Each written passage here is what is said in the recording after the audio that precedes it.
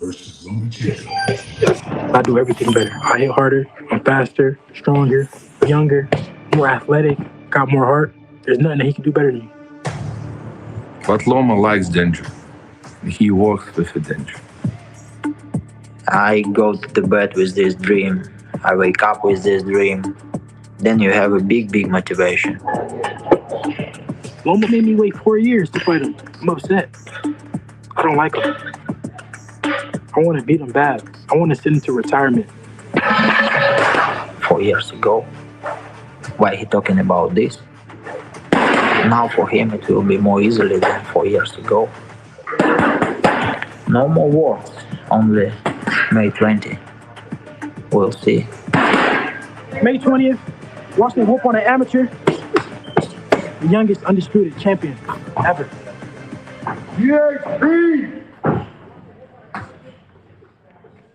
The universally recognized undisputed lightweight champion of the world, Devin the Haney.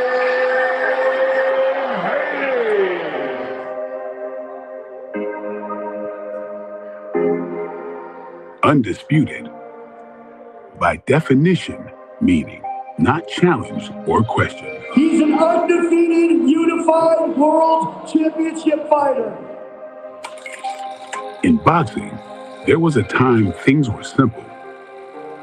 8 weight divisions, each with one champion. There were no doubts or questions about who the king was. There was no dispute.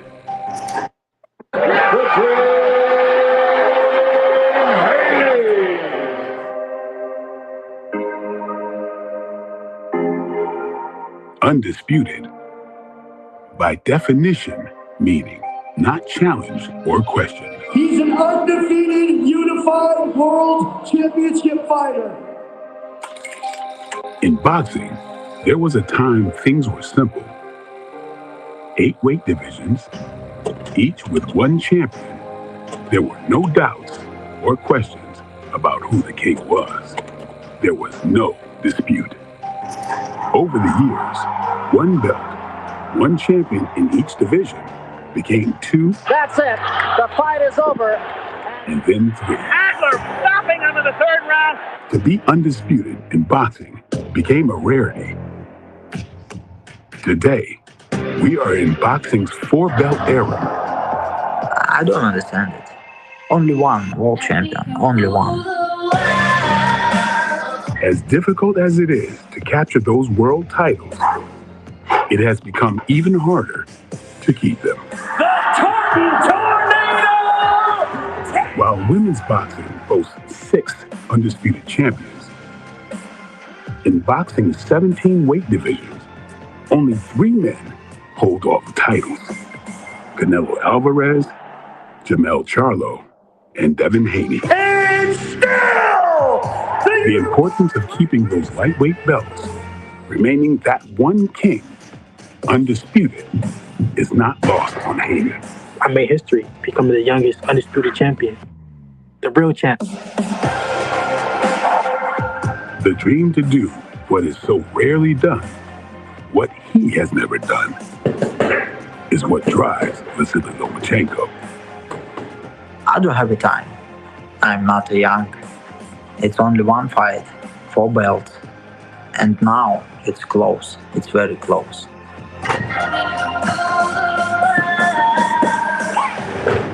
This is Blood, Sweat, and Tears. Haney versus Lomachenko.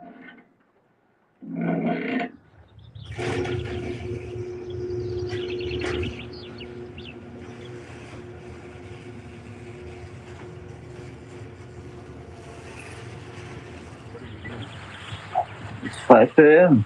and it's first training on this day. And full chest, it's roller ski.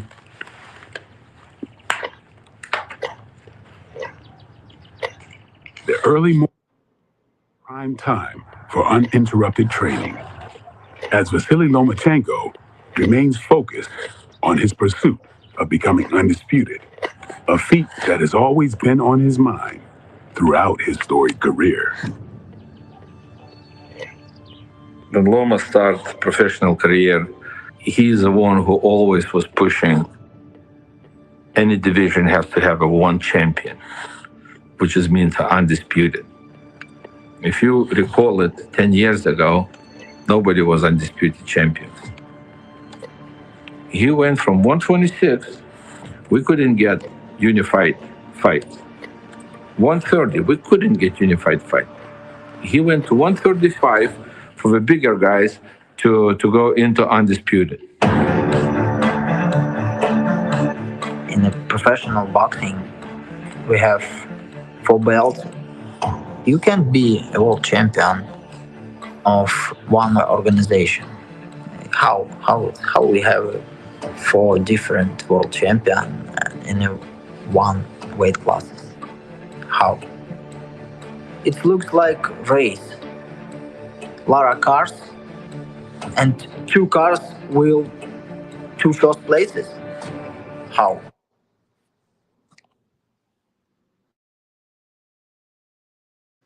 Yo, ladies and gentlemen, smash that like button and subscribe to the channel. It's your host, WRAPSTAR Boxing Knowledge in the house. It's fight week, and I just got done watching episode 2. Devin Haney versus Vasily Lomachenko. And boy, oh boy, these guys are ready. Both of the guys have done all their training, and both guys are coming into the fucking ring on Saturday night. But now, I'm going to say something else. Just like I've been speaking to a lot of the American boxing fans, and most people in boxing today got Devin Haney beating Vasily Lomachenko. But let's not forget about this, that Vasily Lomachenko cannot be overlooked on Saturday night. This guy here, Vasily Lomachenko's got one dream, and I can see it, just like you know who he is. He's coming. And he ain't coming for he's coming for the takeover, bro. And I won't be surprised. And I'm going to say it right now.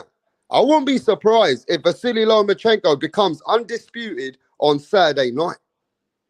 I know the American fans are overlooking him. You can overlook him as much as you want. If this guy comes with his A game, like he said, I know Devin Haney's got speed. He said, I know Devin Haney's got youth. He goes, I know Devin Haney's got everything on his side. But Devin Haney don't have Vasily Lomachenko's brain. Vasily Lomachenko coming in sharp at 30 plus years old, has history and experience, and he has a different mindset. Now, he's more mature than Devin Haney, bro. And will that composure show in the ring on Saturday night? Now, he said he's going to rattle Devin Haney's cage. Vasily Lomachenko is going in there to rattle Devin Haney's cage. And even Vasily Lomachenko's manager and Vasily Lomachenko's dad, Papachenko, they're confident. They're not going in this. Look, Lomachenko ain't this kind of guy, bro, that wants a paycheck. This motherfucking Loma can get his paycheck. Trust me. But Lomachenko's going for undisputed, bro. And I just feel it in his eyes as well. And I know that Devin Haney's brash. Devin Haney's telling, look, Devin Haney is the favorite. And I can see why Devin Haney's very confident. And Devin Haney feels that he's going to outdo Lomachenko. But something's going to happen in that ring that we've never seen Devin Haney go through. Saturday night, something's going to happen where Devin Haney's either going to have to dog it out or Devin Haney's going to have to show us why he is that guy.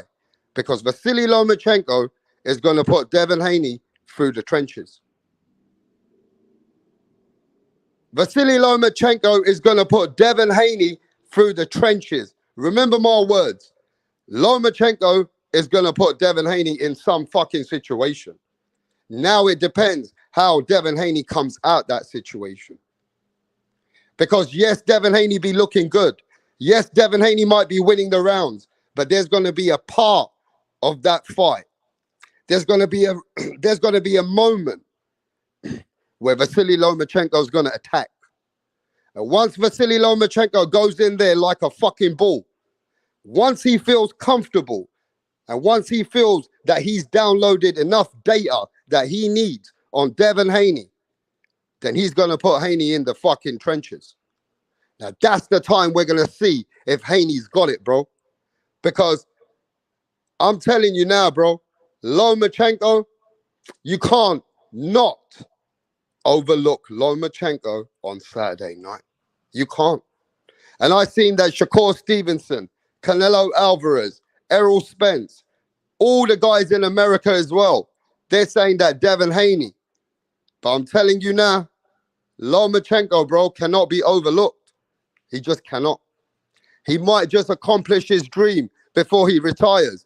Lomachenko is very disciplined man. He's never lived another life away from boxing. His life has only been boxing. This man has fought every fucking style in the world. And he has fought and won over 400 amateur fights. It doesn't exist. And when you listen to this episode, Blood, Sweat and Tears, you heard what Vasily Lomachenko's management and his team said. That Lomachenko, because he cleaned up the amateurs as well, Lomachenko had to go to big weight classes because he cleaned up all the fucking divisions. And the same way he came to the professionals and beat up Gary Russell and cleaned up the division, nobody wanted to unify with him. Lomachenko couldn't get unification even at 130. And that's why they said to Lomachenko, if you're that guy, bro, you're a special fighter, just go to 135. Because those big guys, they won't fear you, and Lomachenko can become undisputed. You know what I mean? Lomachenko can become undisputed because the other guys weren't unifying against him. So when he came to this weight class, the eyes were on him, and this guy now has the opportunity. Just like Lomachenko said, this is his second chance, and he ain't going to fuck it up. So, yo, we're going to have to see what the chat says. I'm going to look at the chat right now. We're going to cook for a bit. We should have your friend, nobody else, but Rick Glazier coming in shortly. But, yo, smash that like button. Let me just see who's in the chat, and let me see who's in here right now. Hey, by the way, who you got in the fight on Saturday night? Who you got in the fight on Saturday night? Let's have a look in the channel. Who you got in the fight? Have you got Vasily Lomachenko or you got Devin Haney now? Is Lomachenko coming to the end, or is Lomachenko still got enough to beat Devin Haney? Who you got, people? Yo, my brethren, Abel, this is where I'm in the chat. Hallen from Hallen, Boston, mate. Max. Yes, bro. Let me cook. MAW, bruv. Ideal. Any boxing fan. Tip Bayliss. Yo, Gabriel Sanchez, my brother. Hey, listen, Benny Gutierrez, mate. Benny from the Bronx. Lomachenko he's got. Nobody would bet their house on Haney either, says Bacon and Eggs. John McSmith, my bro. What's happening, John? But yo, mate, it's fight week. And this is it, bro. This is the guy they call the Matrix. And even when he lost, bro, Lomachenko has never looked like he's ever been outclassed. Lomachenko, even when he lost against Teo, he was putting hands on Teo when he left it for the first 6 rounds. When he didn't even start the pace that he was holding back. And then when he started on Teofimo, he was putting hands on Teofimo Lopez. Lomachenko hurt Teofimo Lopez more than Teofimo Lopez could touch him. Have a look at Teo's face and have a look at Lomachenko's face. You know what I mean? So let me just tell you this. He has never lost, ever. Even the Salido fight when he started boxing, he got punched to the fucking balls about 100 times. And the man still lost on a split decision. And people knew that he should have beat that guy. It was a dirty fight, bro.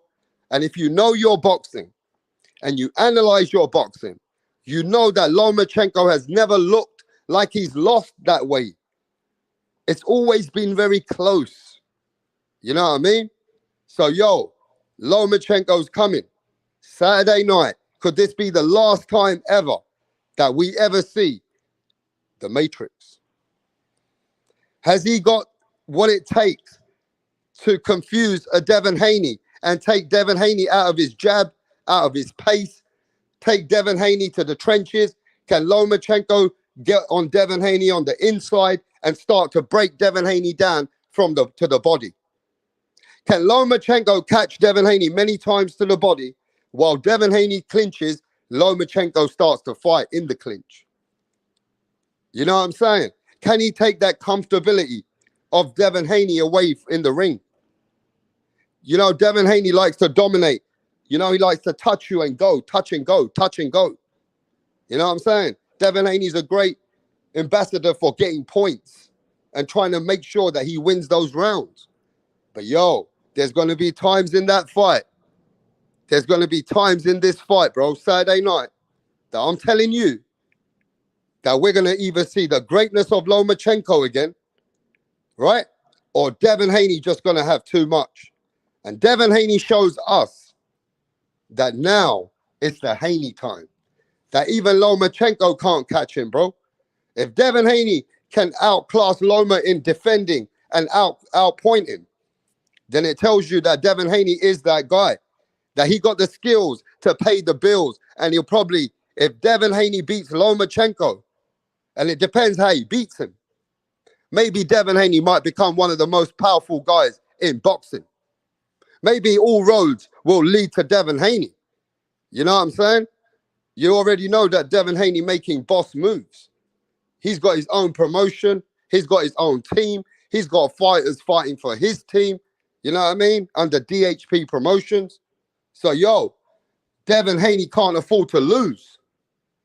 I'm telling you now, Devin Haney cannot afford to lose because this is everything for Devin Haney right now. He's a young fighter, bro, in his prime. You lose to an older Lomachenko, bro, they're going to gun you down. Boxing world they're going to put it, Devin Haney's going to take a back step, bro. Now, there's no shame to losing to one of the greats. But let's keep it real, bro. Devin Haney loses to Lomachenko. Devin Haney's dreams are on standby. Devin Haney's dreams will be on standby, bro. Eric Gomez, my bro. Guys are in the building, mate. Let me see who else is in the building, bro. Yo, Star Fox. What's happening, Star Fox, my brother? Yes, bro. Yes, mate. Jonathan Ramirez. What's going on, bro? Salute to the chat, bro. Pound for pound king. Yes, pound for pound king, bro. Guys are. What's happening, brother? Have I missed anyone? But I'll catch you on the way. But yeah, bro. I'm telling you now. This fight, bro, with Devin Haney and Lomachenko, mate, this is a real, they call it a chess match. I call it who's bringing their best A game now. You know what I mean? Whose game plan is going to work on who? You get what I'm saying? But you got to favor Devin Haney, bro. You got to favor Devin Haney only because Devin is the younger fighter. Devin is the undisputed fighter. He just is. And Devin Haney, he's got skills that no matter what anybody says, his skills pay the bills, and he wins over 85% to 80% of his own. Every fight he fights, he wins over 80% of that fight. We definitely clears 75%. He dominates the fight in his own fighting style. You know what I'm saying? That Devin Haney jab, it is a great jab. That Devin Haney, how he can, one thing good about Devin Haney that you guys don't talk about, he really knows really good how to analyze distance. Haney is really smart in working off distance. He knows how to use that reach. And boy, Devin Haney got a big reach compared to Lomachenko. You know what I'm saying? Now, if Devin Haney, every time Lomachenko tries to cut the ring or close the distance, Devin Haney needs to take some back steps. And he just needs to be able to work Lomachenko's footwork. So he can keep that distance and catch Loma. Every time Loma's coming, He needs to catch Loma. You know what I'm saying? He needs to catch Loma on a consistency to take Loma out of his groove. But yo, it's a skills fight. And you know, they say that Lomachenko got good footwork as well. You know what I mean? Loma can fight in a few different ways too, bro.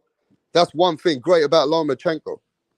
You know, he can. One thing about Lomachenko, let me tell you something about him, bro. When this is all said and done, and they make a book about Vasily Lomachenko, remember this. Vasily Lomachenko made multiple fighters quit on their stool.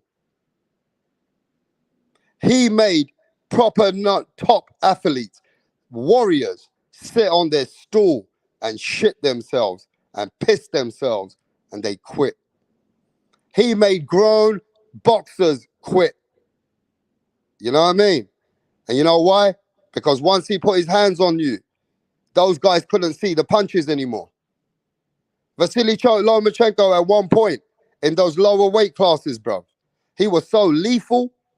It's only when he moved up that it started to be where he had to be a bit more, it was a bit more competitive for him.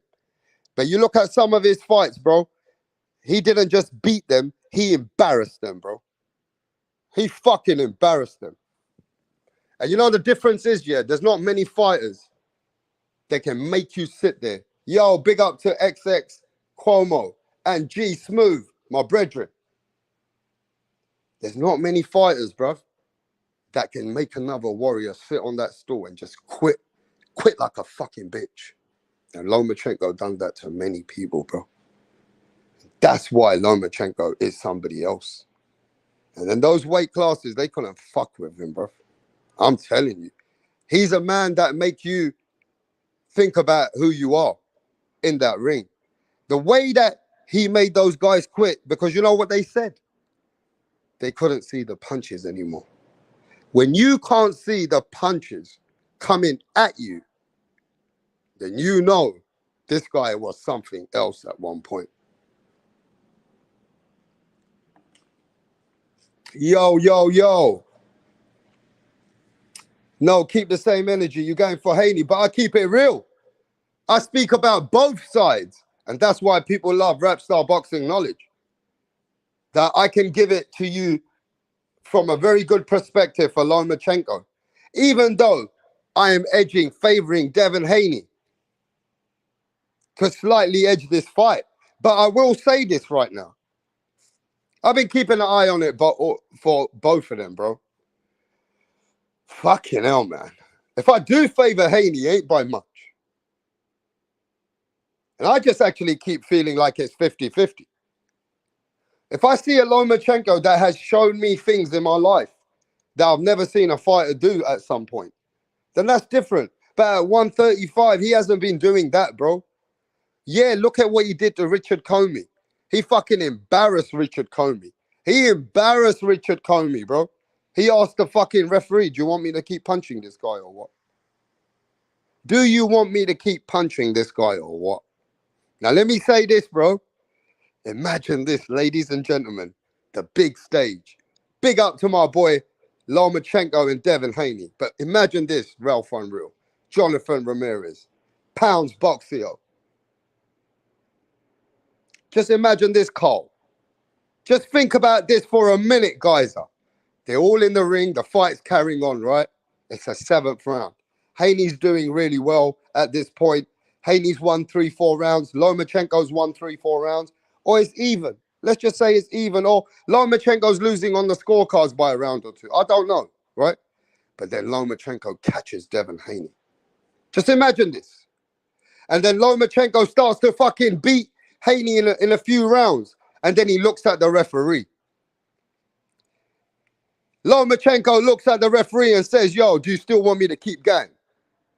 Nah. That can't happen. That can't happen, ladies and gentlemen. Nah. This is Devin Haney, bro. Imagine that, though, because Lomachenko's done that to many people in his life. Wow. Because he's done that to Richard Comey. He said to Richard Comey, man, I shouldn't be punching this guy anymore. I'm going to fuck him up. He looked at the referee and said, yo, you want me to carry on? Do you want me to carry on? Wow, bruh. This is about, yeah, Lomachenko's done that to fighters. I get it. You get me? I get it. People going to be surprised how Loma wins, says Ralph Unreal. Chuck, shut the fuck up with that mess, says John McSmith. Loma looks at Bill Haney and tells him, chuck the towel in, bro. That can't happen, bro. Come on, ladies and gentlemen. We're talking about Devin Haney here, bro. We're talking about Devin Haney here, bro. Are you saying to me, Hallim, that he made Nicholas Walters fucking piss himself and quit? He made the Jamaican best ever quit on his stool. He made Rigadale shit himself, quit. He made Jason Sosa fucking quit. He made others say no mas. You think that Lomachenko in the later rounds does something to Devin Haney? And then he looks at Bill Haney, says, yo, Bill, throw that fucking towel in. Nah. Holy shit. Holy shit. Imagine that if what Hallim is saying ever comes true. No. You guys are taking this to somewhere else. Get Lomachenko, make Devin Haney's team throw in that motherfucking towel. That's never happened with Devin Haney, bro. Blitzbane in the house, bro. Oh, it will be a good fight, says Blitzbane. Devin is going to hug a lot, though. That would be gold, Hallim. Bacon and Egg says, if Loma looks at Bill Haney and tells Bill Haney, you better chuck in that towel, Bill. You better chuck in that towel, Bill. Holy fuck. The whole boxing world will get shook.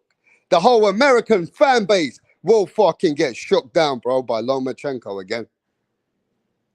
If Lomachenko shuts the Haneys up like that, I don't know what to say, bro. I don't even know what to say.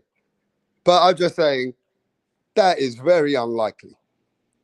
Because, yes, Lomachenko did it to Nicholas Walters. Yes, the Matrix, he did it. He's done it. He's made men sit there and he's made men quit on their stool. But we're talking about an all-round good amateur. We're talking about a fighter that's shown you skills as he's been growing as a fighter.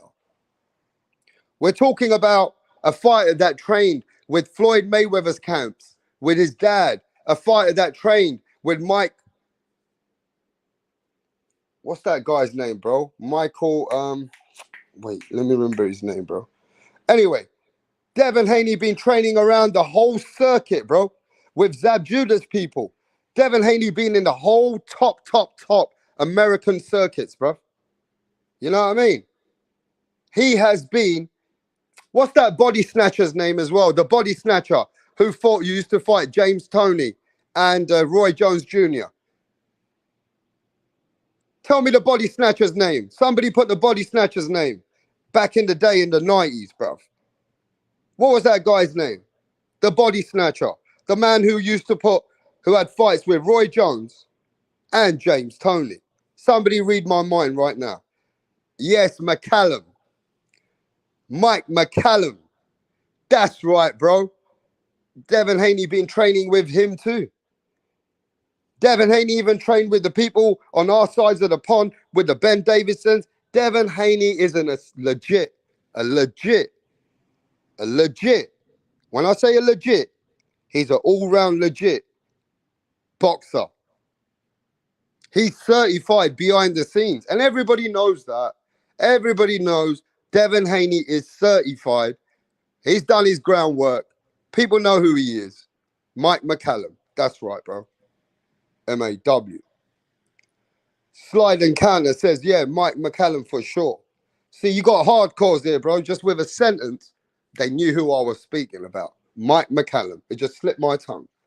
But like I said, bro, Devin Haney got all the foundation that you could ever want in boxing. So he's been taught by the best. Yes, Lomachenko can do what Halim said to fighters like Richard Comey, Jason Sosa, Rigadell, Nicholas Walters. He can do that to those kind of guys, which were still some of them at their top of the game. But come on, bro. Halim, come on. I mean, that is saying that I just can't see that. I can't see Devin Haney quitting. I can't see how Lomachenko has made many men quit. Look what he just did to Richard Comey, bro. And you know Richard Comey would go all 12 rounds with Devin Haney anyway, right? So I can't see how Lomachenko Matrix comes back from somewhere and Devin Haney will quit. I just don't see that, bro. That will be crazy. That will be crazy, bro. That's all I'm saying, people. But smash that like button, subscribe to the channel. You know what I mean? But look, that will be crazy. If Lomachenko made Bill Haney throw in the towel, mate, fucking hell. That, I just don't even know where that... I'm not saying that he ain't done that either. He's done that to people. He's done that to people. But now, let's turn it around.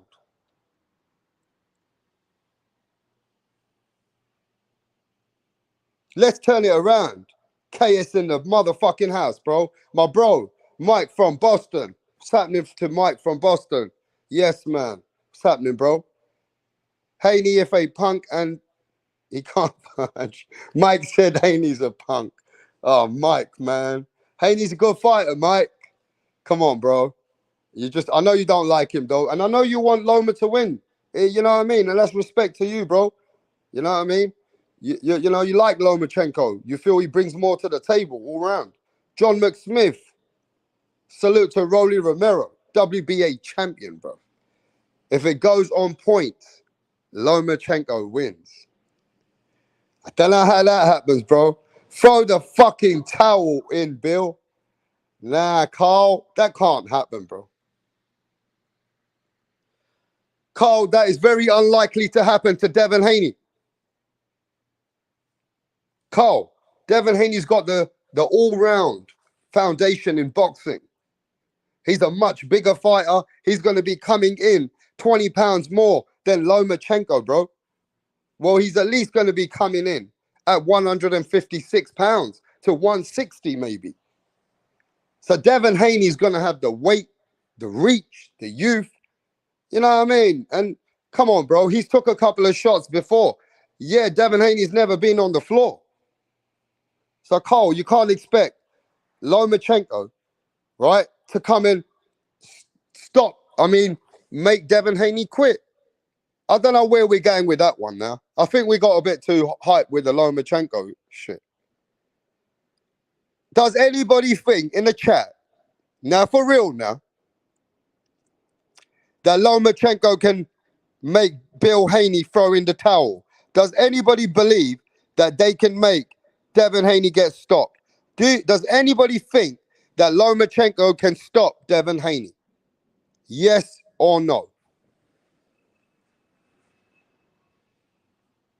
Do you believe that Lomachenko can stop Devin Haney, bro? Yes or no? Yo, Kumar says no. Devin will stop him. Says Devin will stop him. Okay. This is a dangerous fight. Anything is possible, says Eric Gomez. It's a possibility. Loma will stop him, says Mike from Boston. Loma can do it. Yes, yes, yes, says G Smooth Gabriel Sanchez. Geyser says yes. Loma about to teach Devin how to box. What? You guys are fucking sounding like the Loma fans here, bro. Right, this is the Loma last chance to become undisputed. Yes, WRAPSTAR, if Rick Glazer stands you up, I'll steal his wife. No, let's not talk like that, brother. Let's not talk like that, brother. You know what I mean? Check yourself, man. Come on. You know what I mean? He'll come if he can come. I got to send him the link. I've been cooking with you guys. You know what I mean? I've been cooking with you guys. Eric Gomez says, if Haney goes to the buffet and eats too much, Loma can make Bill Haney throw in the towel. Loma turns him inside out. What? Bacon and Egg says, Loma turns him inside out. Holy shit, bro. Mike from Boston says, Devin is mentally weak and he can't take that punch. What? Mate, I'm letting everybody talk their talk, bro. You know what I mean? This is that WRAPSTAR boxing knowledge show, bro. Everybody can talk their talk. Devin Haney, Devin hasn't put anyone to sleep except his fans. Holy shit, bro. The Urge says yes. Rick is John McSmith's twin brother. Yeah, you come on the panel and say that, bro. Make sure you do. King Fozzo said, is there a link? After, in a bit. Yo, King Fozzo, where you from, bro? Let it be known, man. You came here just asking for the link. Are you a regular on the show, or is this your first time? You've been rocking over here before? You know what I mean? Have you smashed that like button, homie? Or you just want that link? I like to know nowadays, you know what I mean? The people coming in. Like to know where you guys are representing.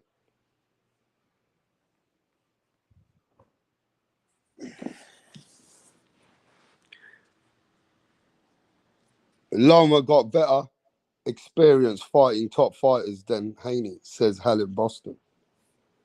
Tim Bradley possibly coming back for one more fight at welterweight. Tim Bradley needs to stay the fuck away from boxing. You get me? Yo, it's Chavo family. Oh, man, why the fuck did somebody block Chavo, bro? Chavo has to come with another name over here, bro. Why the fuck somebody over here blocked my boy Chavo? Is that real boxing TV? Is that somebody in the chat? I hope you ain't blocked Chavo that he's had to make a new fucking account, come in there like a King 4. You know what I mean? I thought it's King 4 the 5th. And man's out there blocking Chavo. What has he done to you? Huh? Free Chavo. What the fuck did Chavo do to you that you have blocked him, bruv? I gotta go back into the studio and unblock Ray P. It's Chavo's world. Rick Glazier is the face of pound for the boxing business. Free Chavo, bro. Chavo has to come here and make up new names and use his fucking girl's account. He's using his girlfriend's account, bro. And you guys are out there blocking people. Stop the blocking. Stop that bullshit out here, bro. You know what I mean? Free Chavo. Free him out of prison. Whoever blocked him, just unblock him, man. Take the man out of jail. Fucking locked him up already for the last 2 months, bro. 3 months. You know what I mean? It's fucking free speech, bro. Freedom of speech. Free Chavo. Everybody's saying free him, bro. Don't drop the soap, Chavo. Unblock him, you cunts. Chuck says, don't drop the soap, you're a cunt. You guys are so funny, bro. But yo, let me go. Give me a minute, yeah? Let me see if we can catch Rick Glazier. Let's see if we can get Rick Glazier here, bro. I always got to send him a fucking link from the computer. He doesn't want it on his fucking phone. We try to send it to his phone. We try to send it to his email. Then he wants it on a separate platform. You know what I mean? So let me see if we can get Rick Glazier here in a minute. But give me a sec.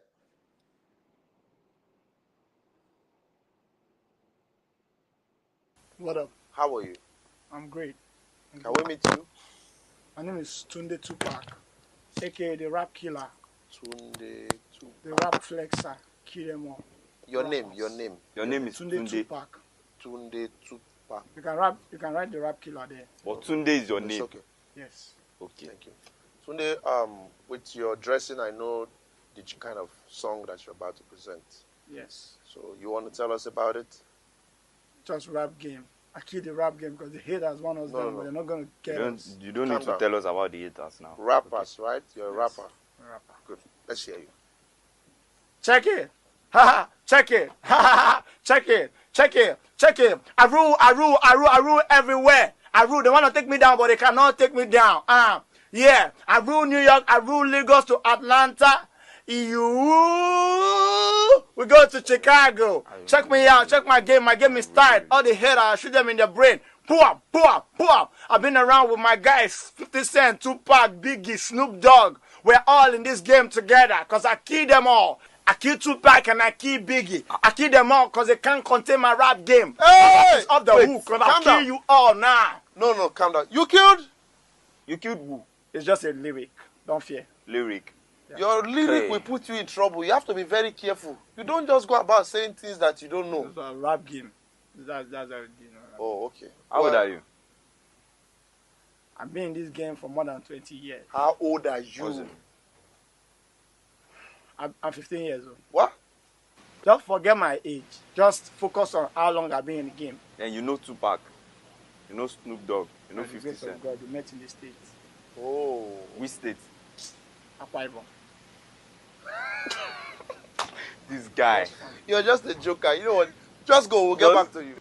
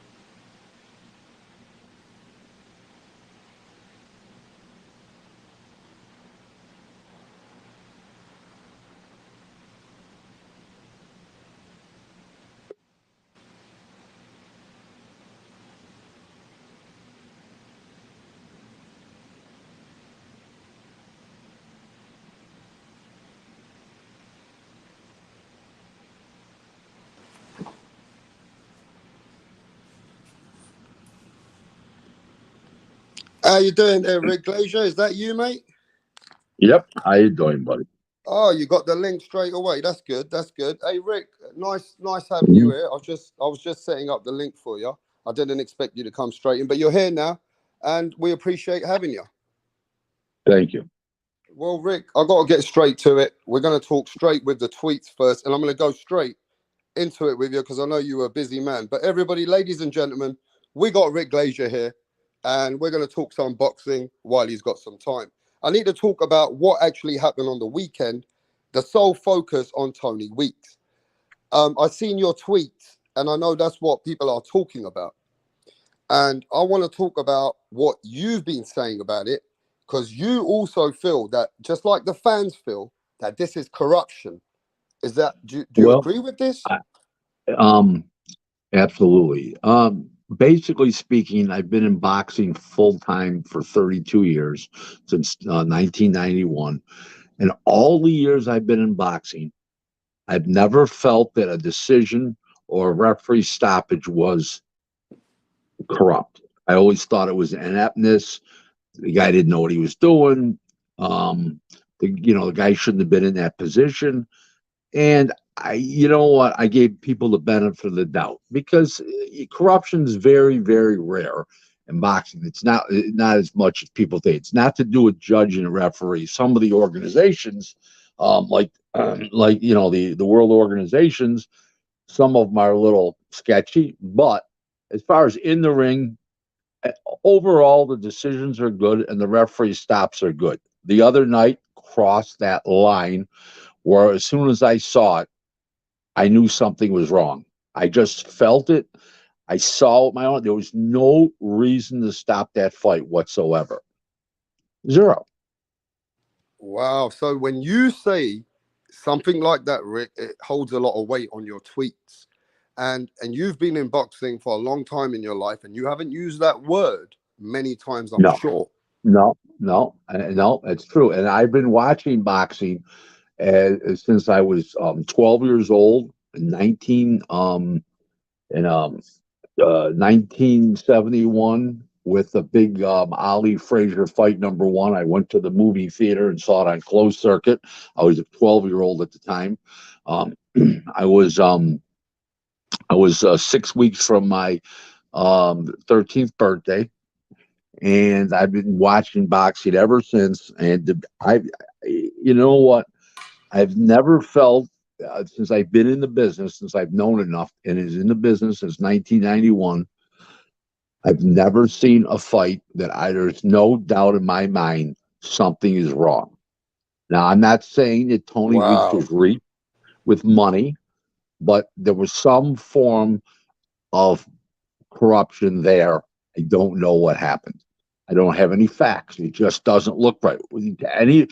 Like everybody said on Twitter, on Facebook, and everybody I've talked to in the business, there was no reason whatsoever to stop that fight. It wasn't even close. Now, there were some fights where like, hey, did he let it go on too long? Did he stop it too quick? There was no reason to stop the fight. Now, could he be incompetent or ineptitude or inexperienced? Well, he's been around forever, and he hasn't made bad decisions he hasn't done anything wrong up until now. Now, could he be on the back nine? Like I say, he's in his 60s now. He's like 66 years old, 68, something like that. Could he be? Yeah, but it still defies common sense and boxing logic. I mean, a guy can stop it a little too quick and be gun shy, or let a fight go a little too long, but that was no reason whatsoever to stop that fight. It defied common sense and boxing logic. Would you agree with that? It took away the logic. It took away that night. It took away everything that boxing stood for. That's exactly the point. Now, on the flip side, and everybody here is agreeing with you. You got Halim. Halim says Rick Glazier, I believe what he's saying. He worked with Don King. And a lot of people feel like this about it before you got here. Chuck, the boxing scientist. We got Bruce Goes. Some of these are historians. Some of these are older than you. I just found, some of them are like in 70s and 65s. There are people older than me. Yes, there are a few out there. No, yes, I'm just saying on my channel I got a lot. I know. I'm kidding you. You got energy, and the way that you are so on the clock. I don't know where you get this energy from, but you got more drive than some of these 25, 35, 45-year-old business entrepreneurs. I'm an You're an animal. Right. My wife says I'm blind, crippled, and crazy, but I'm an animal. So yeah, I am what I am. But can you tell everybody, since the last couple of months I ain't seen you, I saw that you were at a card with Oscar De La Hoya's card in Texas. So I've seen you being busy with certain places and stuff. What have you been getting up to? Yeah, I've been a couple day trips to New York City on business in the last couple months, and then I went to the Golden Boy show in Dallas 3 weeks ago at the end of April, and now I'm going to the Golden Boy show. I leave next Wednesday. I'll be out there in Indio, California, which is right next to Palm Springs. I'm going out there for the Lexus Rocha show that Golden Boy is doing, and then I'm going to meetings. I got Memorial Day with my wife in LA. After that fight, with the Sunday after the fight, the next day we're going to LA. We're going to spend Sunday, Monday, and Tuesday there. Monday is a holiday, and it'll be a shopping day for my wife. And then Tuesday I've got meetings in LA, and then I'm coming back my wife and I are coming back on Wednesday. So you got a very busy schedule. Very busy schedule. Yeah, there's no listen. Age is just a number. I've never had any children. I don't drink, smoke, do drugs. I'm very low mileage. I don't cheat on my wife. I just all I do is work, and I look at dining. Look at food as entertainment. Go out for dinner, go out for lunch, meet people, meet friends, and in between, I take phone calls from people, even when I'm at lunch. You know what I mean? I told a guy to hold his thought the other day. I'm out for lunch with a guy. He says, "Hold your thought and continue eating your sandwich. I got to take this call." Hey, let me just say this, Rick. It will take a strong woman to be with you 24/7, and that's why y'all think you love your wife, because it takes it takes a diamond to be with you, eh? Because you ain't an easygoing guy. Can you hear me? Hey, Rick, I've lost you. Can you hear me, mate? Can you hear me? Yeah, we can hear you. Can you hear me? Yeah, we can hear you. Okay. Yeah, that's why she's got all the trappings. She's got the 2023 S500 Mercedes. She's got the brand new Rolex with the diamonds, and she lives very well. So yeah, it's not easy to be married to me. Okay, so people here, some of them know you. Helen from Boston, by the way, let me tell you who he is. He hangs out. He had one of the guys who he's close with used to train Tyson Fury, and they hang around with the Ben Davison camp. He's been around the Josh Taylors.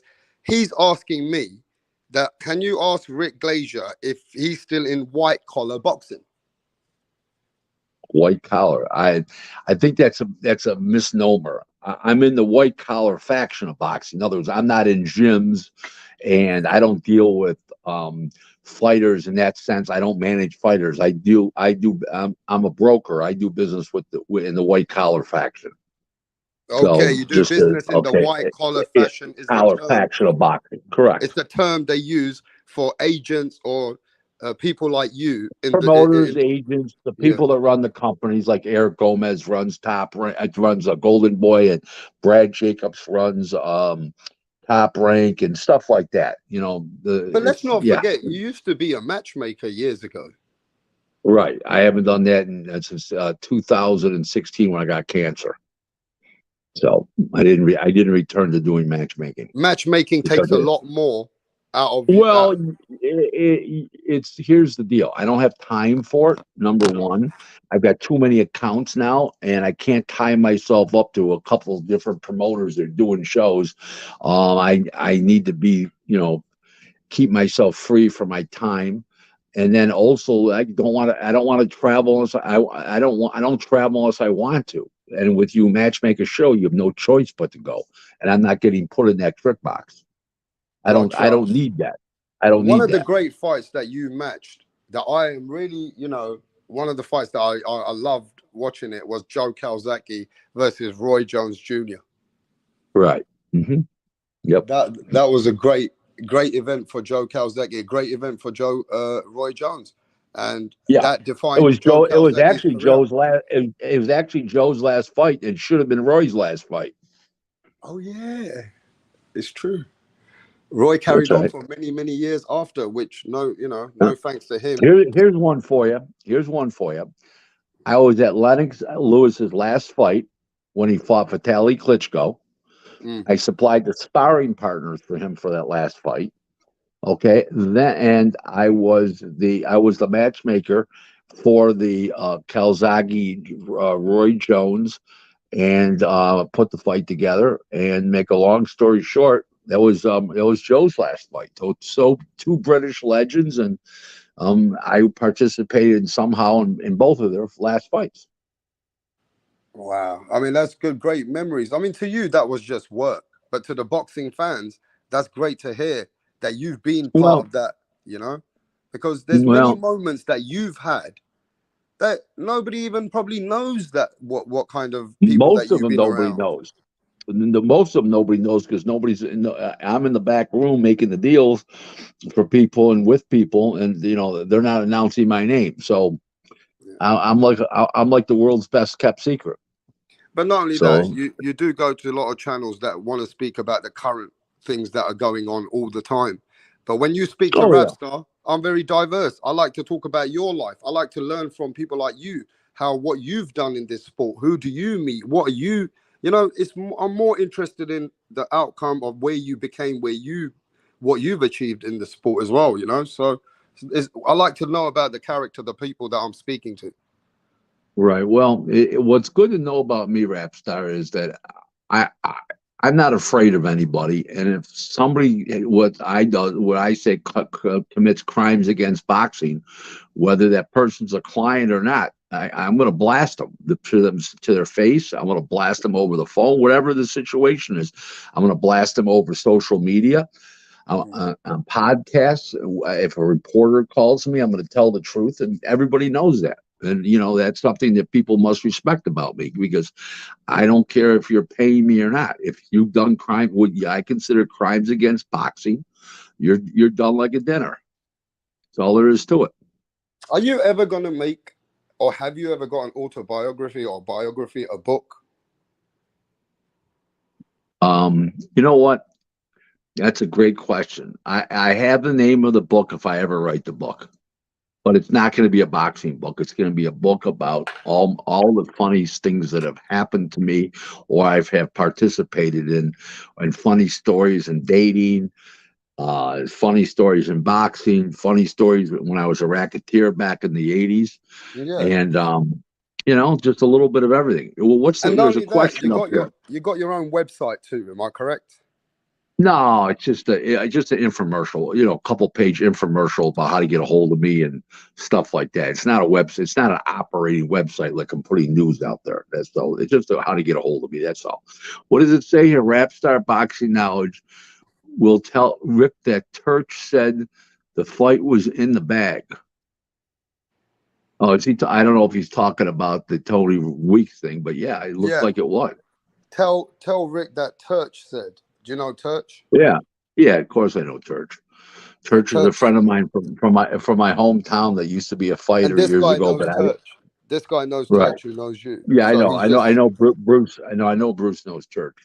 So make a we long got to finish story with short. this. Though I want to get to the logical part of it, because I know this was illogical what happened on Saturday. A lot of people couldn't make sense out of it, but I want to see if we can make some kind of sense out of this.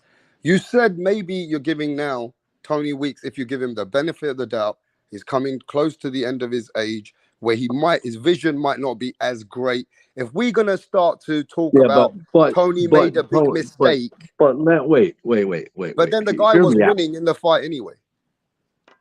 No, okay. First of all, Barroso was way ahead on 2 out of the 3 scorecards. One of me was ahead by 1 point. Okay, there was no reason to stop that fight. I'm legally blind. I have no depth perception. Okay, but I can see. Make a long story short, forget eyesight, forget about common sense, and forget about boxing logic. There was no reason to stop that fight whatsoever. But how can we justify it? There's no way to justify it. No way to justify it. But you were saying that maybe Tony Weeks is on the back 9. It doesn't matter. A back 9 is a little slippage. It's not fucking gone blind, lost complete common sense, and lost your boxing logic. We're not talking about something that was stopped 2 seconds too fast here. We're talking about something that should have never been stopped at all for any reason whatsoever. That's why everybody's in such an uproar. There's not one person on the internet that I saw between Twitter and Facebook, or I listened to podcasts or talked to people in boxing or fans that have called me directly or texted me. Not one person could find a reason to stop that fight. Something is wrong there. Okay? And forget about all that other stuff. His age, common sense told you that fight shouldn't have been stopped. Period. Continue. Okay, so we're gonna just have to accept it. Fans are already upset with it, and for you to say that, I think you also relate with the fans this time in the way that it looks. So hey, it is what it is. Absolutely. Now, what should really happen? Can they crucify? Have you ever seen a referee being ever had to do something where they've been charged, or where they've had to lose their job, or where they've had to be suspended? Have you ever seen that? I've heard fighters that they've been put on the shelf where they haven't refereed any. They put them out for a year. They didn't officially suspend them. They just didn't use them for a long period of time. That's happened multiple times over the years for bad stoppages and calling too many fouls, not enough, missing stuff. So, but not legally suspended. Okay, but they just put you on the shelf. They don't want to embarrass you. Right, so they can actually blackball the guy if they feel that this was something Sure. that's bringing a lot of heat Sure. to the boxing, to the boxing world. And if this is bringing heat, they might just have to put him to the side. Now let's move on from that, because it has been a very conversation that people are frustrated with on Saturday. It's been a lot of great conversation that we've had about Tony Weeks and how Rolly Romero's fight unfolded, especially where people are now saying that's a PBC card. There is something fishy, and that is a fighter, a PBC fighter, and they were trying to protect their own there. And it just looks what it looks. Moving forward, you gave us the numbers. Now, I haven't spoke to you about Gervonta Tank Davis and Ryan Garcia numbers. People are throwing 1.4 million. People are throwing 1.2 million. What are the numbers officially from Rick Glazier? 960. And so that's they what hit it did. 960,000 pay-per-views. Yeah, which is a ton. Wow. Well, let me just say something, okay? If it really did 1.4 million homes or 1.2, they would have officially announced it. It's a joint effort between the Zone and Showtime. Nobody officially released the number.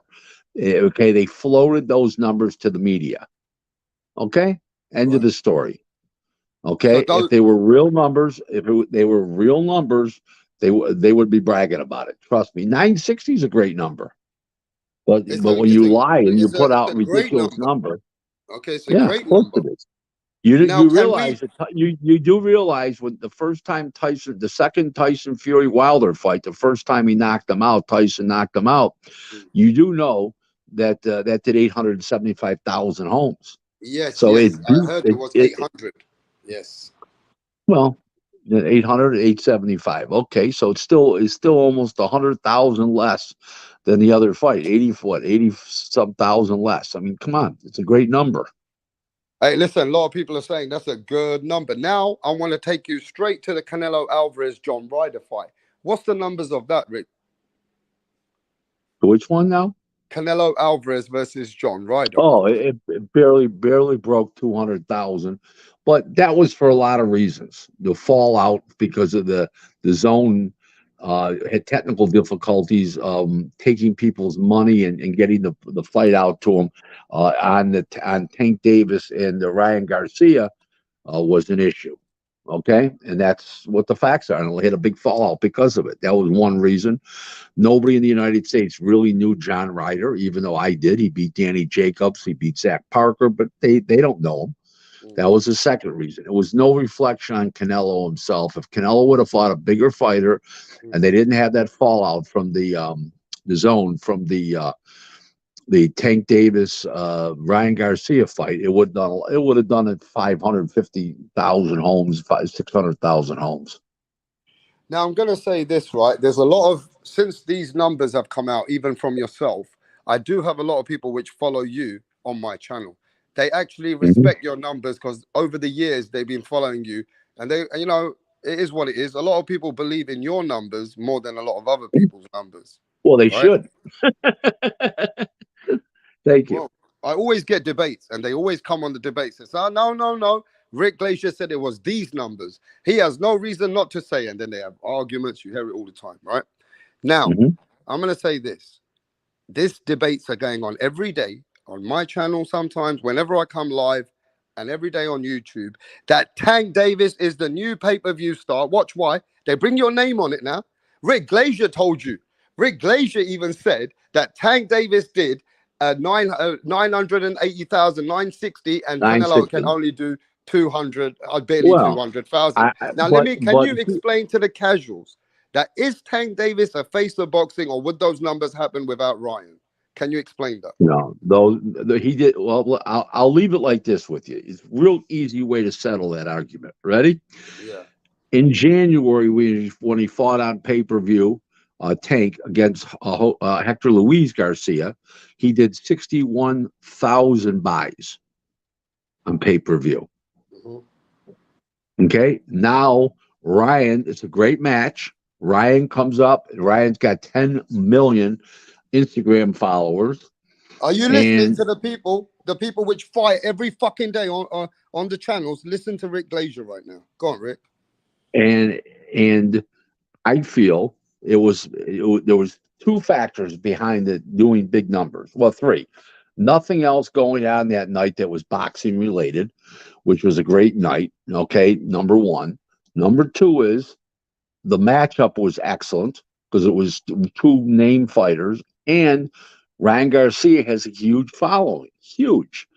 And this is the way to settle this argument. He did 61,000 in January. Yeah, okay? Ted Bayless has got something Let's to see what Tank Davis does in his next two fights without Ryan Garcia. It's simple. Right. Now, Ted Bayless, what does it say? Yeah, what's it say? How do you jump from 61,960 because of Ryan Garcia and because of it was a great match? I agree. That's my point. Tip is that's my point. So we'll see what he does in his next two fights. Let's say his next fights this summer and his next fights in December or January. Let's see what he does. Tank Davis does in his next two fights. Then we'll know. Fair enough.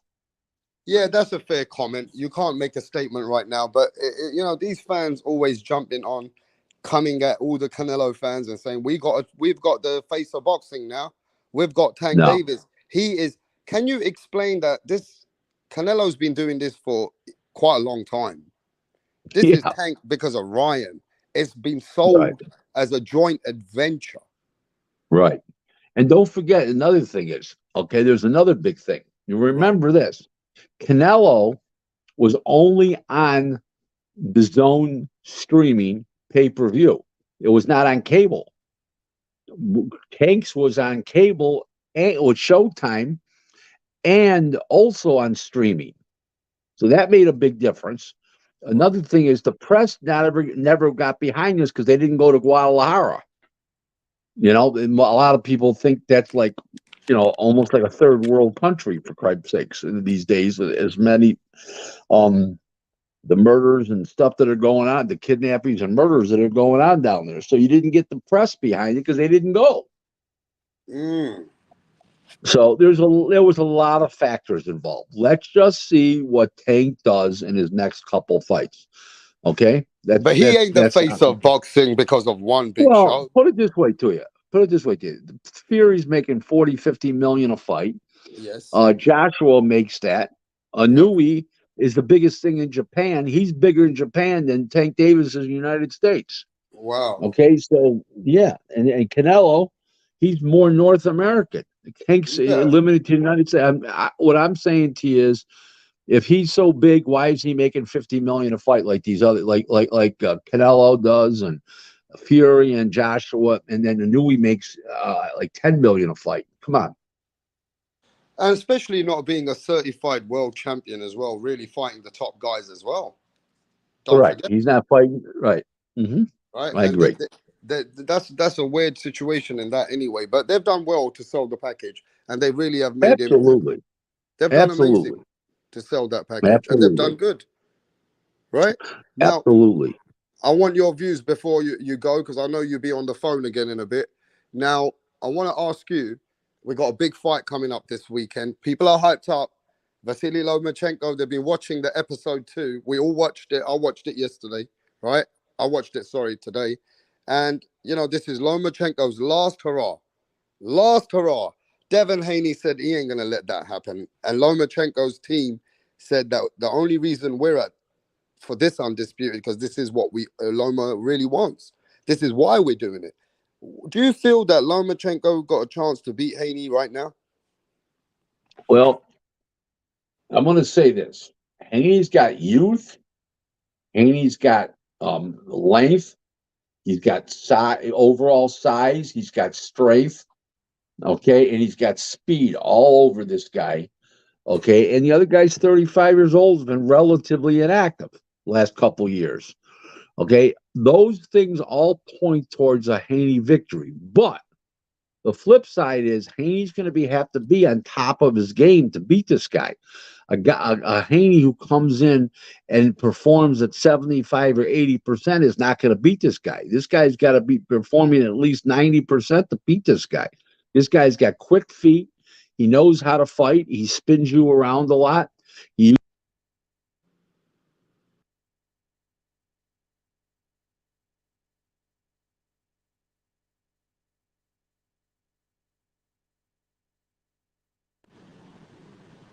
Yeah, Rick, are you there? Rick, can you hear me? I don't know why it keeps going out like that. Well, I can hear you now. Can you hear me now? Yeah. Okay, well, look, I understand that part, but you know that Lomachenko's made elite athletes quit on their fucking stool. I know. Literally done things that doesn't always happen in boxing, but I know. Look what he did to Richard Comey just recently. Yeah. Well, what's this gentleman saying here? Ask Rick. Yeah. Does he prefer Canelo fighting David or beat neither? Neither. Why don't you? Everybody fights every day. He should fight Edgar Berlanga and get in September, and he should go to Saudi Arabia in December and fight Bodu Jack for the cruiserweight title. Those are two fights he's capable of winning. He's definitely not beating Bivol style wise, and David Benavidez he'll win, but it's a very, very tough, grueling fight. Wow, you just killed some of the most fans of David Benavidez right now because they fight every day. That's the biggest fight they want. They may be, but I'm just telling you. No, wait. I'm saying to you, you're breaking their heart. You're saying no. I'm saying to you that if I was handling Canelo, I'd be fighting Berlanga coming at 68. What's his name? Then I'd go fight what's his name at cruiserweight. And I'd weigh, 77, 78 and go fight Bodu Jack. It's a great fight. It's mega money. It's in Saudi Arabia. It's mega money. And that's what the story is. That's what I would do. And he can win another belt. Yes, absolutely. A WBC belt to boot. See, Rick Glazier is telling you guys as a business how he looks at Canelo Alvarez. But most of you guys are the fans. And he's saying that he would let Canelo Alvarez go fight Edgar Berlanga for money and go get that fight in Saudi Arabia with Bodu Jack. You see how Rick analyzes and makes the streets for the fighters to actually make it smart for the fighter and not just give the fans everything you want? It's not about the fans. It's about what makes sense. Listen, the fact that he's going after a cruiserweight belt, he's already won the WBO light heavyweight belt when he beat Kovalev back in November 2019. Let him go win a cruiserweight belt. I mean, why not? WBC cruiserweight belt. Bodu Jack's a legitimate champ. It's a good fight. It's something I'd like to see. It's intriguing. So Mastermind's going to use this on his debates when he's fighting all the time. Mastermind just said that's because Rick understands that Canelo cannot beat David Benavidez. No, I think he wins. I think he can beat Benavidez. I believe he wins, but it's a grueling fight. What does he need that for? He doesn't need that. Imagine how much money Canelo's got saved. Can you imagine? Imagine. I can only imagine. Right. And then he's going to go fight Berlanga for more money. Then he's going to go fight the other guy in Saudi Arabia for. I mean, come on, the guy's set for generational wealth there, guys. How can you deprive a guy of giving his family generational wealth? Let's not do that. Come on, guys. Yeah, but Canelo Alvarez said, Rick Glazier, that he doesn't care what the fans think or whatever. He wants to fight that rematch versus Dimitri. After how he fought the other day, how well what's his name did Ryder or Young, and he hit Canelo a lot. that was he said that before the fight, not since. He said it even after the fight, on the post fight. Okay, well maybe he did, but believe me, there's enough range for us around him that'll change his mind. Okay. Well, before you get out of here today, I want your views on Janabek versus the Canadian. How did you feel about Janabek? He looked great, but he didn't have much in front of him. I mean, if Butler owed me money and I was 30 years old, You know, I mean, come on. You know, he's not much. So what do you think about Janibek? Some people are saying that's why people don't want to fight him. Yeah, nobody wants to fight him. Stays 17 guys turned the fight down. How many? 17. That sounds like a boogeyman now. That's what he is. Yeah, but how did that happen? Did that happen because Demetrius Andre never fought him, and is that where it started from? I have no idea. There's 17 people actually turned this fight down. Wow, with Janibek. Mm-hmm. This was the only taker. Wow. But look, Rick, thanks for your time. We had the colorful man like Rick Glazier. I know the people keep saying to me, send us the link. We want to speak to Rick. Send us the link. But we got to do something like that when you got time to speak to the people on the panel, correct? Absolutely. Is what's his name listening tonight? Our friend Moonshine? I don't know where Moonshine is. I think he's been in and out of boxing somewhere. I think he's on his own channel, maybe. I'm not sure. He could be on his own channel today. But look, there's a lot of people that want to speak to you. But look, at the end of the day, we got to set that up where we can have 4 or 5 people that want to come back and forth and ask you some questions. Yeah, sure. I'll do it. You know, just let me know. Monday night, late Monday night, always works for me. Okay, watch this. You guys keep telling us, right? Especially Max, Tip, Bayless, and all you guys keep saying, well, we want to ask a question. Well, all right. Next Monday night, Rick Glazier, we'll get him over here for 30 minutes, and you can have your direct question with the man himself. But Rick Glazier, till then, always appreciate you with WRAPSTAR, Rick. Ready when you are, WRAPSTAR. Thank you. Have a good night, everybody. Bye-bye now. All right, ladies and gentlemen, the OG, Rick Glazier. All right, you got the OG over here. Rick Glazier came over here and chopped it up with all you people. He gave you his numbers. He told you that Tank Davis ain't that face of boxing. The only reason his numbers are big because of Ryan Garcia. If you take Ryan Garcia out, Tank Davis's numbers will fall down. And come back to see Rick Glazier once he's fought 3 times. And you understand that Tank Davis ain't going to go on an up. He's going to go on a decline. That was a major event because of Ryan Garcia, right? So those people coming here saying that Tank Davis is a face of boxing, he ain't no face of boxing, bro. It was a one-time event that Tank Davis cashed out in. That does not make you the face of boxing. But look, let's keep it moving. Everybody came here. I mean, Rick came here. Regardless, you know, a lot of people, some people, they don't like Rick. Some people like Rick. But Rick got a lot of respect for you guys and my channel. So we have to give the OG his respect. We have not been hanging out with Don King, bro. We haven't done business with like a gangster like Don King. And Rick Glazier does business with people like that back in the day. Rick Glazier made the Roy Jones and Joe Calzaghe fight, bro. Rick Glazier got Lennox Lewis, helped Lennox Lewis back in the day. So, you know what I mean? Put some respect where respect is due. That's all I'm saying. The man knows his side of boxing. Whether you agree with him or not, that's on you. Whether you agree with him or not, that's on you, bruv. You know what I mean? But yeah, man, at least you know when Rick Glazier comes here, he's cool. You know what I mean? We can ask him what we want, just chop it up with him, and that's that. You know what I mean? But yeah, when it comes to the crazy YouTube smoke, sometimes Rick Glazier doesn't like it because he gets offended. And he feels he doesn't need to be disrespected. If it's going to become like that, then sometimes he's like, well, I'm fucking done with this. You know what I mean? He also can be like that because he's been in the game too long.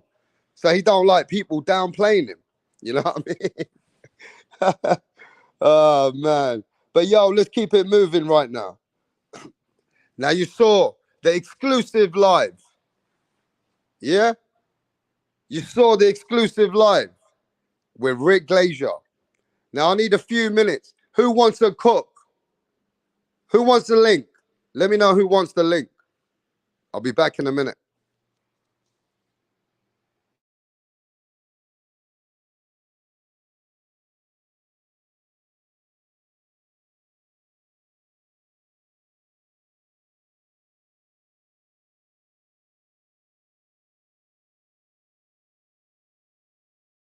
Right, what's going on here, Donny's on the next? Barry's actually going to propose to Sandra. Sandra has been giving Barry mad head lately, and he's whipped, yeah? He's doing this behind the back of the boys, because they know, yeah, they would have cussed him out for proposing to Sandra. Tracy had one job to do, and that was to record it. But she's all over the bloody place. Barry's clocked that she didn't get the footage, so he's going to propose to Sandra again. Oh, for fuck's sake, Tracy! What's going on?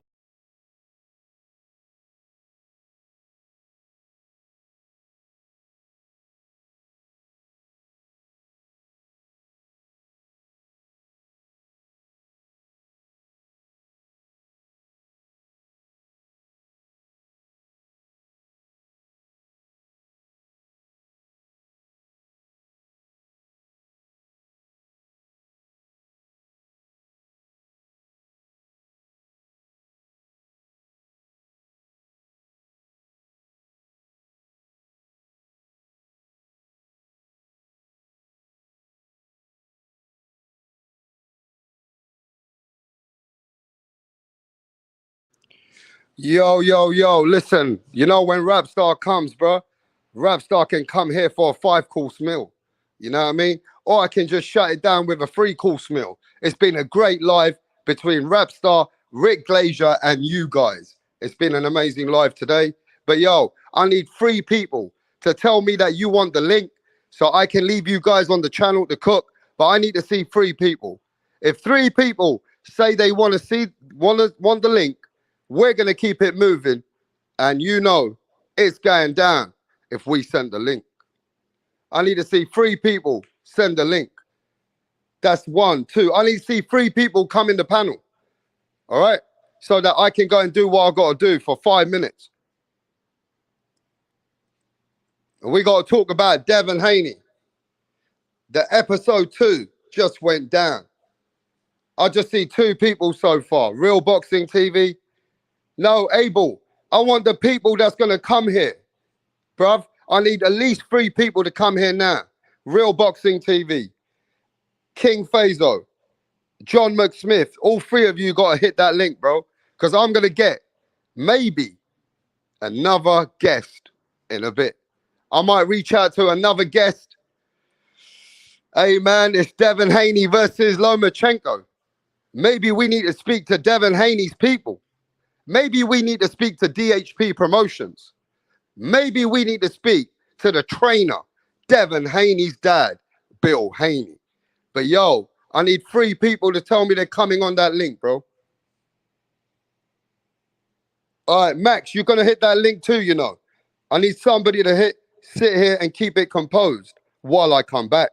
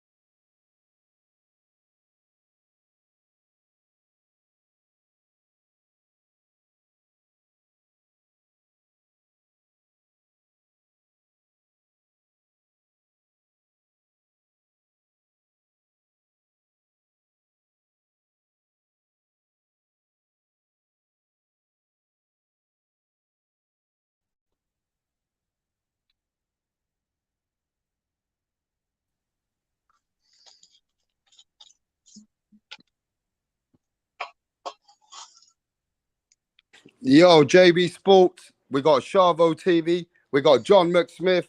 Yo, Max, get your motherfucking ass here, bro. Don't be trying to not help out the channel, bro. You know what I mean? Max always wants to just give me a quick second. I got a piss. Hold on. Yeah, Max wants to sit back and just ask for the link. He got to come here and fucking do his work. So you know what I mean? Mans are ducking. See how mans are? They're not really helping out the channel, bro. You know what I'm saying? They don't come when we need them. But yo, what's going on, John McSmith? Hey, what's going on, WRAPSTAR to JB Sports? Just got through listening to your interview with Rick Glazer. He had some interesting observations in regards to Tank versus Bryant. Some very interesting comments in regards to that. I want you guys to cook about it. I want everybody to cook about it. I'll be back in a few minutes, but let's talk about this, right? We know we had the interview, but let's talk about Haney versus Lomachenko. You saw the episode. I'm sure everybody saw the blood, sweat, and tears. It's fight week. You know what I mean? Just like what Rick Glazier said, Haney got to be on his A game. If people think that Lomachenko might not be able to pull it off, they're wrong. Loma can pull this off if he's at his best. You guys agree with that? Yeah, I agree with it. I believe it is a 50-50 fight. I believe it's a 50-50 fight, man. This is by far the toughest opponent of Devin Haney's career. It's not even close. You know, when you look at his resume, his probably best opponent probably is JoJo Diaz. I think Diaz was a better fighter than Kambosos. I know he got his crowning achievement when he defeated Kambosos and became undisputed, but I did not rate Kambosos going into that fight. I thought he lost to the fight with Lee Selby. That fight took place on the undercard of Usyk versus Chisora. He barely beat an inactive Mickey Bay. I thought he beat Mickey Bay, but that fight was close. It was a split decision. So you look at the fact that his best win was JoJo Diaz, and then now he's jumping up a couple of levels to take on Vasily Lomachenko.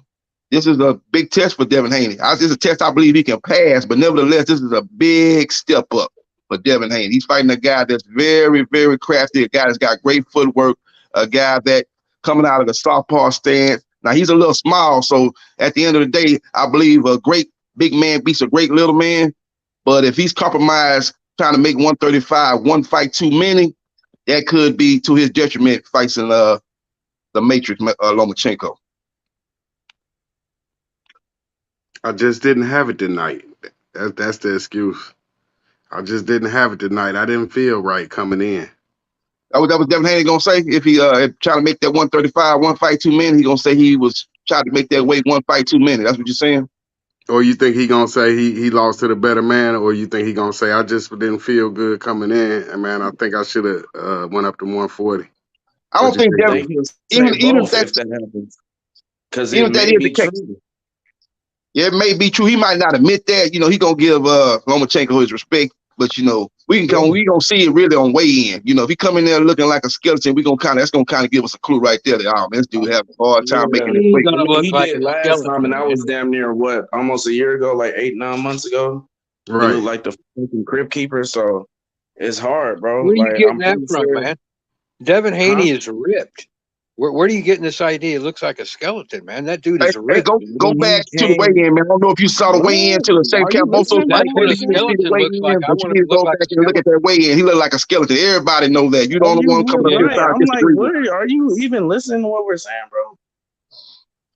He obviously didn't see the weigh-in. You're trying to say that Haney looks skinny. You're already making excuses for Haney. You sat here for the last 5 minutes saying, what is Haney going to say when he loses? That's what you've been talking about. What is Haney going to say when we're talking about Haney at a weigh-in? He didn't look ripped. He looked sunk, bro. Everyone, I'm not even arguing this with you. Like, everybody knows. I don't know where you getting this. Where do you get this? Everybody. That ain't my opinion, so it ain't everybody, right? Because it ain't in my opinion that he looks skinny. He ain't never looked skinny. The dude's fucking ripped, man. That ain't skinny. When you got muscles ripping out of your body, you ain't skinny, man. You are. What? Some people are naturally, some people have naturally defined muscles, especially if you black. It's naturally defined. People be having 6-packs and never worked out a day in their life. Eat like shit. How's that racist? So there's differences in races now? I thought all the races were the same. Now you're telling me that blacks got more definition or something. So the races are different. You're going to admit it? Every time you're on the panel, you just want to come in with an antagonist mindset. Like you want to start some shit. I don't know, bro. This shit is weird. No, you brought up the race, man. And now that I called you on it, taking it too seriously. He didn't mean it in that type of way. Like you stop exactly how he meant it. It's just genetics. If someone, I don't need it. I just don't think you like from the person who it came from. That's what it is. No. Well, I would just like to have an intelligent conversation rather than straw man arguments and just you ain't gonna that talk no one. smack I don't even know what the fuck he's you ain't talking gonna about. talk a bunch of biased bullshit. Get away with it. That's why. What bias? I spoke 2 words about the fight. What do you mean? He's ripped. I would love to look like him. He's skinny. And you might fucking die without an IMP. You're making excuses. If you look like how he looked on the scale, and he should have moved to 140. Okay. Well, let's ask everybody in the chat. Did Haney look like the fucking crypt keeper? Did he look drained at his last weigh-in with Cambosos? Of course he did. Nobody saw that. Yes or no? Yes or no? Yes or no, chat? No, he didn't. And here's the thing. Even if he you're is saying drained, that. Let's ask the whole chat. He has no problem. Here's the thing. Even if he is drained or whatever against Loma, that's no excuse because he decided to stay at 135. So that's his. That's his thing. He's a unified fucking champion. Look, Edward he's said not yes. unified. He's Everyone undisputed. else on the panel is saying yes too. Yeah, and I don't think he'll make that as an excuse if he loses. If that is the case, I don't think he's gonna use that excuse. He'll just say that. Yeah, he's not going to use it. And I don't want to hear for Loma's side, for Loma's people. I don't want to hear that he's making too excuses old. for Lomachenko. I don't want to hear Loma's too old or he's past his best. I don't want to hear that shit. No. There ain't nobody making excuses for Loma. Well, we'll see. Because some people change that little tune or whatever. He got a whole list already. Oh, he should have moved to 140. He stayed won too many fights at 135. No, they got the excuses. It'll be a miracle if he could pull this off. Didn't you pick Ryan Garcia to beat Tank Davis, Mr. John Smith? All you're doing. Yeah, he sure did. Aren't you the one that Haney said he'll never lose to a white boy? What do you know about boxing? Devin Haney said he'll never lose to a white boy. Because he's racist. All nations Lord, no, don't do this to that. It's the white Jesus is the kind. That's what he's finna fight. So let's talk about boxing tonight. Come on, let's leave the race here.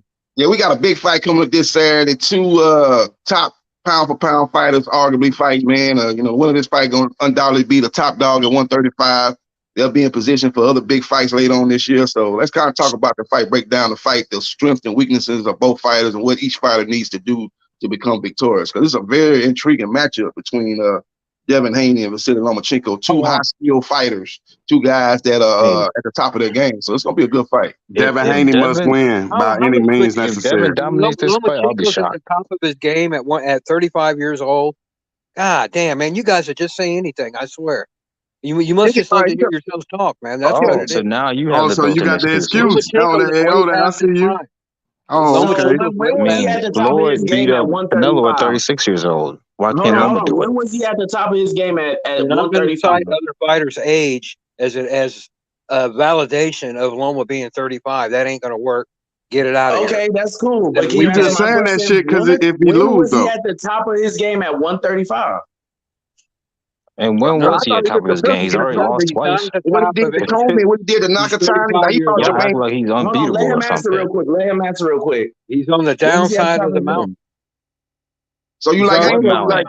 So you like Haney to win the fight because of Loma on the downside of the mountain, on the back 9 of his career. I didn't say that. I didn't say that. Okay, what you saying then? Instead of trying to contradict everything somebody say on the channel, you guys talk the same shit every night.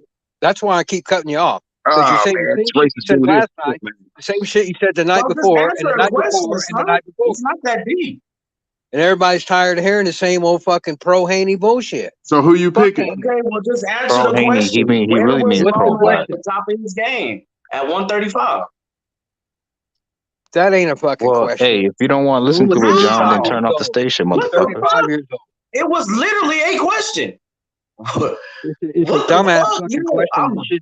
It was so who you picking to win the fight? Some kind of fucking argument. And it ain't gonna work, Chief. Who you picking to win? It's not an argument. It's literally who's gonna win, Johnny boy?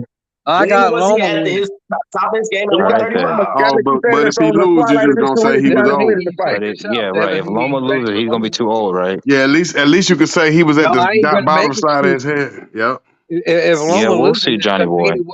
If Loma loses because Haney whooped his ass, it ain't because he's old or nothing else, man. On the bottom side. That's what I like to hear. Okay, so I would like to see you here right after that fight. Don't disappear for 2 or 3 weeks. No, see, you have to have ready-made excuses because a black can't never look bad. And if he's going to lose, you just made an excuse for Devin. Come on here, bro. Like, shut up. You just made an excuse for Lomachenko. Don't tell me shut up. That's what you're doing. and you know Nobody's playing. Well, who told you I was picking Haney because of that? You're just assuming that shit because no that's one what you're is doing. fighting for this man. It's Haney and Loma in that ring on the 20th. No one's fighting for him. So if he looks bad, he looks bad. Yeah, and no kidding. Loma made him and look he already bad. opened his big mouth that he wasn't never going to lose to Whitey, and that's what you're trying to do. Is That's gonna really piss you off if he well, win, answer though. this question. Will you think he loses to Loma, to Whitey, as you call him? Loma ain't white anyway. I never said Loma was white. Yes, that was he you. is. He's European. He's a white man. Oh, Ukraine is in Asia, dum dum. No, it's not. It's in Eastern Europe, dum dum. You don't know nothing. So look, yo, this guy here, son. So why would you bring up him losing to a white boy if he ain't white? Because that's what's in your brain. Now this is how this So fight. So Lomachenko is not a white man. I'll tell you. I'll give you my take. The motherfucker from X-Men in the wheelchair. Bro, what are you talking about? It's what's in your brain. Here's how it's gonna go. Here's how it's gonna go. Loma's gonna give this guy a fucking boxing lesson from round one, and he's gonna box him and box him and box him for 8 or 9 fucking rounds, and until Haney and we've seen other fighters where this happens, where he just gets deflated, and if you want to call it no mas, whatever the fuck you want to call it, but Haney's gonna realize that, you know what, I'm in over my head here. I can't beat this fucking guy. No matter what I do, he's got a fucking counter for it. He's one step ahead of me all night. And then Haney's going to fake an injury. Big Bill Haney going to fake a fucking hand injury, shoulder injury, elbow injury, fucking knee injury. Going to be something. Yeah, like he's faked that shoulder injury against Lopez. Like how Loma did against Tio? That's how this fight's going to go. That's what he said, like he did against Tio.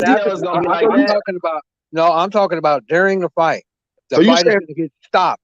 Because he said he was hurt. The only one I know that's made excuse about losing the fight was Loma against Tio. After the fight, he didn't. The fight wasn't stopped because he wasn't. I'm talking about the fight. He made excuses.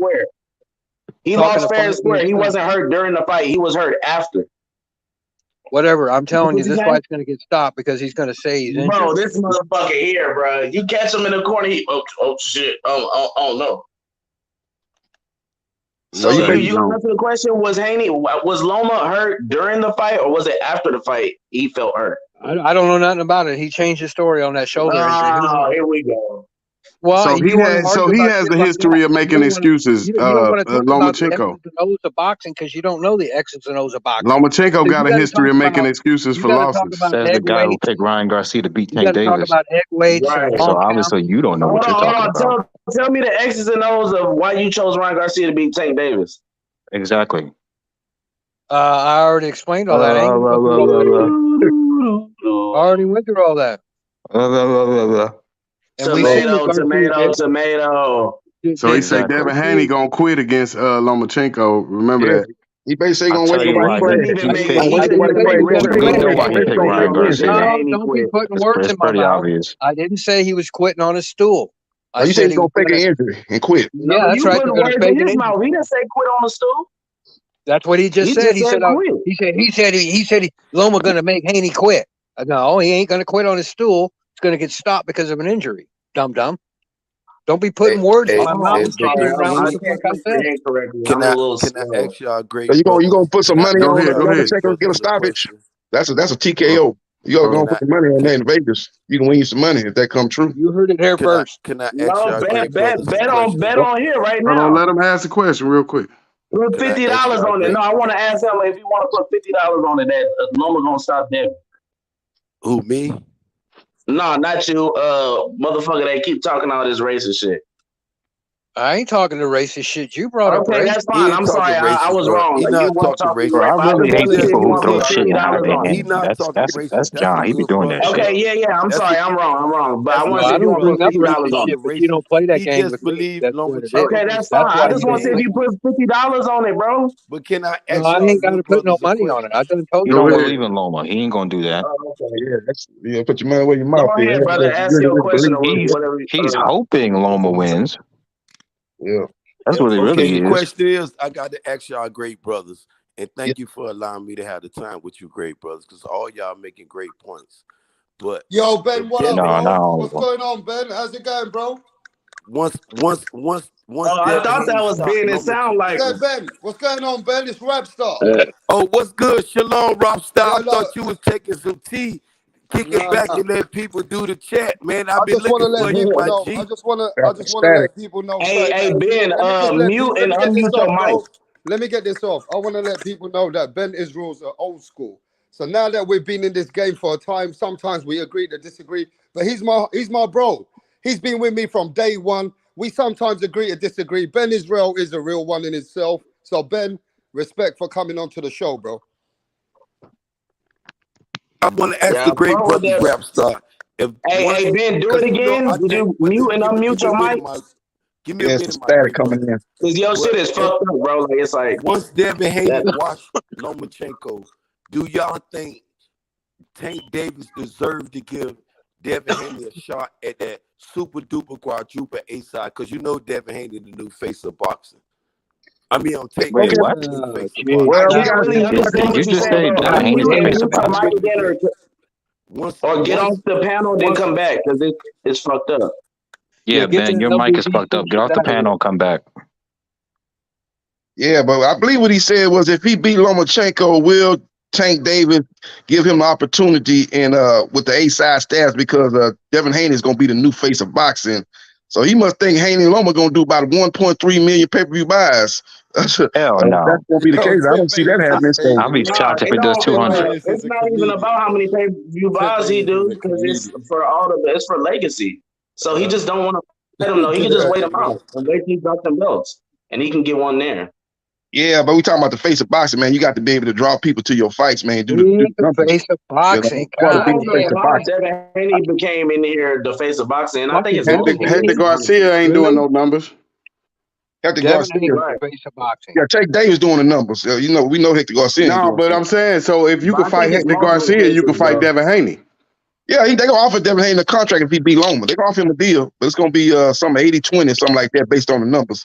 The numbers that Javante produced and the numbers that Haney produced. But based on the history with Tank Davis, he don't fight. He don't fight guys like Devin Haney. He keep fighting C-level, B-level guys. He don't fight A-level guys. Tank Davis, the face of boxing. Tupac versus Prom. Well, he just beat Ryan Garcia. Ryan Garcia is better than anybody on Devin Haney's resume. Tell you that right now. Nah. Ryan Garcia was sleep. Ryan Garcia was sleep unlimited Cambosos. He'll sleep Cambosos. Cambosos limited. Cambosos lost to Lee Selby, man. Done. Cambosos is Who done. knows, bro? You never know. We gotta see Cambosos fight again. So Ryan Garcia done then. If Cambosos done, Ryan Garcia done. If Ryan Garcia fight Cambosos, I put my money on Ryan Garcia. If he fight Cambosos, I put my money on Ryan Garcia every day of the week to knock out Cambosos. Cambosos is a C+ level fighter. Nah, that boy got mental issues. He can't. All you got to do is take him to deep waters. He gonna fold every time. You quit once, you'll quit again. Ryan Garcia is damn near basically almost BC level fighter. Right. Y'all acting like he done beat motherfucking the top dog. The top dog is fighting Saturday, Lomachenko. A lot of people rated him like that. So shit, you even got people on the panel that picked Ryan to win. Devin Haney fighting like a true champion. He fighting real pound for pound champions, not motherfucking YouTube internet sensations making a name off that. Ryan Garcia was undefeated. What you talking about? He beat Javier Fortuna. What are you talking about? Yeah, but that all right, that's decent, but that ain't nothing. Haney wanted the biggest names too. He would have fought Ryan. Yeah, Devin Haney got, like I say, Devin Haney got to get the win. He got to get the win this Saturday. He got to get the win and then he'll be in top position. But this is by far his best opponent. His best win was Jojo Diaz, in my opinion. I think Diaz was a better fighter than Cambosos. I don't rate Cambosos but the best opponent. So you don't rank Ryan Garcia then, because he ain't accomplished shit.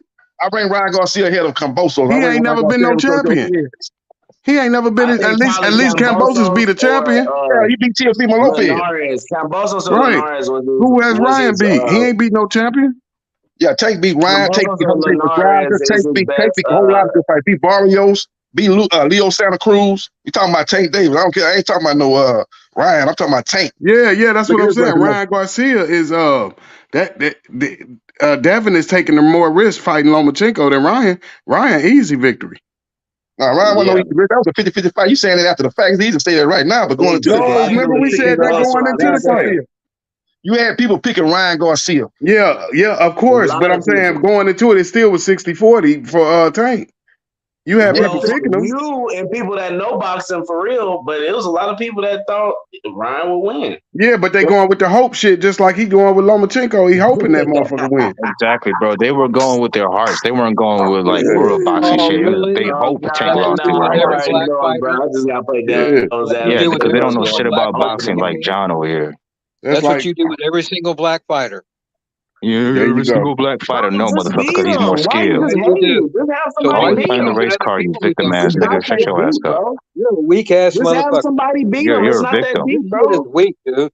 You're always John playing Ryder. victim. Like you're John Ryder, that's an easy opponent. It's a reason why he fighting John Ryder instead of David Benavidez, because David Benavidez is A level. John Ryder is not. It's a reason why he fighting Ryan Garcia instead of Devin Haney. Because he knows anybody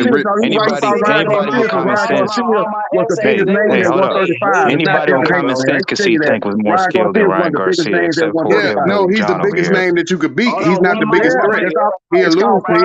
It's called prize fight at the end of the day. It's called prize fight. So that's why he not gonna fight Haney after he wins. No, Haney got to take care of business. Beat Loma, and he will get an offer. I guarantee he will get off. Now, will he accept it? Everything to be seen. He gonna send him out. He might try to act like he was after he already get word that Haney was moving up. Why not just wait him out and get one of the belts or two of the belts in after they get scattered around? Are you talking about to Tank? Yeah, why not? Why would you fight? Yeah, he's gonna be at 135. He might be able to collect another belt. But Haney say if he can make the weight comfortably against Loma, he gonna stay at 135 for 2 fights, Tank or Shakur. So hopefully he'll be man of his word and he'll stay there for those 2 fights. He's not gonna make it comfortably at all. But if he can make it again, it will have to be made so fast that he can't wait no 8-9 months. You see how Loma tried to push this shit all the way back. But yeah, he's not gonna. I don't believe he's gonna do it again, bro. Yeah, Tank ain't coming back to the end of the year though. Tank ain't coming back to probably December. I was soon around December. That's when they fought last year. Oh, you don't think he gonna squeeze one in? No, I'm talking about Tank. Another one, he can't. It's stupid to try. He should try to get 4 fights this year. I think. You talking about That's how you become face of the year. The more you're in front of TV, the better. Another fight at 135. Hey, that's the one thing. That's the one thing I like about Canelo. He stays active, and that's how. If you want to become the face of boxing, like you claim you do, you got to be in front of the TV a lot. Yep. Yeah, even if you beating the bums, but this past if you fight like 3 good fighters and like 1 bum in between, that's okay. Right. Yeah, but he didn't have this last outing. He didn't have no head movement, bro. He fought this dude in the baby pen. He was meant to look good and didn't. That says something. I thought he looked good the first 6 rounds, but then after that, he started getting off the. He wasn't using his jab. He wasn't had no head movement, bro. None. No defense, no head, none of that, bro. And that's crazy to see that because he's always ever since Floyd, he been using it. His upper body movement is very good. He looked the best Canelo I ever saw was the one against Triple G the second time. Yeah, that was the best version of Canelo. Ever since then, like Well, that was when he was on that shit too. So remember that. When he got accused of, Abel Sanchez and Triple G called him a drug cheat. So he passed all the drug tests in the lead up to that second fight. And he came back and fought the best fight of his career, just like Dirk said. That was probably the best version of Canelo. That second. He was piecing up Triple G, so he could drug cheat legally. So I mean, he's still a drug cheat. Oh yeah, he just did it legally. Now, at least. Yeah. Tank Davis, man, he got a Triple G is lucky he didn't face certain fighters during his career, bro. Because you saw how easily Canelo would just counter this dude and just move out the way. Like he's lucky he didn't face certain fighters, bro. I'm gonna just say that. Yeah, hype job. He stayed away from him. I ain't gonna go that far, but he stayed away from him. No, he was a great fighter. Triple G was a great fighter, but I didn't say he wasn't a great fighter. He stayed away from Andre Ward. He would whoop his ass. Oh God, exactly. Let me ask you guys this, because you guys know everything. So whoa, you sure as hell don't know anything. You picked Ryan Garcia to beat Tank, remember? I don't have any of the answers, and when I do answer, they're all So let me ask you, okay. Is Tank Davis? Why is he going to fight the winner of the Loma Haney fight? And if not, why not? I don't think so. He should, but he should. And I think if Haney wins, Haney's a free agent. He'll send him a contract. Who knows who he's going to fight next? There's a So lot of if he don't variables. fight them, it depends on who he fights next. If he fights Shakur next, okay.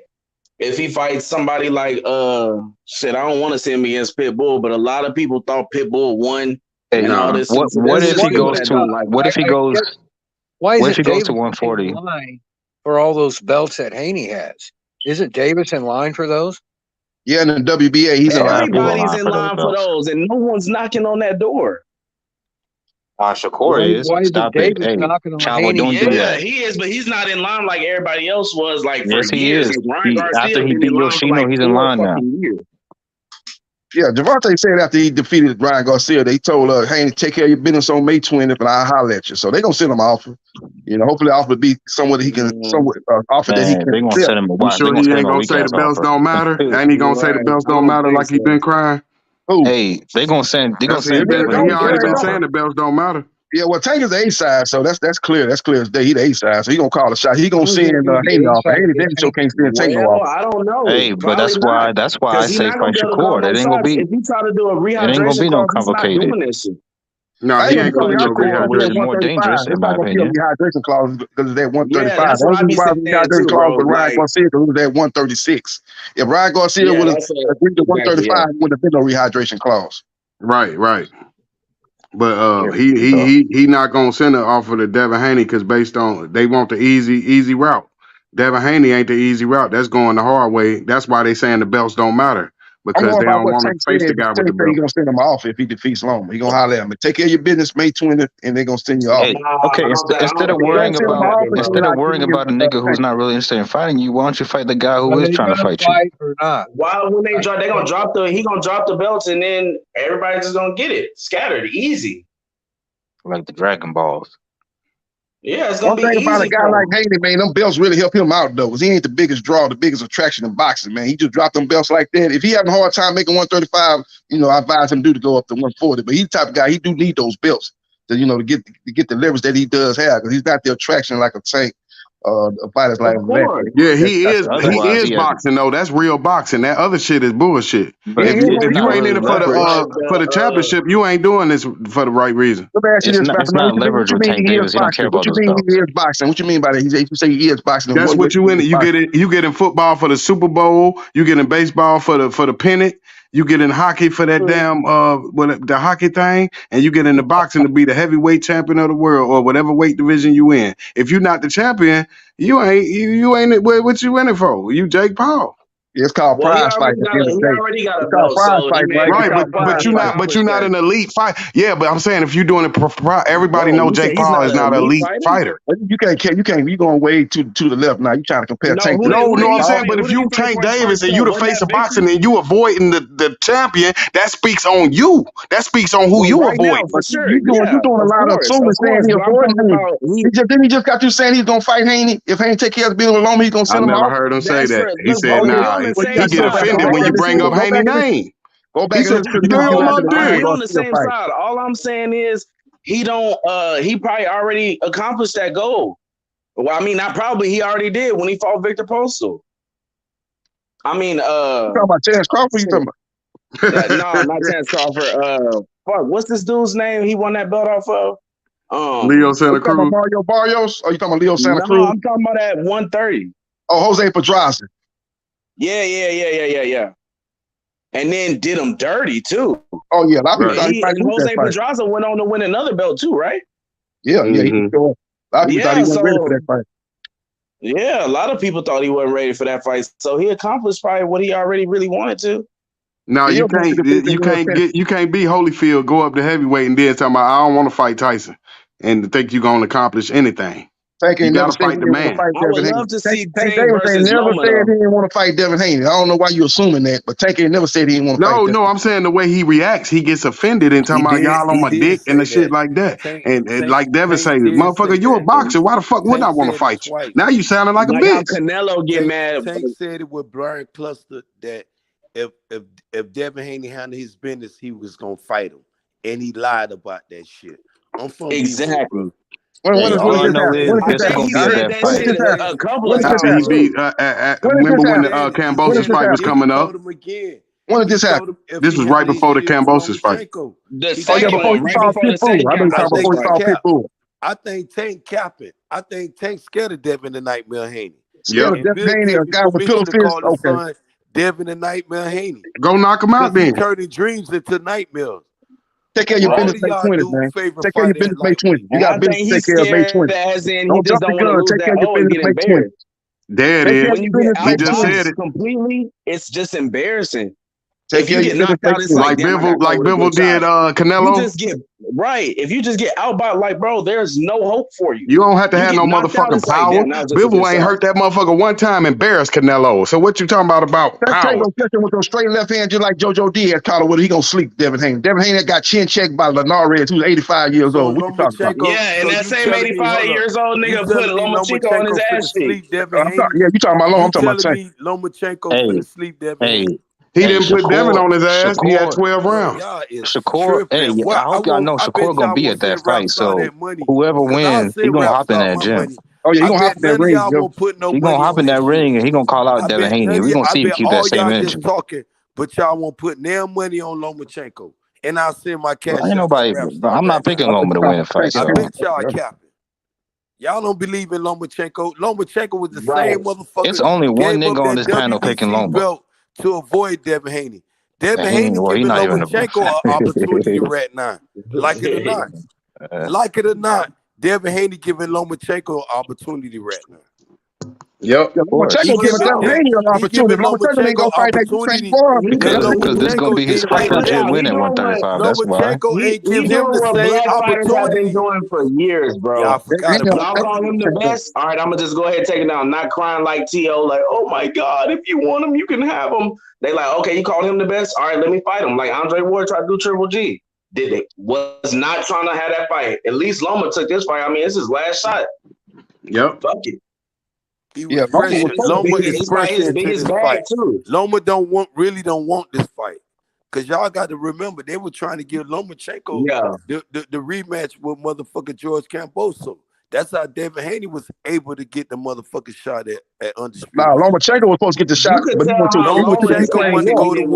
the Ukraine war, and that's how Haney got the shot. Haney got the shot because it was supposed to be Loma versus Camboso over there in Australia. That's what it was supposed to be. Loma went to the Ukraine war, and then that's when Devin Haney took his fight and became Undisputed. That's the only reason why Devin Haney became Undisputed, because Lomachenko went to fight in the Ukraine war. Like Loma gave him the belt. Like Loma did. What I'm saying is Devin Haney wouldn't be Undisputed if it wasn't for Loma had to go to the Ukraine war. Top Freak was standing up for Lomachenko to fight Camboso over there in Australia. Not Devin Haney. But Devin Haney took his place. Lomachenko gave up the most prestige belt in boxing, that WBC title, to avoid Devin Haney, to become the franchise belt, WRAPSTAR. He asked for that shit too. Who he fight though after? Did he fight Teofimo Lopez for unification? He went to fight a unification against Teofimo Lopez. He went to fight an undisputed fight versus Teofimo Lopez. Didn't he do that? He went to fight an undisputed versus Teofimo Lopez. And got his ass whooped. Lomachenko but you saying he ducking Haney to go fight an undisputed fight. How you gonna duck a fight to go fight an undisputed fight? A bigger fight for more belts. He was gonna lose regardless. You talking about the result. You talking about the moment. Can y'all do one at a time, bro? Y'all messing up the quality of the show. One at a time. He picked the easiest opponent. He's fighting a world champion. Who's talking about take the easiest opponent? Teofimo Lopez was the IBF champion. Nah, he'd rather lose to T.O. than lose to Devin. That's why he gave T.O. an opportunity. Okay, that's your opinion. That's what happened. He ducked him. Teofimo facts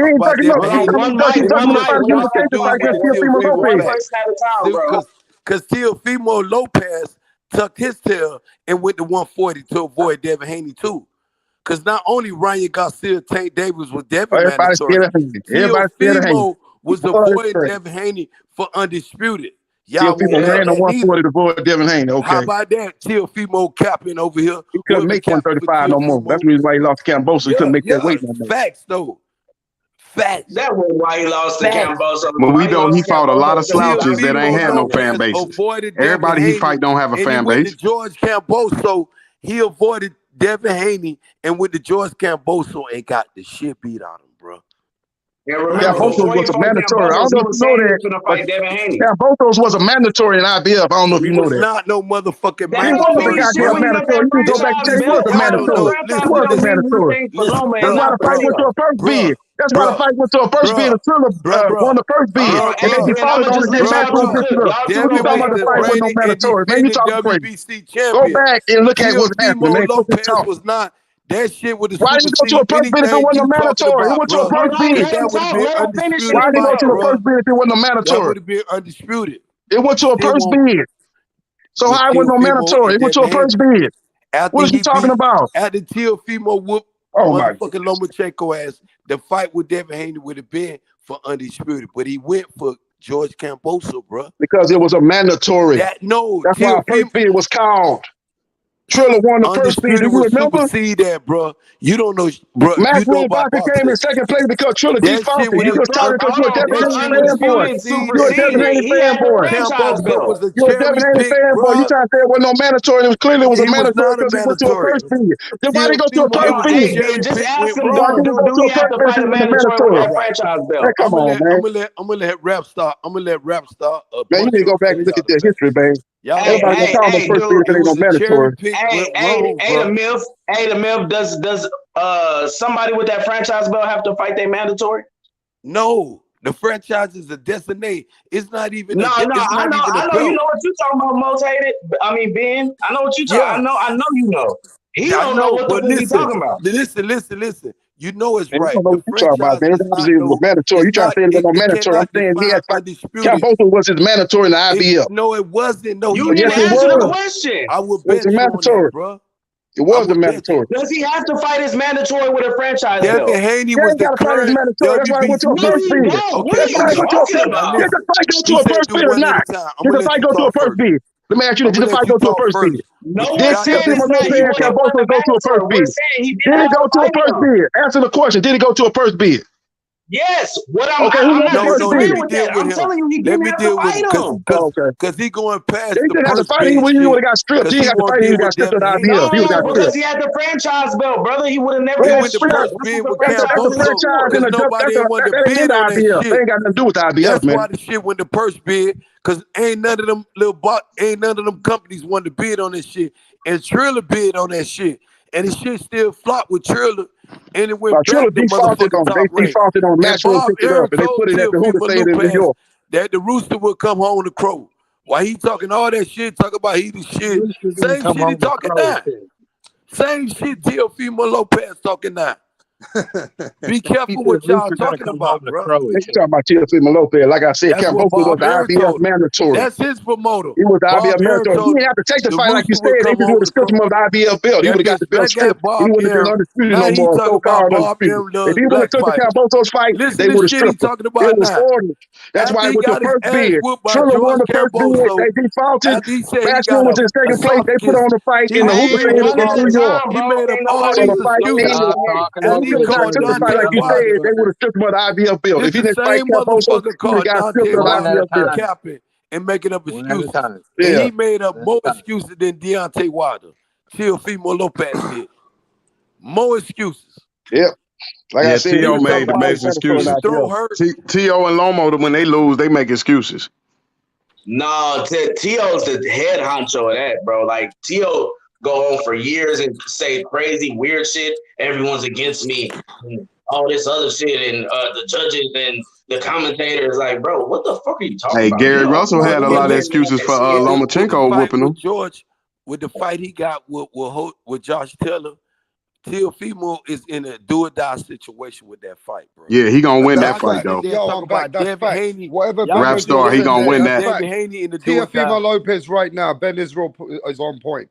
Teofimo Lopez right now is a do-or-die situation, all or nothing. Because let me just play this, and I want you guys to tell me, are these facts what Teofimo Lopez is saying? Let's hear it. I still can't go this fight without the commentators. Watch my last fight without the commentators, and you will see the results. Hey, yo, put it this way, yo, Tio.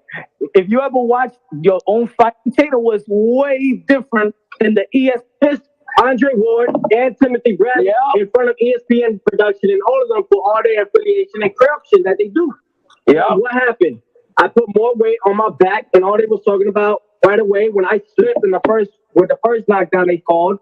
I slipped. They called it right away. What did Bradley say? He hurt. Mm-hmm. So I don't sugarcoat shit. All these motherfuckers dick ride and they suck dick. Sorry for my language. No. But that is the problem. I don't ride off that. Yeah. And just to even put it more on the fight, this is my last fight on ESPN. Yeah. Because this is no longer, I'm sorry, but I'm not sorry. This is why this fight means everything to me. If they want the black fighters, they can keep them. I brought Bud Light to Top Rank. So I'm sorry, but I ain't sorry. I bring the revenue. And you know what? They playing with my numbers. I need a... What do you think about the way Teofimo Lopez went on? Is he put himself in a real spot that if he loses, that he has to win against Josh Taylor? Yeah, he got to win, Rapstar. He definitely got to win.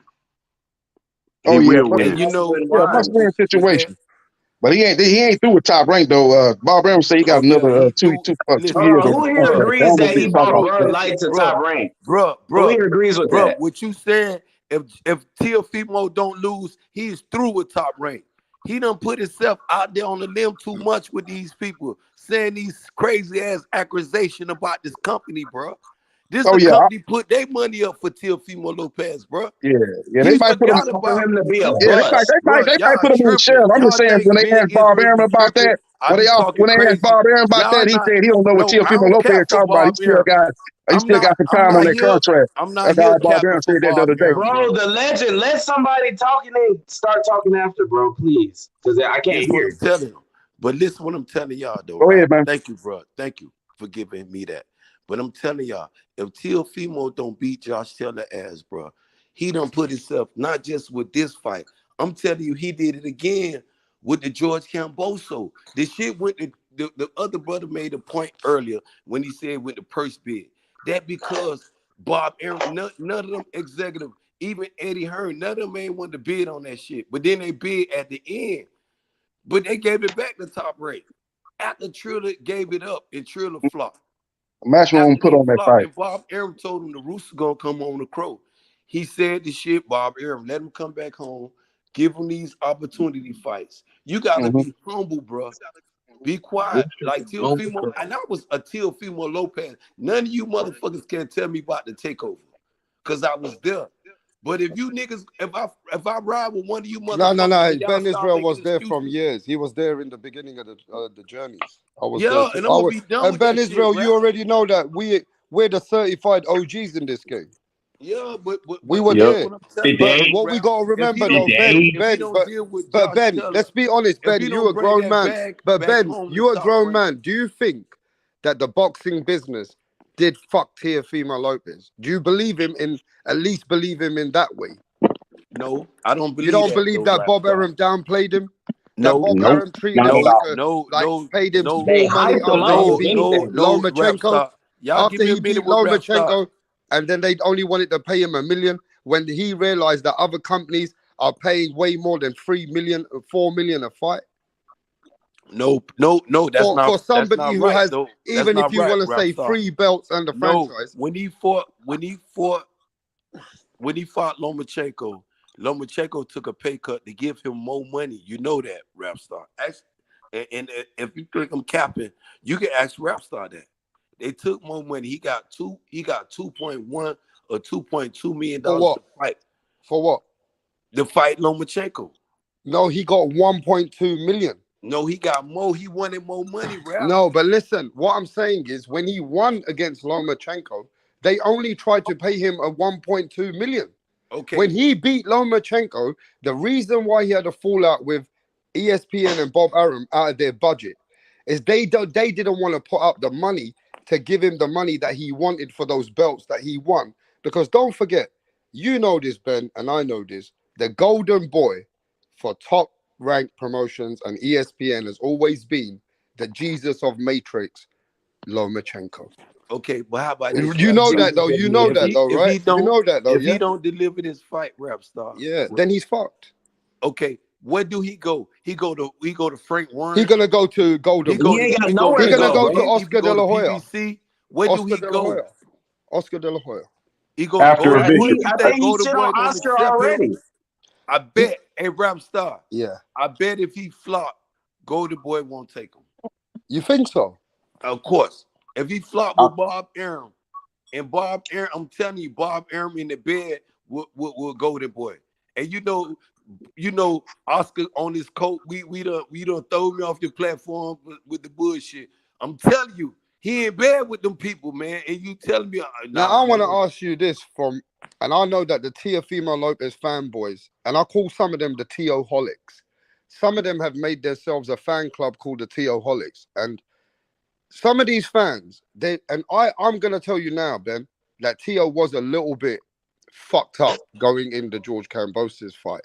Now, do you give him the benefit of the doubt that weren't the 100% Teo, or do you overlook that? I think it's both comes into play. I believe Teofimo got hyped in the moment, though. I think he got caught up in the limelight. He forgot about being that dude that fought Lomachenko. I wanted that dude, though, WRAPSTAR, to take over. That was the dude I was out here. When he was, you got to remember, I was riding with I'm telling y'all, bro, I thought this dude was going to do it. But then when you get caught up in the light, forget who you are and start, it's bigger than like, all this shit. Even like with that, and I said Devin Haney is humble because they avoided him. I'm trying to figure out why Tank won't knock Devin Haney out, though, WRAPSTAR. Because I know Devin Haney they said Devin can do all this shit. But why is Devin why is Tank avoiding Devin? Why is this shit for so He's not long? avoiding it. He's not avoiding it. I'm going to let JB cook. Let JB cook. JB. Tank like Davis is not. Devin Haney JB cook. JB, you say that Tank Davis is not avoiding Devin Haney. Can you please elaborate? Yeah, he's not avoiding Devin Haney. Tell us why. Tell us why. Because it's easy. Devin Haney got business to take care of May 20th. Take care of business May 20th, and then if Tank don't send you off, then you can say Tank ducking him. He got business to take care of May 20th. He got a tough fight versus Vasily Lomachenko. Everybody trying to put the cart before the horse. Oh, he ducking Haney. He ducking Haney. Haney got to take care of business. And then he got to see if he can still stay at 135. He's the same dude that told Devin when he beat George Kambosos the first fight that if he beat George Kambosos, me and you, I'm gonna deal with Floyd. And he was capping. But he had another fight with George Kambosos. He had 2-fight deal with George Kambosos. He was not free to fight Tank Davis. He couldn't have fought Tank Davis. It was a 3-fight deal. It was a 3-fight deal. He had 2 fights with Kambosos and a fight with Lomachenko. After the Lomachenko fight, he'll be free, and then we'll see what happens. Devin Haney was capping. Okay, how about this, my boy? This the same Lomachenko that Floyd said, I'll put it, you better shut the fuck up. I'll put Lomachenko on you. Yep. Devin gonna fight him. Because I kicked you on the other arm. Because I told Lomachenko on nigga. I just cooked your ass on the Devin Haney time when he ducked it, but Devin Haney had to fight Kambosos in the rematch. No, Rap. So come on with something else. Come on with something else. I just cooked your ass. Rotisserie style on that. One at a time, because no one could even hear the cooking, bro. Yeah, well, you interrupted me when I was talking, so what else? This the same. I wasn't talking. Floyd Mayweather told Tank Davis, you better shut the fuck up before I put Lomachenko on your ass. And Devin Haney said, I'll fight him. This was the same Devin Haney when motherfucking capping ass motherfucking, the dude Gary Russell was telling Tank, I'll beat your ass. And Devin said, I'll fight your ass too. The same mandatory. You know that WBC lightweight title, that Reggie belt that Tank said Devin had, that Tank got really right now? He's the mandatory to Devin Haney. Why Tank don't invoke his rights and say, nigga, I'm finna fight you and I'm the killer? Come on, man. And motherfucker, guess what? Ryan was the mandatory and motherfucking Teofimo Lopez was too. Ryan took a tail and Teo took a tail with the 140. Tank still over here tap dancing at 135. What is y'all talking about? Devin is the absolute truth. When you dudes talk about the 4 kings, the old 4 kings, when we talk about Roberto Duran, the hands of stone, when we talk about Marvelous Marvin Hagler, when we talk about Sugar Ray Leonard, when we talk about the Hitman, the motherfucking Hitman, all the dudes was fighting each other, was ready to put it on the line. None of them ain't ready to put it on the line with Devin. Devin Haney is the truth, huh? This was the same dude that And no, this the same dude you dude said was pillow fisted. He got all the belts now, and y'all still scared to fight that dude. I This get was all the those same belts. dude that y'all call an email champ, and I get y'all all those still belts. scared to fight that dude. Beat the champion. Hey, who he beat? Who was the champion at that time? Who he beat for all those belts? Dude that beat Lopez, beat Teofimo. Cambosos. The dude that really okay, Cambosos. He beat the man that beat the man. Why is y'all mad?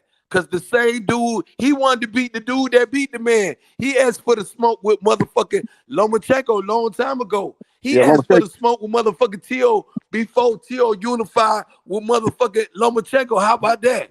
He was telling Teo, let's us unify, then go in a fight with Lomachenko. Yeah, Lomachenko and Teofimo Lopez was a bigger fight. Man, come on, man. Even if they did, they went They into the ducking fight thinking they was bigger undisputed. fight. Well, let me But just they get wasn't this off, Ben. undisputed. But let me tell you what's been going They on. want to talk about top rank trick Teofimo Lopez out of being undisputed. No, it was a franchise belt. But Ben, I want to talk about this. Some of the fans are saying that people are overlooking Lomachenko. That some people are not recognizing that this is the top ranked golden boy. The stage is set for Lomachenko to beat Haney as well. Now, I understand that Loma maybe ain't that guy right now to beat Haney. He's probably coming to the end as well. But Lomachenko has made more than 3 people quit on their stool. Can Lomachenko, somebody saying this, that Lomachenko will make Bill Haney throw in the towel. Do you think there's any logic to that? Do you believe that Lomachenko can stop Devin Haney? Can he do it? Of course not. Lomachenko have nothing in his arsenal to stop Devin tonight. I mean, Lomachenko's made many people quit though. Lomachenko is a 2-time golden Olympic gold medalist, a 3-division champion. I'm not taking away none of his accolades. But when you get in the ring with a person like Devin the Nightmare Haney, I'm changing his name, WRAPSTAR. I got permission. Ask Bill. But Ben said, he said, man, I told him, your son turned their dreams into nightmare, bro. So y'all got to understand that. I'm saying, I thought Tank was going to whoop him, WRAPSTAR. And Tank still capping to this day, and the man got all the belts. This would solidify Tank legacy. Put him in a Hall of Fame right now, bro. A 3-division, Tank is a 3-division, same like Lomachenko, a 5-time champion. But Devin Haney got undisputed. He got something motherfucking, even his icon, his mentor, Floyd Mayweather, never been undisputed. Oscar never been the 8th-division champion, Manny Pacquiao, the only man, the phenom in boxing, never been undisputed. Tank got right at his dope. Yeah, he became undisputed by defeating George Cambosos. Well, JB Sports, tell me, can you agree with that? That some people say that Loma could end up even. Can he stop Haney? He cannot. He don't got nothing in his arsenal. Let's ask others. WRAPSTAR. I What know, he gonna I get pull you. out? But he's made people quit. I just want to keep it. Trained at different military. Can Lomachenko take Devin Haney's jab away?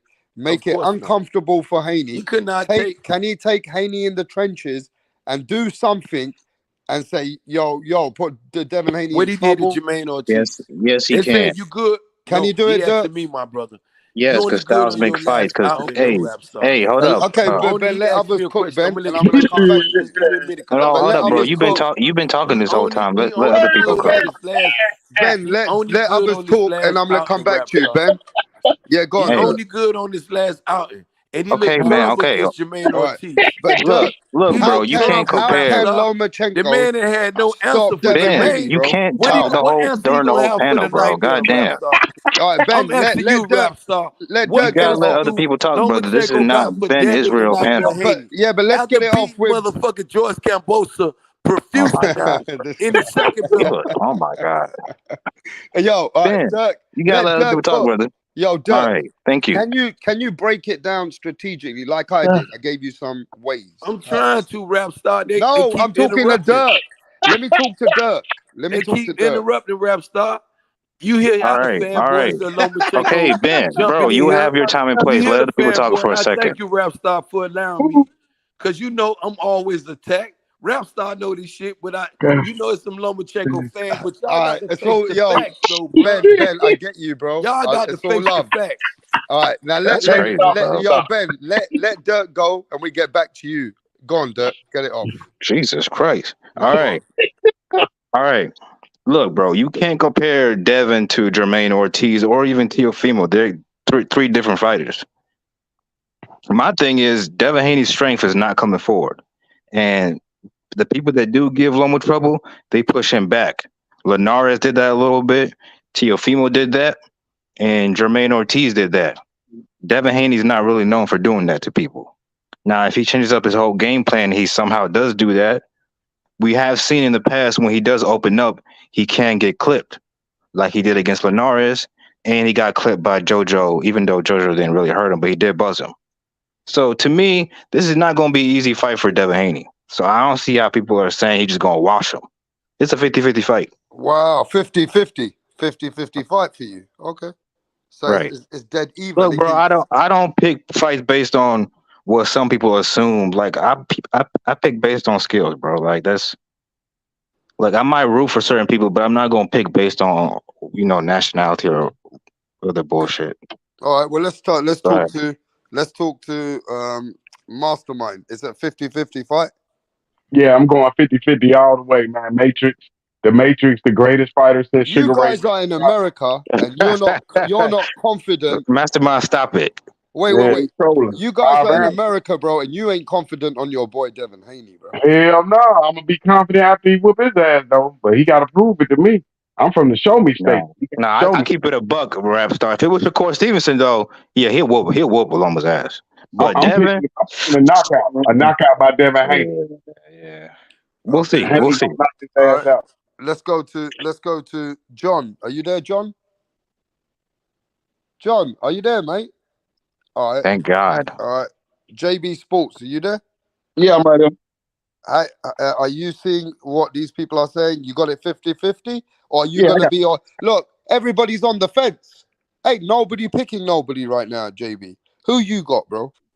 Ben picking Devin the Nightmare Haney. Yeah, like I said, I got to see the weigh-in, but let's say everything, everybody 100% going into the fight, or everybody close to 100%. I like Haney to win the fight. I think he's gonna be able to control him with the jab. I think he's gonna be able to make him fight his type of fight, tame him with the right hand. Use his reach, and then when Lomachenko get in close, he's gonna try to tie him up and take the fight back to the middle of the ring, and then keep the fight in the middle of the ring where he got the length, he got the height. He got the speed, and he's got the be able to control Lomachenko. Now, one thing about Loma is when he does try to clinch Loma does a good job of breaking out of those clinches and working inside. So he'll have to be able to tie him up and keep him tied and take the fight back to the middle of the ring.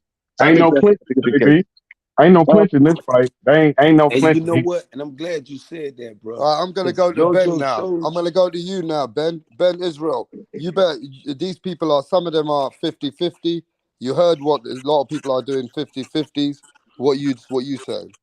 I think it's gonna be a wash, RAPSTAR. Yeah, but you better come back here Saturday. It's gonna be a wash. You better come back here Saturday after the fight then. Devin gonna wash Lomachenko.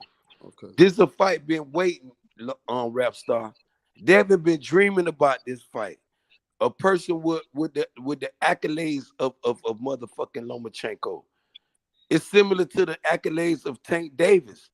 This is a fighter that we'll sit there and say, I hate Devin Haney. But he's sitting there and want to fight these fighters. If you dudes is fuck being a fan of a fighter. If you love the sport of boxing, you got to love Devin Haney. He wants to smoke. He the best out there. Beat him, bro. This ain't no fighter who dodging the smoke, bro. Y'all can sit there and say, oh, Ben, you ain't saying it right. Devin, the Nightmare Haney, is not no dude out here capping, bro. He ain't out here saying, I want to fight you and duck you like Tank Davis told him, my homeboy from Baltimore. And I felt out with, I was like, dude, what is you doing? If he win this fight, he the number one pound for pound, Rap. If Devin Haney win, whoever win this, number one pound for pound. Oh, the hell he not. If Teofimo was number one, then he ain't number one. 2 or number 3. How Devin Haney, Lomachenko number one? He'll be definitely I don't have no Loma in my top 10. Loma ain't even in my top 10 pound for pound. Devin would go to top 5 pound for pound if he beat Lomachenko. You got to get right. Yeah, he have an argument for top 5. He argument for top 5. I got him in my top 10 right now, but he have an argument if he get Loma. Y'all heard what Bob Arum said. He the best fighter since Muhammad Ali. And what Bob Arum said, bet your money on Lomachenko. Who want to bet their money on Lomachenko? WRAPSTAR, I'll send you my cash out right now. Which one of you goofies want to do it? Which one? I got money right now on David the Nightmare Haney. Best jab since Larry Beat him. So let me ask you this: you think Haney gonna win by decision? He gonna stop Loma? He gonna stop him. Either Knockout. or. David gonna win. Either or. You take Knockout. the pick. Inside You take the pick. How about that? I'm betting on David to win. You take how he gonna do it. Yeah, I don't see him stopping Loma. I don't see him stopping Loma. Man, them elbows. Loma can be stopped. Loma done been down a couple of times, bro. Oh, so what you gonna do? You gonna KSI him? Then you gonna hit him with the elbow? Huh? You gonna KSI him? Huh? Okay. Whatever you got to do to win, you know this, man. You got to cut him. Get a cut. Get a cut. We don't see it. That's DQ. You gotta hope that referee don't see it. That's DQ. Nah, this ain't gonna be clean. It's gonna be a dirty ass fight. Both of them dirty. Both of them dirty. David ain't dirty. She. David ain't never been a dirty fighter. Man, he done hit people in the nuts. Never no PPCs, no drugs, nothing. And he trained with Victor Conte, a person I told WRAPSTAR, a drug cheat motherfucker. I don't know why Devin over there, with these motherfuckers. But Devin ain't that shit. You got Devin fucked up, never missed weight. How many times? And these motherfuckers call Devin a weight bully. How many times Devin missed weight? Never. Tank done missed weight.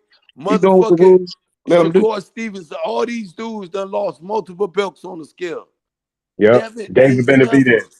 Yeah, he like I said, he gonna make 135. And that's the key. Make 135 Friday. Whatever you balloon up to Saturday, it's cool. He probably gonna be a junior middleweight on 4 fight night. He probably be like 154. When you get your ass beat by a junior middleweight, then since you're making excuses like Lomachenko did, you get it the same smoke. If that's what you want, you get it then, nigga. Ain't no excuses. Ain't no excuses. He's doing ain't sympathy. Oh, he gonna blow it to a super middleweight. Lomachenko called him a heavyweight, nigga. If David blow it to a heavyweight and beat Lomachenko ass, but weigh in at 135 the fight of the night, motherfucking be it. It's all clean, and Orlando he ain't taking no PPCs, no motherfucking, no supplements, no eggs like the juice crew from Canelo camp, or none of this shit. So like it or not, motherfucker, give this man his props, bro. Yeah, the best fighter. No, he doing what he supposed to do. As long as he make 135 Friday, he good. I ain't got no problem with it. He got the best jab in boxing. Tank got the best uppercut in boxing. Let's make the fight happen. Tank. Hey, right now, I don't know. I got to take, but Janovic might have the best uppercut. Janovic right now might have the best uppercut in boxing. Nah, he ain't got no better uppercut than Tank. Shit. Nah, Tank can hit you with the left or the right. He can hit you with the left. The last 3 fights, Janovic got the best uppercut. If you're gonna go on the last 3 fights, Janovic got the most deadliest uppercut in boxing. Bro. You see that Leo Santa Cruz uppercut? Nigga, that man still ain't woke up. He still ain't woke up. That's 2 years later. He still ain't woke up from that uppercut. That was vicious. Who Janovic hit ain't woke up yet. Yeah, but look at the level though. He beat a Hall of Famer, Leo Santa Cruz. That dude that beat a cab driver. He beat a lift driver.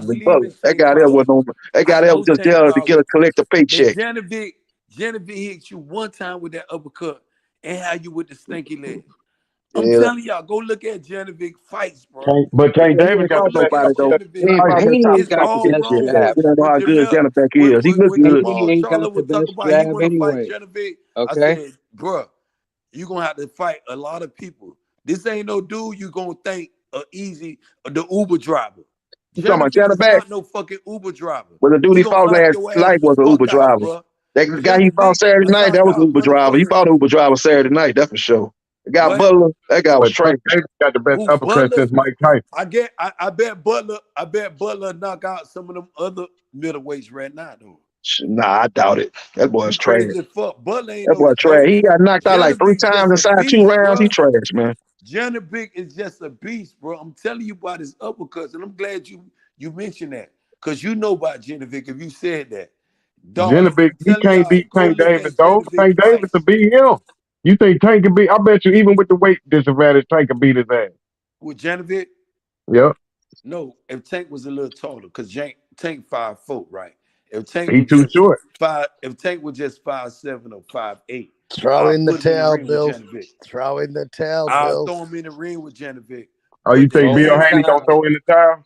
Throw in the tail. That'll be the brutal fight. I promise y'all. Throw in the towel, Bill. Look in my crystal ball.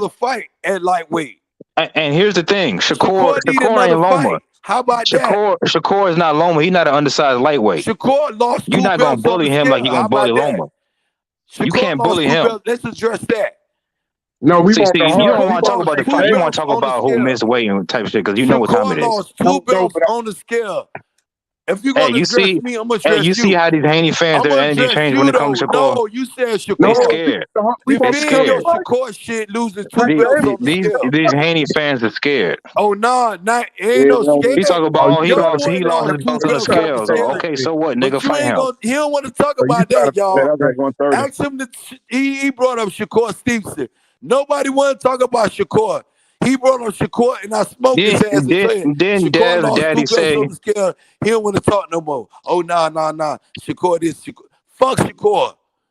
He got work to do at lightweight. Talk about Haney. Yeah, he's the mandatory, though. He's the mandatory. He ain't no motherfucking mandatory. He is the mandatory, nigga. All right. Mandatory. Yeah, he is. But if he fight, mandatory, you gonna have to see him eventually, nigga. You better take your ass up to 140. Hey, if he beat Lomachenko, it's more mandatory than Shakur is, bro. Tank don't want to fight this nigga. Get that shit over with. Shakur mandatory ain't gonna come to fruition till next year, bro. Yeah, that's what you're hoping, because you don't want that smoke with Shakur. The nigga just came to lightweight. He been whooping his ass in Spartan all these years. You know what time it is. Where your dumb ass gonna be at, bro? How many times Shakur done whooped his ass in Spartan? He probably traumatized from that shit. 6 months from now, you in December, bro. It's May. He already in line for the belts. Stop the cap. For shit. Yes, he is. That's why he fought Yoshino. Tank Davis in line. Tank Davis don't want to fight you. You scared? Hey, Dirk, they say Loma has you need to get in the ring. Time around. Maybe you need to get in the ring with Tank. So they said he had injuries this last time. nigga need to get in the ring with Tank Davis. Y'all keep trying to make that Tank Davis fight happen. That nigga clearly don't want to fight you. So why don't you fight a nigga who does want to fight you? Y'all always say, hey Ben, y'all always say that nobody calls out Devin Haney. Well, Shakur just did. But if I'm lying, my GB for real. Hey, hold on. But y'all always claim niggas is ducking you. If you get mad at me, you know we go back and forth though. Nah, I'm nobody getting mad. You try to talk over everybody. So we gotta get loud. Who calling out Devin Haney? Shakur. That nigga just came at lightweight, bro. So what? You say you asked the question, I answered it, nigga. That shit just fuck Tank Davis. Forget about Tank Davis. Nigga, you literally just asked me who called out Devin Haney, and I told you. Fuck Shakur. He lost 2 belts at lightweight. At see, junior look, lightweight. you don't want to talk about the fight. You want to talk about who lost the belts at welterweight. You see how his energy get real different. Watch Shakur dedicated to the game. Hey, everybody on the panel. Hey, Ben, hold up. Everybody on the panel, do y'all see how his energy changed when it comes to Shakur? I'm asking you. Ask me that question. But when we talking about everybody else, Devin gonna dominate him. But when it comes to Shakur, he talking about everything else but fight. Hey, Shakur dedicated. They say everything but let's fight. Yes, answer this question. That's your own. That's you and Bill be saying that shit. Is Shakur dedicated to boxing? Yes or no? Get in the ring with him and find out. Why he lost 2 belts on the scale? You won't answer that question. See what I mean, bro? They know what time it is, bro. You gonna have to see him eventually, bro. And they said, damn, he lost. Yes, 2 belts. The WBC and the WBO. Shakur lost this shit. A fat boy down there. He was talking about Tank Davis and Devin Haney weight bullies at lightweight. And he had junior lightweight. Guess what? And now Shakur is in line for those belts. This nigga lost 2 belts. Nobody gives a fuck what happened in the past. He lost 2 belts on the scale. You saying everything but let's fight, Ben. That's the bad. They saying Loma had no injuries this time around, so it's an easy win for Loma. But shit, he didn't tell you he had injuries the last time when he got his ass whooped the Tio. He didn't tell you he had injuries before the fight. So why the fuck did somebody? That's because he doesn't make excuses. How the fuck you don't make excuses? He said he was hurt. He said his shoulder was hurt. How he not making an excuse? That is making an excuse, motherfucker. He didn't come out and say his shoulder was fucking hurt. He took the L. He said after the fight. He did say after the fight. His shoulder was fucking surgery, but his shoulder looked fine to me in that 8th and all up to 12th round when he was throwing them bitches. Fine. And he after the fight, that motherfucker made all excuses, bro. Yup. Now they saying he don't got no injury. Motherfucker, he had no injury then if you asked him before the fight. He didn't say before the Lopez fight. According to Loma, he's never lost a fight. That's what he said. Yep. He didn't say he was injured before the Lopez fight. He ain't gonna lose to Haney. What was the George Camboso? Yeah, he said he wasn't gonna lose. We'll see if your ass is on here if he does lose to Haney, John. George Camboso said I was ready to give Teofimo keep that same energy, John. Yo, Let's let's get no the smoke. Let's get the smoke. Get his shit off. I want to know from Get the Smoke. Anyway, what's going on, bro? Hey, what's up, man? Peace to WRAPSTAR, peace to the panel and chat. Yeah, who you got in the fight on Saturday, Smoke? Who you got? On Saturday? Oh yeah, I got Haney. Got Haney by MD right now without seeing him on the scale, but I could change that to SD. Yeah, I want to see the win too, but based on right now, I like Haney. Who you think gonna win by decision or stoppage, or who that's got? what I'm saying. Yeah, majority decision. Oh, majority decision. That's without seeing him on the scale. That's without seeing him on the scale yet. But if he looks as bad as he did on the scale before, like since the last time we seen him on the scale, if he shows up looking like that again, then I'm still picking Haney, but by split decision kind of stuff. Hey, Smoke. After this fight, do you think Tank Davis need to give Devin Haney a shot at the super duper quadruple A-side title, though, bro? And you know what I mean by that. I think you can just take it. I don't think you. I don't know, man. Like who did? I'm sorry. Who Ryan a shot? Hold up a second. Who gave Ryan a shot? I got it. Wait, you want to hear my thing? Who did Tank fight to get that super duper A-side title? He was the face of boxing coming. I'm just saying, but it's not because he fought somebody. But he beat Ryan Garcia, did 1.2 million pay-per-view buys and did a $22.8 million gate. That's how he turned. Yeah, I'm saying, like, who the fuck is Ryan Garcia? You know, it's Ryan Garcia got 2 million Instagram followers according to. Okay, there it is. But like, I'm sorry, man. Like, listen, Tank Davis did 25. I'm not bad. Listen, my point Tank did 25 and 1.4. Holy shit, Ben Israel. Can I go for a minute? Can I go for a second? All I'm saying is Devin Haney can carve his own way to becoming a super duper A-side. He doesn't need to fight Tank to do that. Just like Tank didn't need to fight some super duper A-side thing. So here's the thing: like there are people out there, right? Like they either think Shakur is the best or Tank is the best, and if they think either of those two guys are better than Devin Haney, that's cool. Like that's not the issue. The issue is because they think that those guys are better than Devin Haney, they come with these dumbass fucking takes. Nobody's trying to hear the stupid shit. Like, bro, you don't need to fight fucking Tank to become the A-side or the face of boxing. No, you don't. He do though. But no, he doesn't. Well, he needs to fight Tank. What Tank represents is a gigantic payday. Me and Smoke, I got my name from Smoke. Smoke, my big brother, y'all. And I'm telling y'all, Smoke would cook any one of you motherfuckers right now with facts. And I'm telling you, Smoke, Tank right now, though, Devin Haney done did all. If he watched Lomachenko and do Devin Haney in, he will be the super duper quadruple A-side of boxing. Listen, if Tank just keeps fighting these fucking slew-footed, stuck in the mud, or running at him like Mexican dudes, he won't be the face of boxing for long. These are like moments in time. These are like people are prisoners of the moment. The same way that Tank. Hold up a second. The same way that Tank. The same way that Tank carved it. Told me, Smoke. If Tank keep fighting these dudes, he gonna keep winning. He won't be the face. So what? No one's gonna be interested in that. How he gonna lose? Because no one's gonna be interested in that. Like I am a huge Tank fan, and I'm tired of the shit. Like there's some people who come in, but like there's a gigantic. Like let me just be like really upfront. Tank's resume at 135 pounds is dog shit. Absolute dog shit. Dog shit. Nah. Yeah, no, it's total dog shit. Like literally, it's dog shit. I think that Jermaine Ortiz, like if all the guys, Ken Bosis has a better resume at 135. Devin Haney has a better resume at 135. Goddamn, fucking Loma has a better resume at 135. Anyway, the dude hasn't fought anybody worth the fuck. Yeah, the dude hasn't fought anybody worth the fuck at 135. But overall, Tank still got a better. I'm not talking about overall, bro. I'm very specific. I'm not trying to go into these. Like, I'm not trying. Like, I was very specific in what I said. I didn't say that his entire resume is dog shit. I said his resume at 135 is dog shit. So you don't rate Pitbull, huh? You don't rate Pitbull Cruz? I mean, Ring Magazine did, but I'm sorry. Wait a minute. So you tell me, what champion has Isaac Pitbull Cruz even faced at 135? Former or current or whatever? Only Tank Davis. Tank Davis has never been a champion at 135. Sorry. I didn't answer that question. Yeah, but Tank has never been a champion at 135. And Tank himself has never fought a current or a former champion at 135. I'm asking you, is Pitbull a top 130? Is he top 535 pounds? Pitbull. You put him in your top 535 pounds? Take a Is he champion. 535 pounds? No, Yeah, no. He got the Pitbull. WA I champion don't. I belt. don't think so. Let me see. Let I got. JB get it off. We Let got the three JB get guys it at off. top rank. We got the JB three just guys at said. top rank, and JB then we just have said. we got Tank and maybe Frank Martin. Yeah, JB Cook. Yeah. Go on, JB.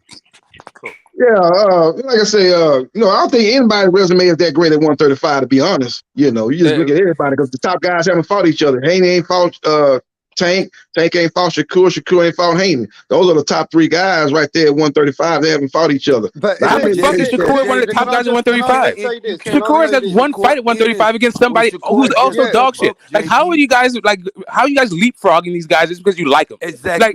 All we're talking about is the resume at 135. Like Shakur's resume at 135 is atrocious. It's one fighter. It's actually worse than Tank. Fight at 135. And it was against a nobody. Like it's an absolute fucking nobody. Like because nobody wanted to fight him. He tried to fight Campbell. Okay, nobody Let me ask you this then. Let me ask you this. Punch Drunk Boxing says, how come that all the legends and Tyson and everybody else recognizes Gervonta Tank Davis? Why do they call him the big star and their eyes are on Tank Davis? Why do the legends recognize him? Because he's a fucking Tank Davis and WRAPSTAR. Tank Davis is the super duper. I'm telling all y'all right now. Tank Davis is the super duper quadruple A-side. He's the new face of boxing, WRAPSTAR. Yeah, but whether they like it or why not, do the legends? I mean, to answer your question, and to answer a little bit closer to your question, all right, Ben, I get these guys but Tank is the new face of boxing. I get it. There's a culture clash, right, between guys who can punch and are knockout artists and guys who can box. It always has been this way. So what Tank is just doing is he is now galvanizing the support behind these guys who are knockout artists. Like the guys who are like into sweet science and all that stuff that don't really have the power to switch your lights off. They're not talking about how Tank is. Anyway, it is what it is. Like what all I'm saying, I'm not even saying that Tank is trash or anything like that. I'm just saying his resume at 135 is trash. Nobody fought anybody at 135. Yeah, I say Tank done gravitate to all the casuals, because that's who Ryan Garcia had. All the casual fans, not the hardcore, not like you Get the Smoke or some of these brothers up here on the platform. He had the casuals, people who think that this what's gonna happen, but not looking at the sweet science of boxing. This is why I'm trying to understand why Tank avoiding Devin Haney. This is why I'm trying to understand why the shit ain't making sense to me. And I know what Tank could do to anybody. Knockout ratio is motherfucking 90%, bro. Plus. So why Devin Haney and why Tank don't want to fight this nigga? Because you don't have to, man. Like, listen, you already put the card in the face of boxing by fighting these fucking low-level fucking bums, like damn near bums, like straight cans. Yeah, but why does he get? Okay, you tell me. You tell me. Okay, can I ask a question? Can I ask a question? Just a straight question. Just a straight question. Teofimo Lopez fight. Why is Mayweather saying that he wants Teofimo Lopez to fight Tank and he wants Shakur to fight Devin Haney? Now, what Mayweather's saying is Teo beats Josh Taylor. He goes, that's the biggest fight for Tank Davis. That's what Mayweather's saying. Yeah, of course. That's what. Bro, okay, hold up a second. If you can keep maneuvering guys, any fighter going into their fight, Teofimo, he'll lose his promotion company. What do Teofimo? Hey, we were just talking a minute ago. Get the Smoke. What do Teofimo go? He finna blow everything with motherfucking Top Rank. He done said all this racial shit to them for the second time. Get the Smoke. And you remember the time when Bob Aaron told the Rooster come on the Crow. Now he's talking about Top Rank, love black fighters. And you know Bob Aaron's a racist motherfucker. Don't give a fuck about no black fighters. Okay, so all I'm saying is, here's the thing. Shit. If you can maneuver a guy to life-changing and generational wealth, and also get him to the Hall of Fame. That is what you do. Bro, can you please like stop stepping on everybody's fucking lines? Can I get my shit off? Let him get it off, Ben. Go on. Smoke. Thank you. Like I was saying, if you can maneuver your way to the Hall of Fame and make generational wealth along the way, that's what you do. That's why you see these guys who are fighting guys who play to their strengths and can't expose their weaknesses. That's how that, and Tank is on that trajectory, right? I don't think that it is a like just like Tank doesn't need Devin Haney doesn't need Tank. Boxing would like it. It would be great for fans and all this shit, but those two guys are gonna be just fine if they never fought each other. No, I beg the difference though, Smoke. Because just like you said that thing, and just like Teofimo need to beat Josh Taylor. If he going into this fight, and just that was the question about Teofimo and Josh Taylor, but you went to Devin Haney and Tank Davis. But Tank is avoiding Devin. Tank, and that's my homeboy. And I told you, man, you done seen my homeboys done cuss me out on other platforms, get the smoke. Oh, you down with this nigga? You Devin Haney, you right. I'm just saying, if this man can knock him out, though, get the smoke. And all you brothers, WRAPSTAR, any one of you dudes, why Tank ain't knocked this motherfucker out yet? Yeah, bro, like, listen, Joe Calzaghe didn't need to fight James Toney. For both Joe Calzaghe and James Toney to both be Hall of Famers. They don't need each other. Let me ask a simple question. Would Devin Haney do the rehydration clause for Tank Davis? Yes or no? No rehydration clause. It's not going to be no rehydration clause, WRAPSTAR, because it's going to be at 135. Only reason why the rehydration clause of Ryan Garcia because it was at 136. Yeah, but he didn't want Ryan Garcia to come in. Actually, that was a catchword. The rehydration clause had nothing to do with the catchword. He asked me a question. Devin Haney and Barrios apparently had a rehydration clause too. He never did no rehydration clause to nobody, WRAPSTAR. No, listen, Tank Davis gave Mario Barrios a rehydration clause. He given and just like Haney said, that's Haney Tank. That's Tank. Devin Haney said did that. Yo, Devin Haney said this the other day. He goes, I don't need to do no rehydration clause. He goes, Tank Davis needs me. I got the belts. So Devin Haney said, I ain't doing no fucking rehydration B-side bullshit for him. Haney ain't got to worry about that. That's not going to happen. Haney said he ain't doing none of that shit. You know, it's gonna be at 135. He ain't got to do it. Okay, hold up a second. Mario Barrios happened at 140. He got a rehydration clause. This was for apparently a title fight. I don't understand like what would make Tank ask for a rehydration clause against all these other people, but not for Devin Haney. You see how big Barrios was in that fight? Barrios was at middleweight in that fight. That's why he did it. He's moving up the weight, fighting a big junior welterweight. That would solidify both of them dudes. Okay, is Devin Haney a big 135 pounder? Tank beat Devin. Devin Haney, he's a big 135 pounder. Listen, this is not even about Tank specifically. I don't think Tank gives a shit. He can walk into the Hall of Fame. Yeah. And nobody won't Tank is comfortable at 135. Correct. If this dude can make tens of millions of dollars, like you guys got to understand something. The lower division, the divisions under 147 pounds, typically, like historically, don't make money. You have to go to at least 147 to start making money. Like Loma kind of changed that tire. He started. I think he did something like 20-something million impressions and stuff. Can I just get my thing off and land my plane? I won't be long. I got it, bro. I don't need to ad-libbing, bro. I'm not ad-libbing while you talk. Can I just get my shit off? Like I was saying, on every other like I was saying, like when it comes to Tank, across the YTBC. So hurry up. Okay, I'll do my level best. The interruptions is just making it longer, though. I'll tell you that. Like I was saying, Tank Davis doesn't need to fight any of these fucking people in order to get into the Hall of Fame and make life-changing money.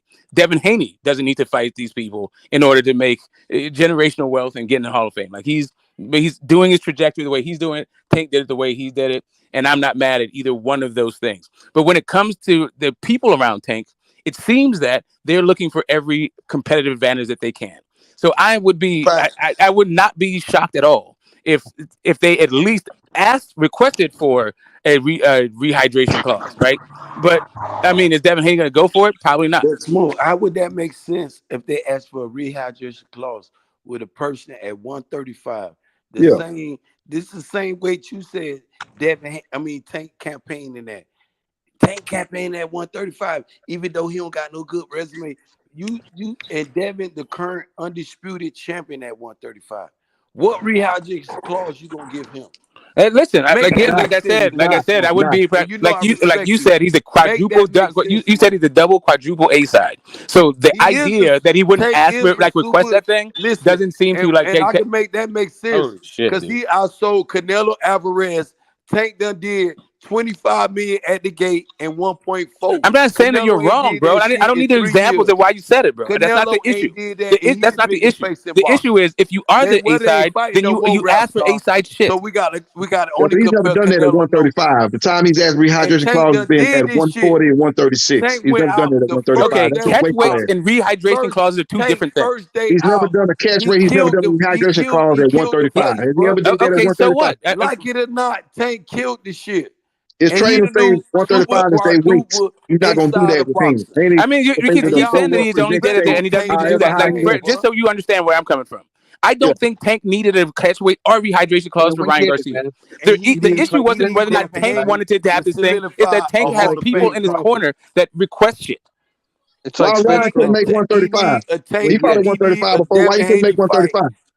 Who gives a fuck? Why does it matter? The dude doesn't fight at 135. He's not that. He's not even good, man. Like Ryan Garcia is fucking trash, bro. Well, he's undefeated. Okay, you saying he's trash? No, yeah, exactly. He was undefeated against fucking nobody. Like the dude can't fight. Like every technical flaw. Like that fight was one of the easiest fights to call. If you saw Ryan Garcia fight Emmanuel to go, and you saw Tank Davis fight Rolly, then you knew exactly how that fight was gonna go. It's not like there's not like a lot of like I don't know what the hell people are watching, but it's like really simple stuff, man. That guy could never fucking beat Tank. He's not good enough. The rehydration clause, the catch weight and the rehydration clause, that was all brinksmanship that Tank's team worked out. Tank don't need that shit to beat Ryan Garcia. Well, Tank said he did need it. Tank said we ain't. No, he said why wouldn't I do it? Not he said he needed it. He said why wouldn't I do it? We ain't want the man blowing up on fight night. Well, whatever. What I'm telling you is if he couldn't make, if he could have Ryan Garcia could have come in at middleweight, he would have got his ass knocked out. He's not good enough.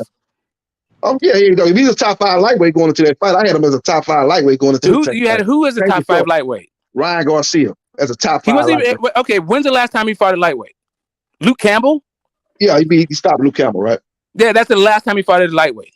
Yeah, well, he fought Togo at a catch weight. What 138? He fought Togo. No, the last fight he had at lightweight was fucking Luke Campbell. So how's that guy a top 5 lightweight?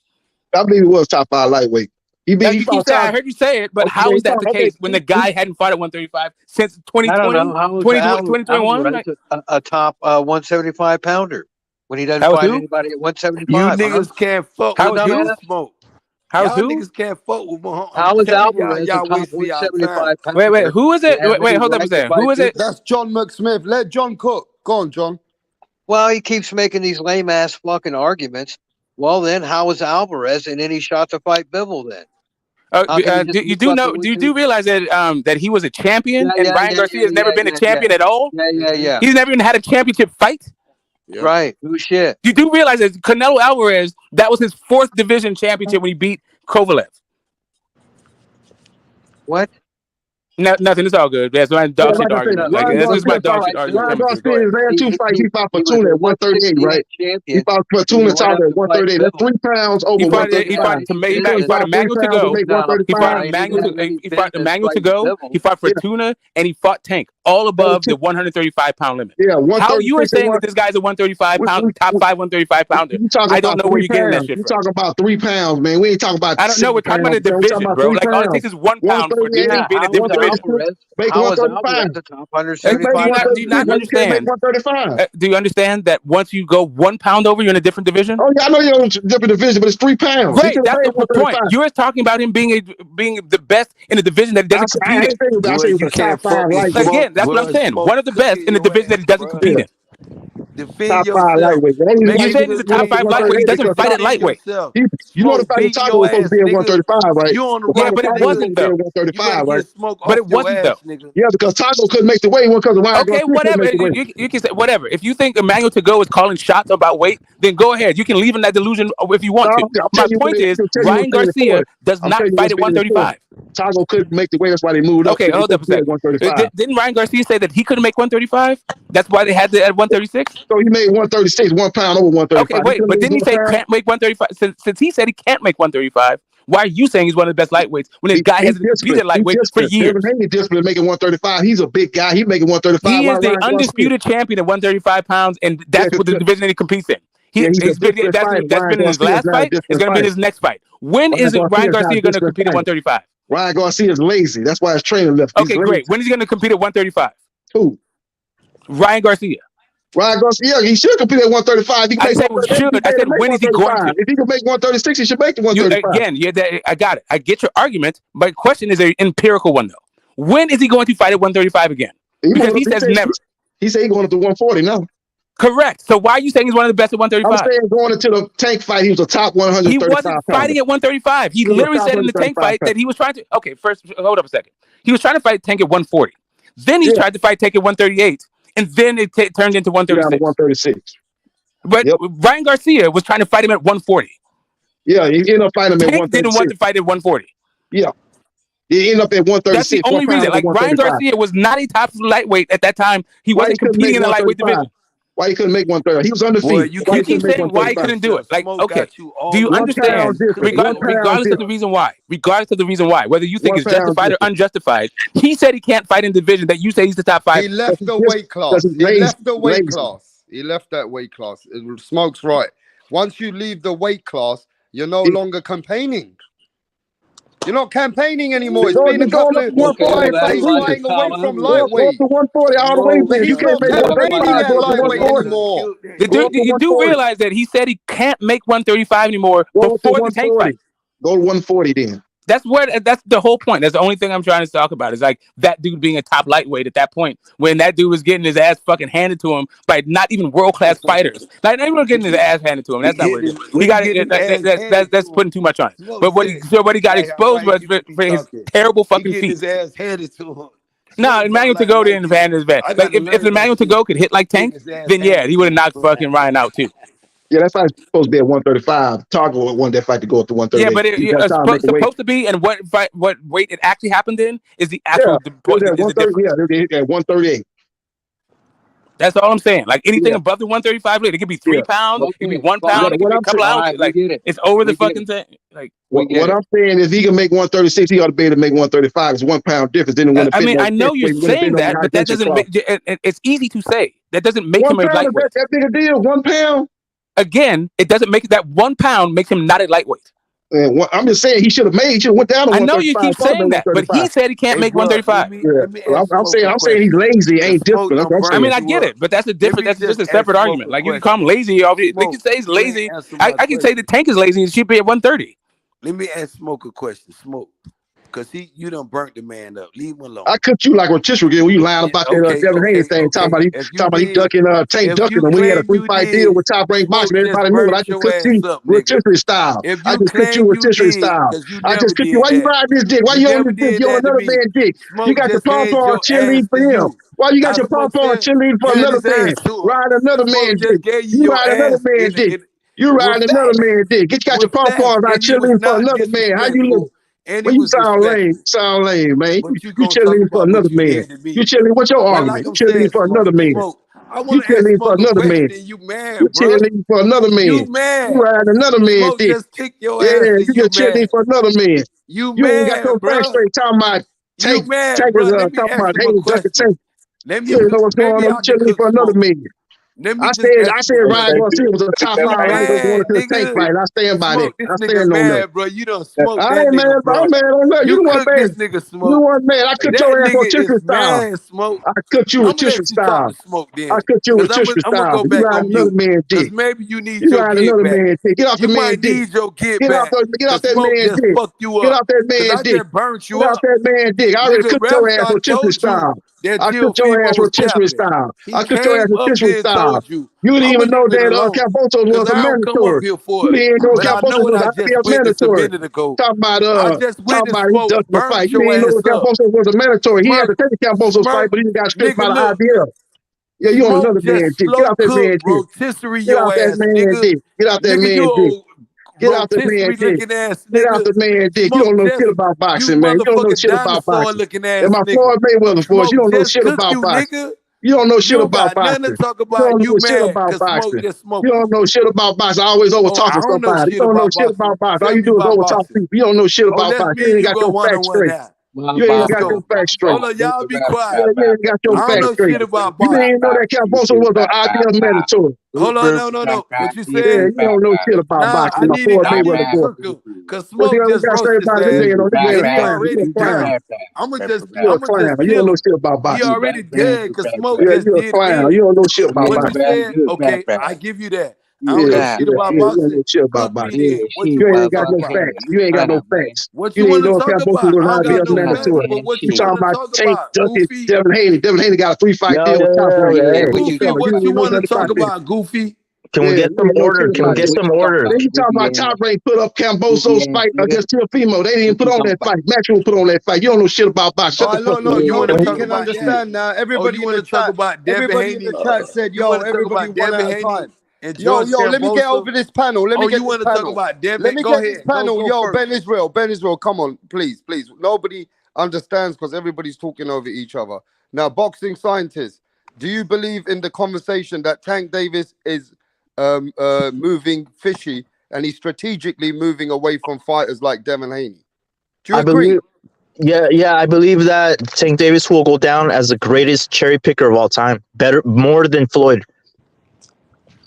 Yeah, Canelo already beat Floyd, so yeah, that's that. Floyd is not the standard right now. Canelo is like way more better. Like, there's no Rocky Fieldings on fucking Floyd's resume as a champion. Like, Devin is a there's no cherry picker. Yildirim's on his resume as a champion. Like, get the fuck out of here. No. No one asked you, Smoke. Cherry picker, bro. Devin a cherry picker. Come on, bro. You got to do better than that.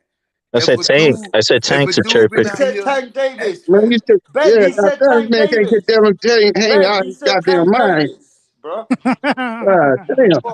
Y'all know Devin Haney. You ain't talking about Devin Haney. No, Haney doesn't duck no smoke, bro. There's other fighters in boxing besides Devin Haney. But he the best, though. Devin Haney is the fight this week, though. Like, I mean, I get it. Like, all the Shakur and Tank fans seethe at the idea that Devin Haney is actually showing improving while all these other dudes are just bumping their gums and like counting the pay-per-views and shit. Like, it is what it is. But for like boxing fans, this shit is like not compelling. It's fucking dumb, actually. It is Devin compelling. Haney, Devin Haney is the most Tank compelling Davis ain't proven. boxing fight right now. Devin Haney ain't proven either. Now he ain't proven. No, he's not proven. The undisputed champion. I'm sorry. Ryan Garcia, that was a proven guy, though. Ryan Garcia was a proven guy, not Devin Haney. Let me ask you this. Who would you take over Ryan Garcia versus George Camboso? Who you taking that fight? George Cambosos. Oh, I take Ryan Garcia. I mean, the fight's not going to happen because Ryan Garcia fights at 140 pounds. He cannot make 135 pounds.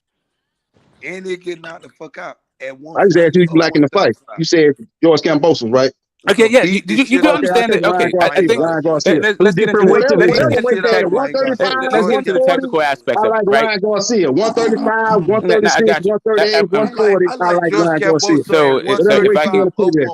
So George Cambosos' feet and hands they're faster than Ryan Garcia's, and not just that. Like, Ryan Garcia can only fight in fucking straight lines. He can't work angles at all. So you saying George Camboso can work fucking angles. Tell him about that hook, Smoke. Tell him that only hook. I don't know what fight you watching. Ain't no way in hell George Camboso got faster hands than Ryan Garcia. No, I think George Cambosos' hands are probably like, not only that, he's just more effective at even his style of fighting. Like, George Cambosos is an ambush guy. So what he does is his feet and his hands work in conjunction. But the thing about Ryan Garcia is he's all fucking hands. His feet is fucking trash. His neck, his chin is fucking in there. Like, nothing about him is good outside of the fact that he throws in combination. He has fast hands. But I don't even think his one shot is that fast. Like, no, and his feet don't fucking work with his hands. So why are you? And the dude is just fighting straight fucking lines. All you got to do is work angles on this guy. Why are you talking about Garcia, man? Hey, but can I ask Smoke a question? Because WRAPSTAR said... Yeah, I think Ryan Garcia beat Camboso. Camboso was a limited fight. He's a plus fight. I got it, man. Listen. Yo, let Tim Bayless get it off. These people have been waiting 20 minutes to speak. Man, I just got a quick one. Because GT said Devin Haney is proven. Devin Haney's not technically proven, because if Devin Haney was proven, he wouldn't be fighting Lomachenko. Of course he would be. Okay, do you not understand that Lomachenko has the best resume at 135? And became a franchise champion, bro. Fucking retarded. You're fucking retarded, too. Lomachenko gave up the WBC belt, bro, to avoid Devin Haney. Yo, Ben, Let Tiff get it off. He's been waiting over 15 But anyway, minutes. like I was saying, Devin wouldn't be fighting Lomachenko if he was already if it was valid. So you're saying that he got to fight Lomachenko to be certified? Yes, he has to fight Lomachenko to be certified. Nobody looked at Kambosos as being the guy to beat Teofimo. It's looked at as a fluke. Smoke can go. No, I mean, Like you can. I don't know what. Listen, in all reality, Teofimo had a off night. It could be that he had an off night, but he certainly got dropped. I mean, he looks like the way he looks. Like, really, there's another argument that you can make. You could also make another argument that Teofimo just peaked. He just peaked too. Can I get? Are you still going? Let's look at it realistically. I'm trying to look at it, but like you want to talk more about Teo? Let's honestly look at it. You big mouth bitch. If Teofimo, without going through whatever he's going through, is a healthy Teofimo, and him and George Kambosos face off again, do you realistically have George Kambosos being the Teofimo a second time around? Easily. Just an honest answer. Just an honest answer. Yes, I got it. I got it. You're going all around the houses to talk about how Devin Haney's not proven. Right. So what we have right now? I got it. Can I just get through my point? Can I get through my point? I listen to you talk. Can I now rebut without being like interrupted every 5 seconds? Thank you. That would be great. I won't be long. I won't be long. I won't be long at all. Devin Haney is fighting Lomachenko. Devin Haney is fighting Lomachenko because Lomachenko represents the best resume. When they try to fucking talk. John, shut up, man. Damn. No, man, fuck you. That motherfucker talks over everybody. John, oh my God, dude! Why are you still dodging death, bro? Fuck that motherfucker, man. Fuck that. Ain't nobody worried about what you guys are going on, John Smith. We talking boxing. You were just in your feelings about being an old fucking fart. Like we're talking boxing. So, yeah, we are. So anyway, like I was saying, we're talking narratives. Cool. So, like I was saying, I don't know anything about boxing. Thanks a lot for that.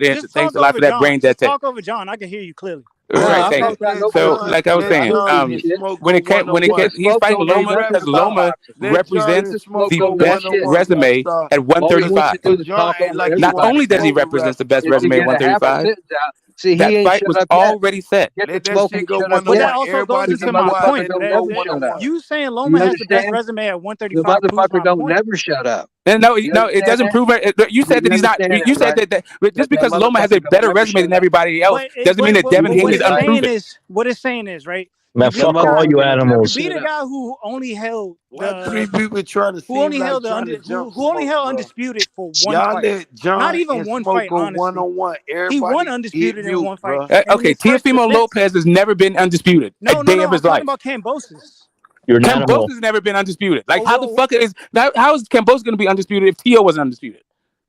Technically, the WBC. No, technically, no matter how you slice it, they looked at Teofimo as undisputed. If you look again, the oh my God, dude! Like, I don't know what fucking delusion you're in. The match was broadcasted as a undisputed match. So what? What do you mean? So what? You can't say that. You can't say that Teofimo is not undisputed. And yes, you can. You know how you can say ESPN themselves hosted the fight. Okay, undisputed. He wasn't so undisputed. What? Okay, hold up a second. You do realize that? Okay, hold up a second. You do realize that ESPN also said that Lomachenko is undefeated at 14-0. Come on, let them go. You also know that ESPN put up Lomachenko's resume as an undefeated fighter. You know how they can do that because the ESPN broadcast is not like they can say whatever the fuck they want. It's their broadcast. Motherfuckers. But you're overlooking the fact that the WBC used the franchise as a way to say it's similar to the. I mean, you can say all you want. All I'm saying to you is this. There's a reason why Lomachenko got the WBC franchise. Okay, you're doing too much. It's not that difficult. It was supposed to be. There's been 9 fighters. It was supposed to be an elevated title. You're trying to argue for the WBC's bullshit. It's not this difficult. I understand, hold on. Can I just get my point off, bro? Like, can I just get my point off, please? Like I was saying, there's been nine undisputed champions in the 4-belt era. None of them are named Kambosos or Teofimo Lopez. Teo was undisputed, bro. He was. Okay, great. So if you're to look up undisputed champions in the 4-belt era, why is it only 9 of them? And why is it only 9 of them? And that is not Teo or Kambosos. That's a damn lie. Teofimo ain't never been undisputed. That was a lie perpetrated by ESPN. Just like they said Lomachenko was 14-0. The motherfuckers lie every day. Yeah, like I mean, come on, like because the top ranked fighter got favorable coverage on an ESPN box. Like, get the fuck out of here, man. Yeah, but when ESPN has Bud ranked #1, y'all like, oh, that's right, ESPN's right. Them motherfuckers said Lomachenko was better. ESPN is right. Who gives a fuck about what ESPN Papa Panelists? Like, what the hell are you on right now, man? Like, you like completely lost in the sauce. That nigga pulled Bud out the clear color and said, boy, that nigga said Bud. Nobody wasn't even talking about Bud. That bitch went and reached for Bud real quick. Yeah, you know how many people like go up against the ESPN Papa Panelist saying it's bullshit? Masa Inoue has been on there since like 2016. He didn't fight fuck all in 2016. To go in there with Devin Haney to try to become undisputed. Some Tio ain't had a heart to do. He'd rather fight a mandatory. He'd rather fight a Mando. And he got dropped and he got his fucking ass whipped. Like people talk about it, the fluke and all this other stuff. Whatever. Why he didn't do it? But He'd rather take a Mando. you still didn't even answer my question. Would you have Teofimo losing to George Kambosos in a second fight? Yes. Yes. No, without doubt. He already got his ass whooped once. Of course I would. Of course I would. Like Teofimo looked like straight fucking trash to Loma. It looked like his entire career was just about beating Loma. That's and stop making excuses for that motherfucker. You don't make excuses when he knocked motherfuckers out. Did you make an excuse for Richard Coleman when he got knocked out? Bro, like, listen, dude, I'm telling you, like, bro, that was a knockout. That was a knockout. Bro, like, what are we talking about? How are you gonna compare a knockout? McKinson, that dude that had like 2 knockouts. Like, if that dude could crack, he would have fucking dropped TO2. So if you lose the decision, you get to make excuses. That's your motherfucking logic? No, it's just it was a good fight. Tio lost, but it was a good fight. Competitive. It was way more. It was way more entertaining than it was actually up for fight of the year. They got nominated. So I have a quick question for all these guys that like if Devin Haney and Kambosos aren't proving all this shit. You tell me who else be the pound for pound guy? You literally just said that. You literally just said that Lomachenko has the best resume. That's why he's fighting Devin Haney. I said he has the best resume, and he's also signed to Top Rank. He went over to Top Rank to get the Kambosos fight, and Loma was the next fucking guy up. That was it. Shakur wasn't in the division, and Tank doesn't fight at Top Rank. That's what Jermaine Ortiz got his ass by Loma. Like the 135 division, like Tio bounced. Like who the fuck? Like I don't know what you guys are on right now, but yeah, like Lomachenko, like is he a champion? No, he's not a champion anymore. Is he a title contender? Is he like the #1 guy? Without the belts? Of course he is. You're saying just by beating fucking George Kambosos alone. I'm sorry that man. Listen, listen. No. Beating George Kambosos alone to become champion because of course Devin Haney is 1-0 in 135 pound division, right? This is simple. It's simple. Beating George Kambosos alone at 135 makes you a proven champ. Okay, so if Devin Haney only had one fight at 135 and it's George Kambosos, you still talking. You still talking. You keep saying this stuff. You keep talking like it's not that shit. Like hold up a second. You said you said the only reason why is because he beat George Kambosos. Meanwhile, this dude is in his 7th title fight at 135. Is it simple to answer yes or no? Yes, because what you're okay. Your premise is fucking. It would be easy. It would be so hard to holy shit because what you said is fucking stupid. He didn't get stupid. It is because he didn't fight. He fought more than one guy at 135. You're the one talking about he's only proven because he fought George Kambosos. That's stupid.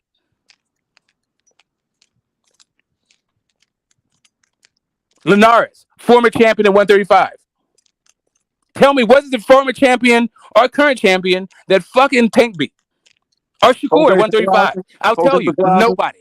You talking about 135? That's what we're talking about. The best at 135. Tank is the worst. Yeah, Shakur is the worst, actually. But you guys are talking about how Shakur is the fucking best. Like, yeah, he just got that at 135. Correct, and you're still talking about how he's the best at 135. Yeah, that guy is not proven at 135. You gonna tell me that Devin Haney's not proven?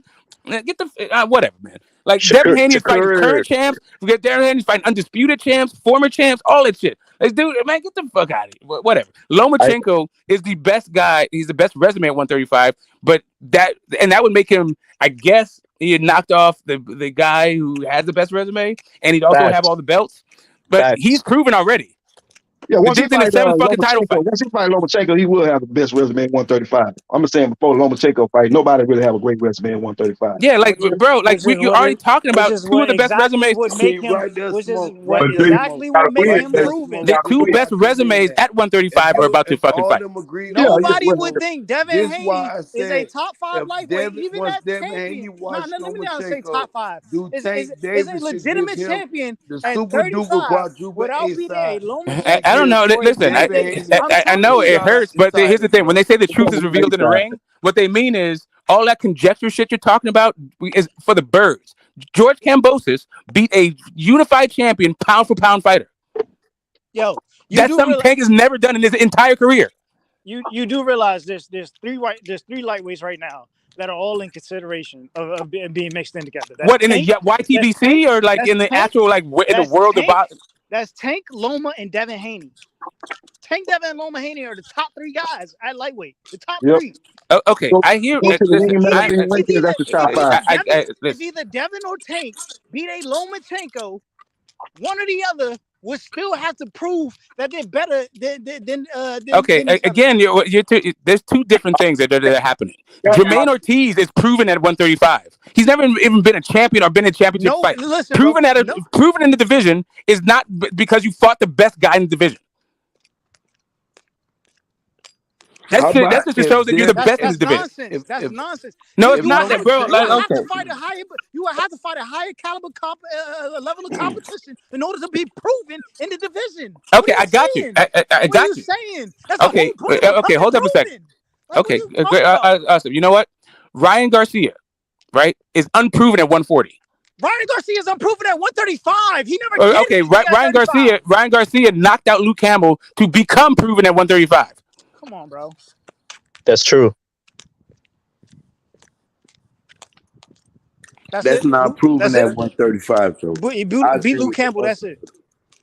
That's not. If you're not one. He beat Luke Campbell. That was the fight that proved that. That was the fight that proved that he was a 135 pounder guy. That's it. That was the fight that proved it. He didn't go any higher than Luke Campbell. Correct. Because you don't have to. Because all we're talking about is proven. But nobody said he's the best. You are conflating two different concepts. He got you there, Tip.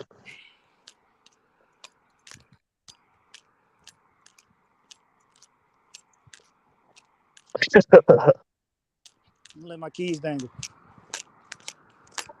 Yeah, Tip Bayless, man. That Devin Haney, man. If he get past Lomachenko, then he is proving he's the best. Now, if he lose, I'm not gonna argue that. That's what I'm saying. That's what I'm saying. That's what I'm saying. Devin that's what I'm saying. Devin is fighting. That's why I'm telling you, Devin is fighting Loma. Even Bill Haney knows that shit. Bill wouldn't even argue against me on that. but even Tank Davis, it's logic. It's the same reason I would say even if Tank fought Loma, you would still have to say Devin is unproven because Tank beat the guy. But that's because Devin is avoided though, bro. Like Ryan ducked him. Wants to hear that Devin is avoided shit, bro. I don't want to hear that. Tank ducked him, bro. Tank ducked him. I don't want to hear that BS. Listen, listen. Check this out. Either one of these motherfuckers can send a contract to each other. They got managers. Devin's daddy is a manager. Tell us to the fucking contract. They're fucking champions. The fuck are we talking about? Yeah, but Devin can't send Tank no contract. Yeah, Tank right. Like the dude literally said that like you're the B side don't send contracts. That's what his representation says. Yeah. Nah, they can't do that. Tank will have to send them a contract. Tank is the clear A side, no matter what happens Saturday. And based on the number. Tank's not even a favorite going into the fucking fight. Oh yeah. We ain't talking about who the favorite. We just talking about who was the A side. He wouldn't be the A side if he's not. Hold it. What? Tank is not going to be. You think that Tank won't be? You don't think Tank will be favored in that fight? No, Tank wouldn't be favored in that fight. Okay. I think Tank would be favored in that fight. Right now, if Devin Haney beats Lomachenko, which I have Devin Haney beating Lomachenko, he's not going to be a favorite against Devin Haney in that fight. I think you will be. Look at Devin Haney's resume. Devin Haney has fought better competition than Tank Davis at fucking 135. Facts. Yeah, the only thing is that Tank Davis has 2 knockouts at 140 in the 140-pound division. He was getting out because yo. Are we blind here, bro? Are we blind? Do we not? I mean, we're just talking about odds right now. All it is, listen, I'm not arguing with you about the other thing. The only thing we're talking about is who would be favored to win the fight. Bro, Tank is garbage. Tank is absolute garbage, bro. Tank ain't no garbage fighter, man. Come on, I know you don't like him. No, let me tell you why. Let me tell you, hey, Tip, let me explain. Fucking Rolly Ramirez, bro. Let me explain why Tank is garbage. He needed a mole. He needed a late afternoon weigh-in. He needed a rehydration clause. He needed a catch weight just for little old Ryan, bro. Up and coming prospect. Come on, fool. And you guys praise that as like such a great victory. Listen, I don't care about none of that shit. Who you thought was gonna win that fight? Yeah, like for me, there's a level of like if you're a title challenger, then you're not a prospect. Those are two separate things again. It was not for a title, bro. It was not for a. Yes, but he was in it. He was a title challenger. He just didn't pick the fight. What are you talking about? 136. Ryan Garcia is nobody's prospect. Bro, at 136, no belts were on the line. He would have had to go all the way down to he would have had to go down all the way to 135 for that belt. Okay, the point is he's not a prospect at any division. In any division, he's just not a prospect. He's way past the prospect stage. He's a 24-year-old that's never been a champion. A 24-year-old. You know, there's a 22-year-olds at work that have been champions. Like, okay, so what does that make Tank? What does that do? Whether or not you're prospect. So what does that make Tank at fucking 28? Like, he's still a prospect at 28, not even a real champion. Who said the Tank's a prospect? Where are you getting this shit from? What do you think a prospect means? Fucking Reggie Bell makes you a real champion now? Or like, what the fuck? He's a 3-time champion at 130 pounds. Not in my book. Not in my book. I don't know what book it is. I don't know which book it is you're reading from, but Tank is not a prospect. Neither is Ryan Garcia. These are not prospects. For a quick second, I'm going to just debunk your whole Ryan being Luke Campbell shit. No, it makes him proven because in the Ryan and Tank fight, everybody knew going into that fight Ryan wasn't fucking ready because Ryan didn't face anybody towards that level of competition ever. You say everybody, but there was a lot of people picking Ryan. Okay, do you know that fight didn't happen at 135? First off, the fight didn't even happen at 135. The second part of that whole thing is being a proven guy doesn't mean you're the best guy. I'm just letting you know other people are in the chat. Yo, Punch, you want to say something while people are screaming at each other? I say I'm debating about a bunch of dudes that got a lot of incomplete work. Like all these dudes probably beat one guy. Like Ryan just beat Luke Campbell. Devin Haney became undisputed by just beating one guy. Tank Davis, who he fought at 135 with Ryan Garcia. So y'all just arguing like if this was the welterweight division where a lot of people put in work like Earl Spence, Keith Thurman, and that's what it is. That's why y'all going back and forth. Hold up a second. You do know that Bud would become undisputed by fighting just one guy, though, right? That one? You know that Ryan. You know that Bud would become undisputed by fighting just one guy if he wins that fight. Bud would be unproven. Welterweight division. I said at welterweight division, people are arguing like this was the welterweight division of people that put in work. That's the reason why everybody's all over the place. No, the issue that Devin Haney, hold on, Devin Haney undisputed run is not as valuable, and we all saw it with the ESPN panelists and for the pound for pound. They never put him on the pound for pound for beating George Kambosos.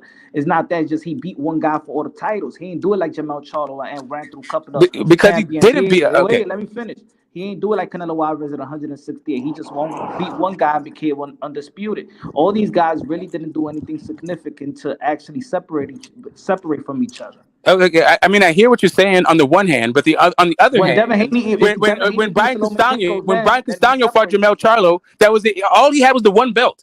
It was the other guy who did all the heavy lifting. When you get to an undisputed fight, like at that point, it's two champions. Unless you like, hold up a second. Can I get this off? Because everybody keeps acting like George Kambosos. Can I finish my point, bro? Like you went all over. Can I finish my point, please? Thank you. Fuck. So just because you fight, hold on. Can I finish my point? Yo, you can just okay. He beat Charles again. Right. So he beat Tony Harrison. He put in the work. That's why he's Castano didn't though. Castano didn't. And that's why Castano didn't at 154. That's why there's no Castano did it, debate bro. at Like I was 154. saying, And when there's it a comes to debate at undisputed, lightweight when it comes to division. undisputed between two champions, it doesn't matter if it doesn't matter if one guy only has one belt and the other guy has 3 belts, Yes, it or you does both have matter 2 belts. because you put in Like the work. Yes, it you does matter because okay? you put Hold in up the a second. work. Again, nobody's talking about. If you want to talk about putting in work, Devin Haney put in work. This is his 7th title fight. Put in the work to separate himself significantly from his contemporaries. That's why there's a debate. Wait a minute, significantly from his temper. Okay, hold up a second. 154. That's why it's the difference. Okay, hold up a second. Oh, you said he has to separate himself significantly from his contemporaries. Yeah. No, okay, cool. No, all right. That's So what you don't get, bro. That's why you don't get Bob Arum placing him in a fucking fight with Vasily Lomachenko, bro. That's what you don't understand. What the fuck? Anyway, like I was saying, like when it comes down to the 135-pound division, the two most proven guys in that division right now is Tank. Is Loma and Devin. Said the answer. You answered your own question, bro. You answered your own question. You know why the fight's happening. You said Lomachenko has the best resume. We know. I also said another thing. I also said something else. Did you miss the point when I said that he's also at ESPN? And then he has a 3-fight deal with ESPN. It's not just that Tank. It's not just that Loma has the best resume. He's also on the right side of the fucking thing. Everybody knew he was going to fight Loma after the Cambosis fight. He's fighting Noah. He's still trying to put some weight on the undisputed bout because he haven't done enough. Right. Listen, I got you. So here's the thing. The debate in lightweight right now. The debate in lightweight.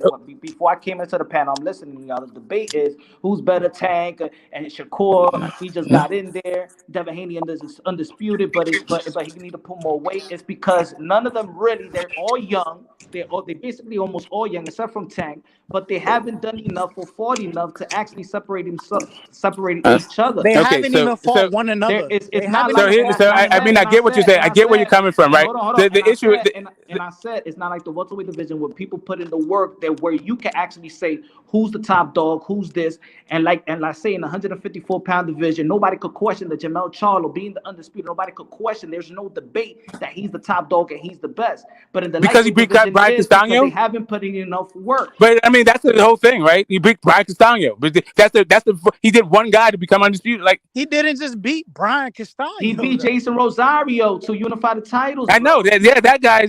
I hear you. And Jason Rosario beat J Rock, and I mean, I got the whole progression. That's not the issue. But we didn't fight Jared Hurd, right? The issue that here's really what it is. There's two different things: cleaning out a division versus being undisputed.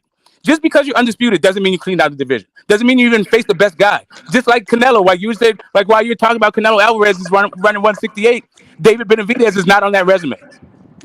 That's not Canelo. So that's why. So look, my brother. That's why there's a debate on that division because I get you. That's why there's a debate. That's why there's a debate in the lightweight division. Right now, I hear you. So the issue that we're having is that they're saying that Devin Haney's not proven at 135. Because he's not fully proven. But he is proven. That this is his 7th title fight. Of course he's proven.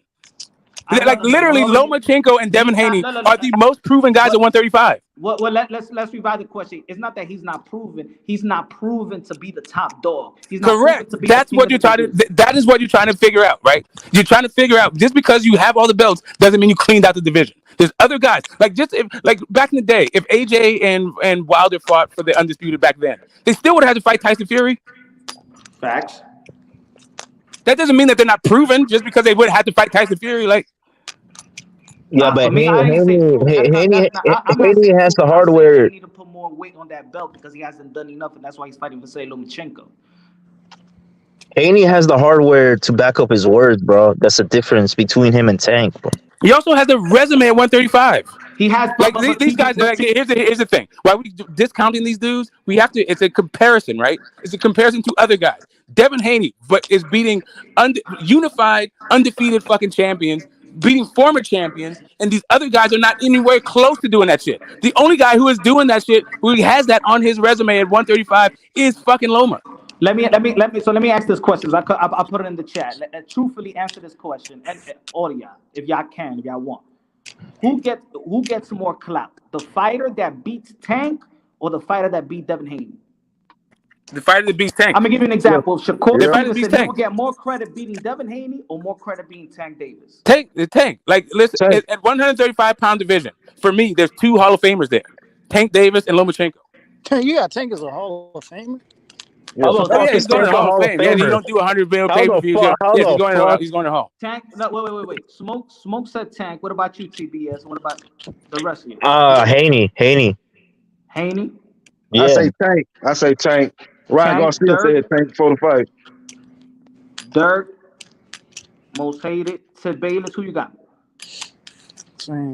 Shakur beating Tank or Shakur beating Devin. What gets you more clout? Beating, let's say, for example, it could be anybody. Pitbull Crew, but if Shakur beats Tank or Shakur beats Devin Haney, what gets him more clout? It's simple. People, you're gonna go with the It's more simple. recognizable Tank. name. Exactly. So see, that's why there's a debate. Yeah. You could be undisputed, but still, Tank is that guy. Man, see, y'all are the problem. Anyone who said Tank, y'all are the problem with boxing right now, because y'all are with that whole fucking belts don't matter movement, bro. It's And not that the It's belts not the don't belt. matter. The belts. It's not about the The guy has belts. It's The not guy about is a 3-time champion in 130. fucking Reggie belts, fool. Come on, No, man. these are not Reggie belts. There's no Reggie belt for the IBF. And he got the super fucking title off of fucking Leo Santa Cruz, a guy that might also go into the Hall of Fame. I don't know. I don't think he should get there, but I mean, he's a 4-division champion. All this shit. Even Tank's win over Leo doesn't hold that much weight because Leo came up 2 weight classes. Hey, listen, I hear you. He didn't come up anyway. Okay, Leo Santa Cruz was the Leo did champion. move up in weight. What are you talking about? Hold up, Leo Santa Cruz was the champion. 126 pounds. There was Leo even Santa a Cruz was a rehydration 130 clause pound for champion. Barrios, fool. Like, it was a rehydration clause for Barrios. Like, come on, fool. This guy is the biggest cherry picker ever. Not really. What? Yo, people see. TBS. No matter what, with the rehydration clause, people see the skills. People are seeing above, or they seeing the skills of Javante Tank Davis, bro. But also, like, the guy has a track record. He also has a track record. Like I'm saying, like these guys are young. Like Tank is like 4 years older than Devin. Like, of course, he's just been putting. The guy's been in big fights, big cash fights. The guy's been talked about for years. All this shit. Like, of course, Tank has more cachet. But the issue, like, is a more interesting question is who gets you more clout, beating Shakur or beating Loma? Because I think it's still beating Loma, but some people might say beating Shakur gives you more clout. I don't think so. No, in the lightweight division, I think it's still. In the lightweight division, I still think it's Loma. And then also another thing. That's the issue. GT. I'm gonna explain why it's so simple as Tank. Tank is already a 2-division champion, right? Yes. I mean, it depends on what you think of the WBA world title. He's definitely a 3-time champion at 130. So you would consider Tank a 3-time champion? Yeah, a 3-time champion at 130 at 130 pounds. That's if you look at his history, it would be more recognized than Devin being just the undisputed champion at 35, but beating just fucking George Kambosos. I don't understand. Like, okay, do you understand that George Kambosos was not the undisputed champ? Do you understand that was a unification between 2 champions? Okay, that's cool. He unified with George Kambosos, and he became undisputed champ. That is how he did a thing. Like, but before that, he was a champion and defending his championship title multiple times. Even with you saying before that, he was an email champion. Yeah, I mean, he was an email champion. Then he defended the title, so he's no longer an email champion. No, he still got the belt. It's somewhere in Cambodia. He was a belt. I mean, that's listen. You can criticize how he got the belt, but what he did with the belts is made him a legitimate champion. Yeah, it was the belt. He was the belt holder. Nobody considered him as a champion. That's no. I mean, I don't know what he said. Nobody. The WBC did. The WBA did. The IBF did. Like everybody, all the sanctioning bodies considered him a champion. But you just Suleiman was saying that he was undisputed, though. Suleiman said that Teofimo was undisputed. My point about Teofimo. Yeah, I got it. It's because Suleiman was trying to sell you the franchise belt. Yeah, Suleiman doesn't speak for all of boxing. He speaks for the WBC. Mm-hmm. Lopez wasn't giving Haney an opportunity. Motherfucking Tank wasn't giving. That doesn't make sense. Yeah. You're saying Suleiman doesn't speak for all of boxing. He speaks for the WBC. But if the WBC is the one that owns the title, and they recognize the what was the belt? What was the belt? Yeah, you're just missing the point. All the sanctioned bodies. Listen, there's one belt. If he got upgraded to the franchise, and they recognize the franchise as the fucking here's the thing. Like, listen, the only person who recognized the franchise was the WBC, the people who created it. The IBF didn't recognize it, the WBA didn't recognize it, the WBO didn't recognize it, which is why he wasn't the undisputed champion. because those sanctioning bodies, those sanctioning bodies. Okay, just so just hold up a second. In every division, there's one belt that is recognized by all 4 sanctioning bodies. The belt at 135 that was recognized by all sanctioning bodies was not the franchise belt. It was the belt that Devin Haney had. It don't matter. Okay. I'm gonna destroy your argument. I'm going to destroy. No, let me That's get. not an Let me. argument. That is a statement of fact. No, let me get at him. Hey, tip. Let me shit on this fool. Let me shit on him. That is not an argument. That's a statement of fact. No, let me shit. Tip. For your own good. Let me shit on him. Regular champion is the guy defending the mandatory belt. Shut up. There's no such thing as a regular champion anyway. Like all this shit is just colloquialism. You gotta unplug from the internet. That's all. You gotta like do some research and find out what the fuck's going on. Yo, let me just say something, and then I'm gonna dip. I'm gonna dip after this. Yo, Tip. Why don't we recognize that guy as the champion? Yo, Tip. Let me just say something, and then I'm gonna dip. You're debunking Devin Haney as even being a fucking undisputed champion. If you're saying that shit. Oh my God, Tip. Because the WBA has 2 belts. So for fuck's sake, Tip. Do you not understand that the WBA can have a gazillion belts? There's only one belt in every division that all 4 sanctioning bodies recognize. Okay, your argument is the sanctioning bodies.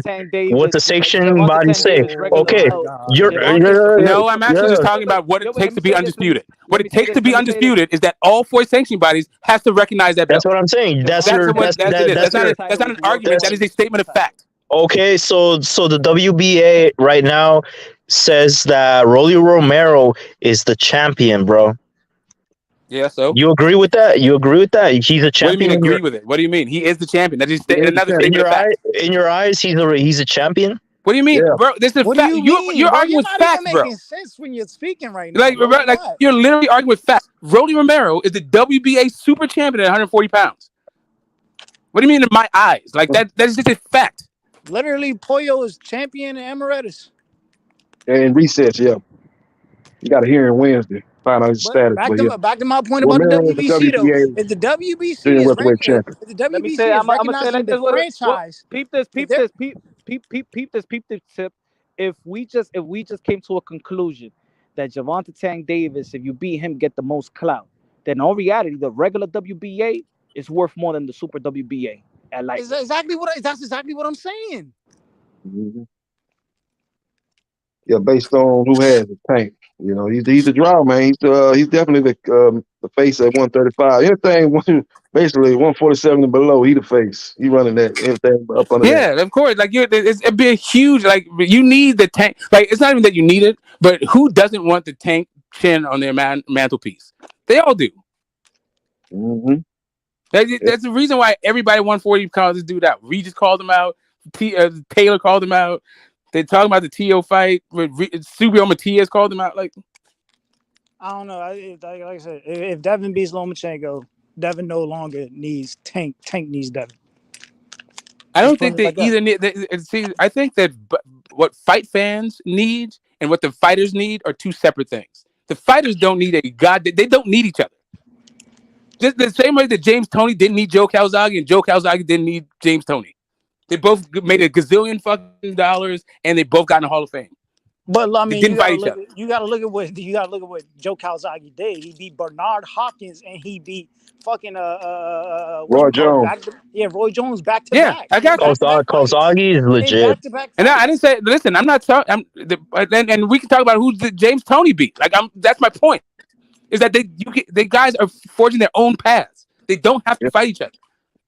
Yeah.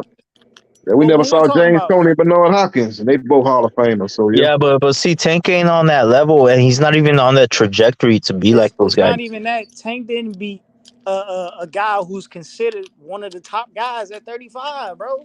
He's just It's not. I mean, it's literally because of his resume and his body of work, not because of the strength of his schedule at 135. Why would you fight Devin Haney and get so easy fighting these C-level guys?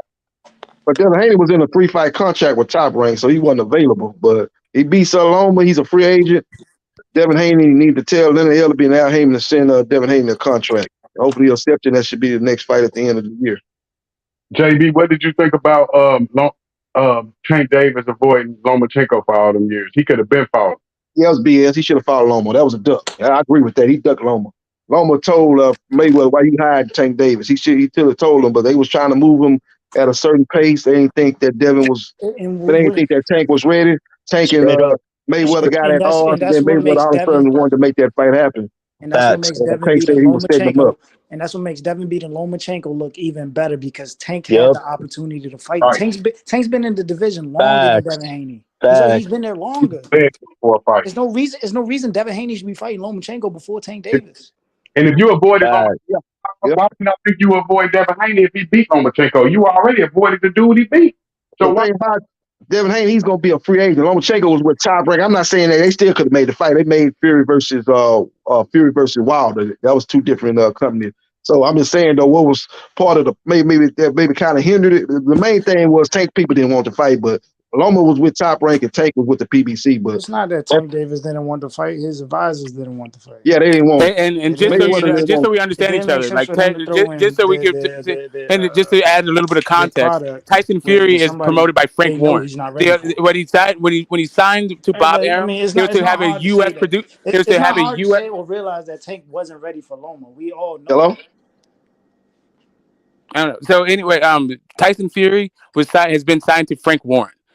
Bob Arum, they signed a co-promotional deal to promote his U.S. fights, and because he felt like, they said that he felt like he got jobbed in the first Wilder fight, so he needed some, some backing. But I don't know, like that made the fight harder to make actually, because they were supposed to rematch immediately, but instead he signed a 5-fight deal with Top Rank, and then we got Tom Schwartz and Otto Wallin. Yeah, two no names before the fight happened. But they did come together and they had 2 successful pay-per-view events. No, I mean, it's not that. Okay, he literally signed there because he already knew he was going to fight Wilder. The Wilder rematch was already going to happen before he signed to them. It's not like they came together. They literally had the fight already, and he went to another broadcaster so then they can do a thing together. It's not like, it's like, like Devin Haney. I don't know. Anyway, I'm not even going to go into the whole thing. I'm just saying that these guys, and that was a heavyweight fight that did really well, right? So they already had a market for it. They already knew they just needed to pump that market a little bit more. It's a little bit different than sending your fighter to like another platform kind of shit. Or the fight is going to be big enough that you can do a cross promotional thing. Like not all fights are like that just because Tyson Fury and Wilder happened to be in the rematch. In the third fight. Tank Davis wasn't ready for Lomachenko. What you mean by that? I think Mayweather and Leonard Ellerbe and Al Haymon, they didn't think Tank was ready. Lomachenko was looking for that fight. They didn't think he was ready. They wanted him to get a little bit more seasoned before he get in there with Lomachenko. Lomachenko at that time was on many people's #1 pound for pound list. So they didn't think that Tank was quite ready. Tank might have been ready. They didn't think, a lot of people thought he was going to lose to Pedraza. Pedraza's not Loma, but a lot of people thought he was going to lose that fight. But Tank stepped up and beat Pedraza decisively, stopped him. That was the fight that Tank was an underdog in. That's the last fight. I think the only fight he's been an underdog. Mm-hmm. Yep. And I don't think he's going to be one again. That's the last time he's going to be an underdog. Fool. He's on that cherry picking fucking blueprint, bro. What I meant by Tank not being ready for Lomachenko, if you look at the skill level around the time, Tank wasn't even close to being on Lomachenko's level. It depends on which time you're talking about, because they've been talking about this fight since he was 22 years old. There's a certain point in the thing where that narrative was not the case, right? I think by the time he was 24, 25, he would have knocked fucking Loma's block off. Yeah. I don't know. When he went over there to the no, we never got the fight. We never got the fight. I think the level of experience Tank has now, it makes it a better fight. Yeah, it'd be a better fight. I actually a better fight, bro. It's not even a fight. Like he will decapitate fucking Loma right now. But that's what I'm saying. Like, it makes See, I hope a better fight for Tank. I hope the winner of Haney and Loma calls out Tank, man. Whoever wins, whether it's Loma or Haney, I hope they call Tank's bitch ass out, man. That's all I hope. And fucking, I guarantee you, fucking Tank won't fight either of those. So, do you call Canelo a cherry pick? Yep. Because Canelo Alvarez is a bigger fucking cherry pick than goddamn Tank Davis. No, he. Are you kidding me? The boxing How section. do you become a 4th division champion undisputed by cherry picking? Full explain that Oh, shit to me. okay, yeah, by not fighting the best guys in the division. Okay, so we're just talking about the undisputed. He has We're just more talking about this undefeated. idea He about has more this fucking whole thing. undefeated champions. He has more undefeated boxers on his resume than Floyd. Man, get the fuck out of here! What the fuck are you talking about? Okay, I'm sorry. Didn't you say that Floyd was a cherry picker? Yeah, Floyd was a. So apparently that doesn't make you not a cherry picker or not a cherry picker. It seems Man, like what you're highlighting is you're one. picking up the weakest guys to fight those guys and then avoiding the other guys. So you can say I did this whole thing a champion thing. Who the fuck did he? I'm not even going. Okay. Who did he avoid? That's so great. Who did he avoid? That's so great. I don't know what you mean by so great. Can you just avoid them? Do they have to be so great? What the fuck are you? Can you just avoid them? Yeah, of course, if they have nothing to offer, you're gonna avoid Okay, hold them. up a second. If they do nothing for your legacy, if they do nothing for your legacy, why the fuck would he fight a bum like fucking doodoo? Oh, well, there you go. So then I guess there you go for Tank Davis too. If it does nothing for your legacy, then why in the hell would you fight him? Why are you calling Tank a cherry pick? Because he's not fighting he's not fighting for real belts, you idiot. What the fuck are you okay, on? he's already had belts. You idiot. Imagine saying Rocky There's 3 division world champion. Yo, just picture this. Imagine saying Rocky Fielding improves your legacy. Exactly. Like, come on, man. Like, at the yield room. Like, to compare to a first ballot. Yo, Canelo could have retired after he went undisputed, bro, and fucking been a he could have retired before he went undisputed, and he would in the same spot. Him becoming undisputed didn't do shit except for the 168-pound division has an undisputed champion now. See, you don't respect. What do you mean I don't respect it? I'm just listen. What I don't respect is the idea that you're like Tank is a cherry pick, but Canelo's not. Floyd is a cherry pick, but Canelo's not. Of course, all of these guys are cherry picks. Well, now, you okay, want to talk about who did it worse, who did it better, or whatever.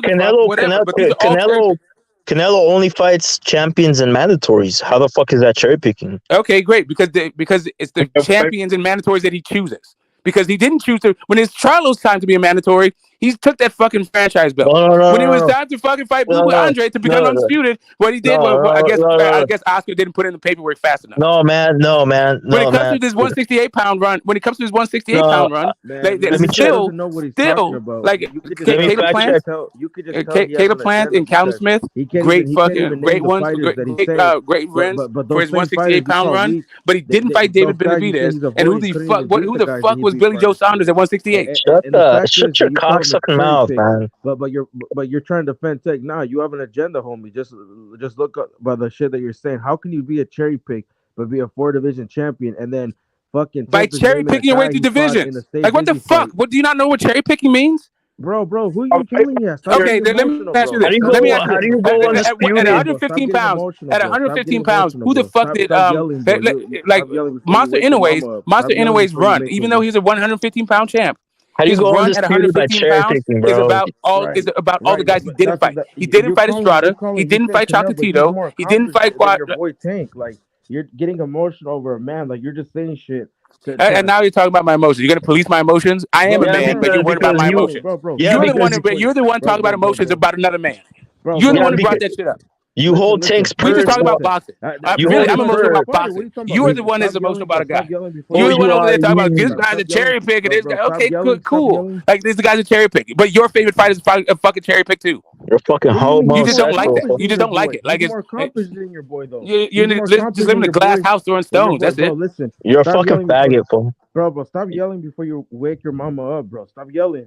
Talk about boxing, man. Keep it boxing, man.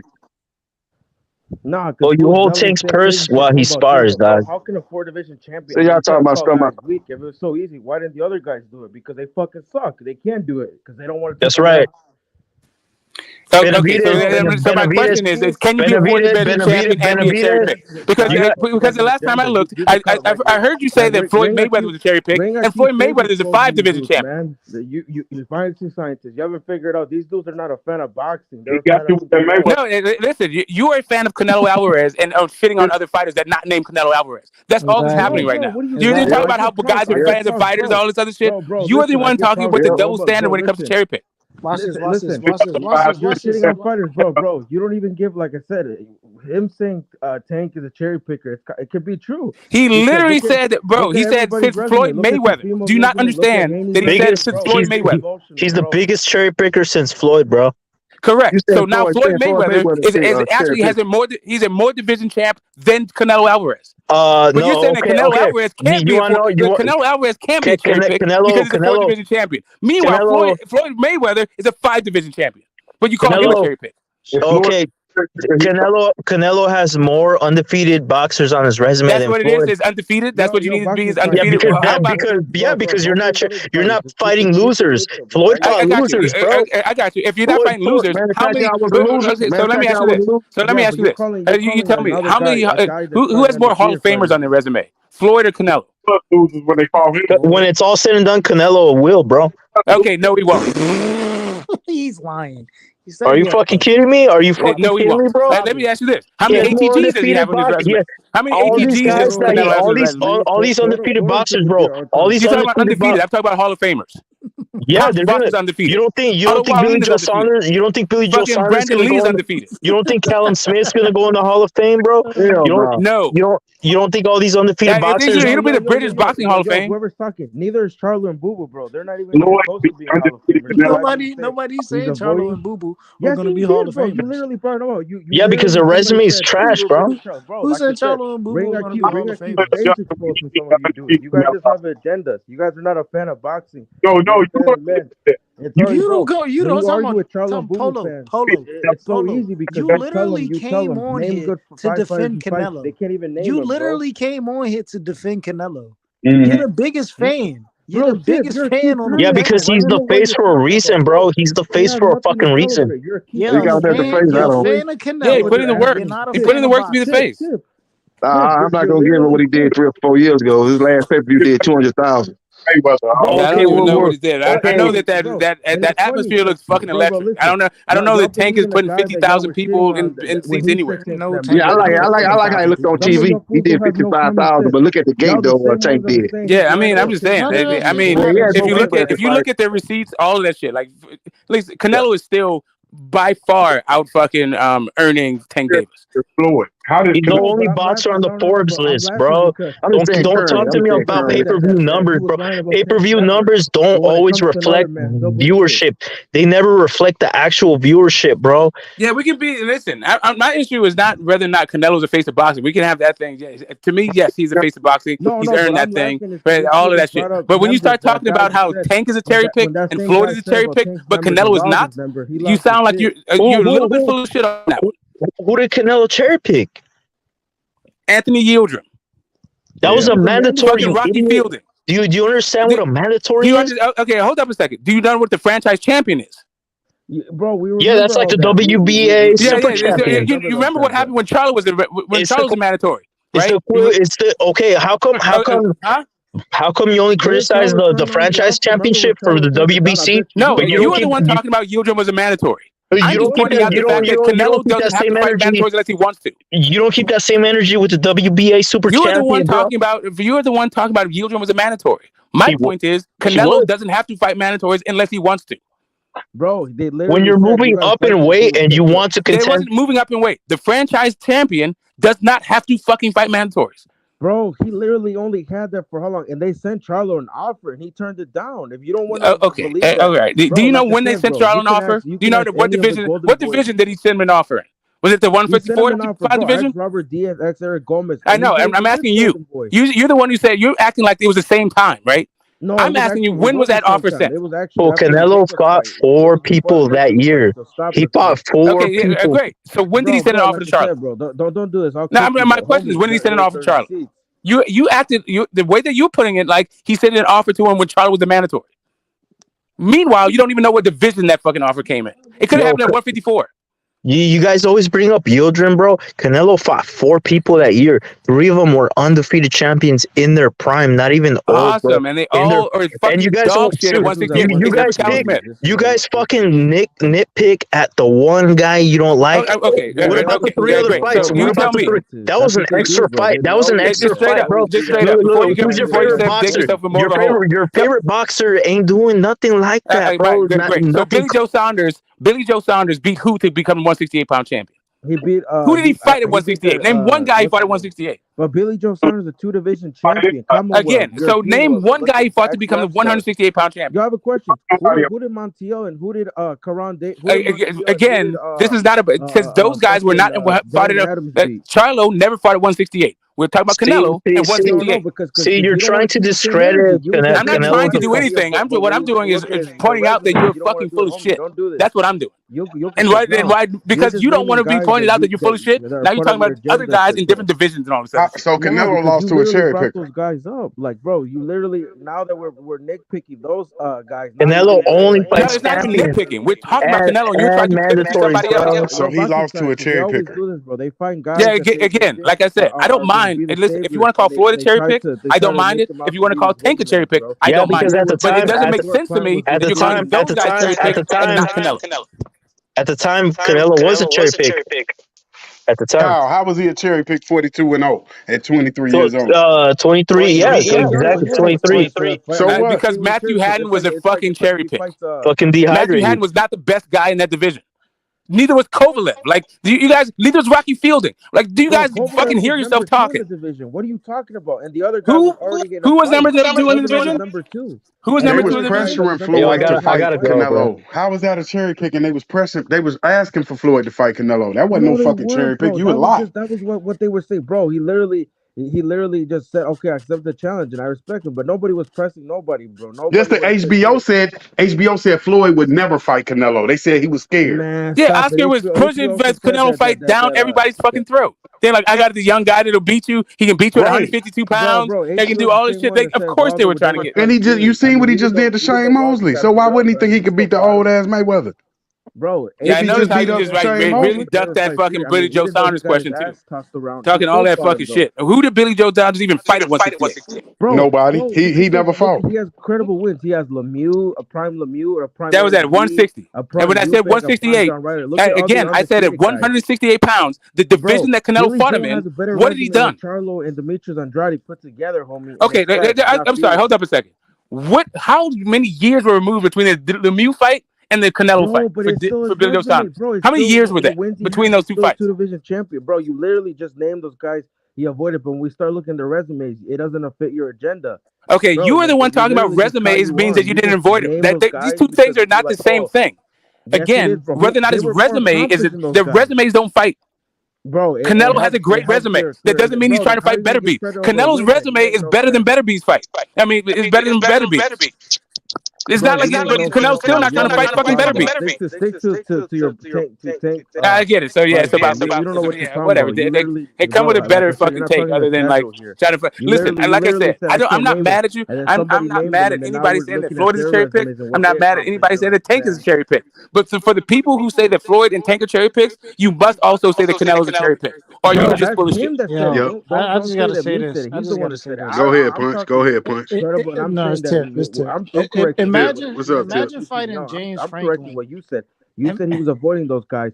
But as soon as someone names the guys, all of a sudden, oh, I know who they are. And then I start saying, oh, but who did they beat? Exactly. You don't know what you're talking about, bro. You just have an agenda. You just think those guys. Yeah, I know. The agenda is keeping it fucking even across the board.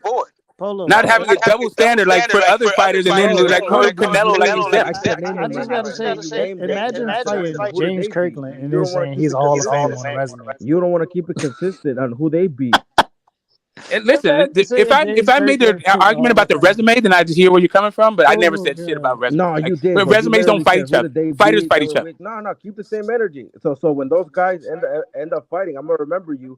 Because if you ever come back, I don't give a fuck what you remember, bro. Like I don't give a shit about none of this stuff. All I'm saying is fucking like if you want to go around calling fucking Tank and Floyd for cherry picks, then you also need to apply that same metric to fucking Canelo. That's fact.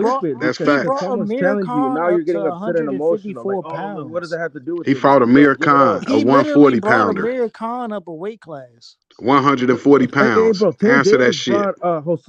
Hugo Reeves to division. 155. How come he didn't rematch Lara? Like we could do that for all fighters. Charlo brought up Brandon Adams for 154. Rematch Lara. Exactly. Keep the same energy all aboard. Oh, God. So he wouldn't rematch Lara, but he deserved a rematch with Bivol. That shit don't make sense to me. Man, stop it. So did Lara give Molina a rematch? So why the fuck do Bivol? Why do he deserve a rematch with Bivol? Molina a rematch? Exactly. You probably didn't fucking know who Molina was, and you didn't even watch the fucking fight. You just opened your fucking mouth. That man, this dude, like, not only did he fight Matthew Hatton for his fucking first title, old ass goddamn Kermit Citron, old ass fucking Sugar Shane Mosley.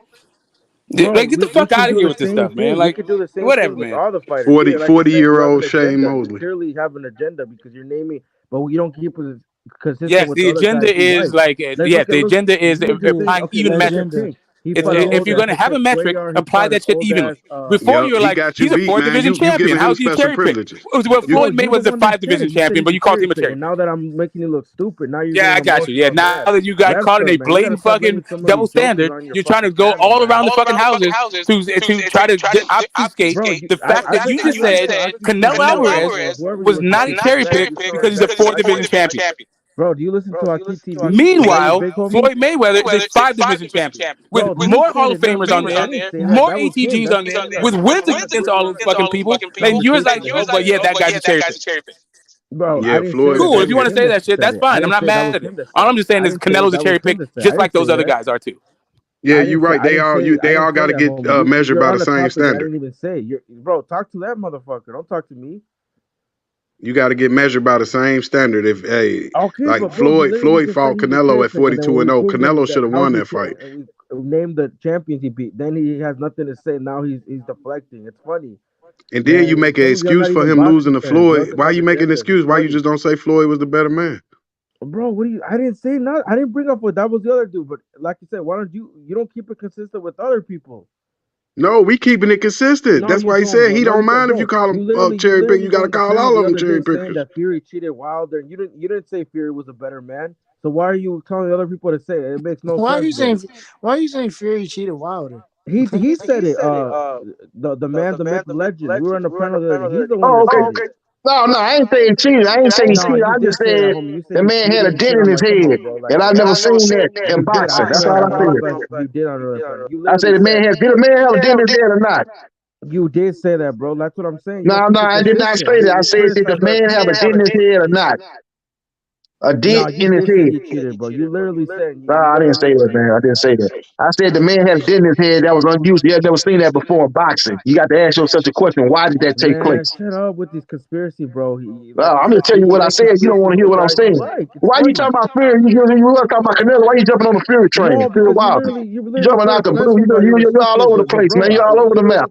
You talking about this cherry pick of Canelo. You're the same guy. Let's talk about this cherry picker Canelo. Canelo the cherry picker. Yeah, let's talk about him. You talk about Fury Wilder. Let's talk about the cherry picker Canelo. He fought John Ryder. That was a cherry pick gone wrong. Yep. He ain't fight Bubba Andrade. He ducked him.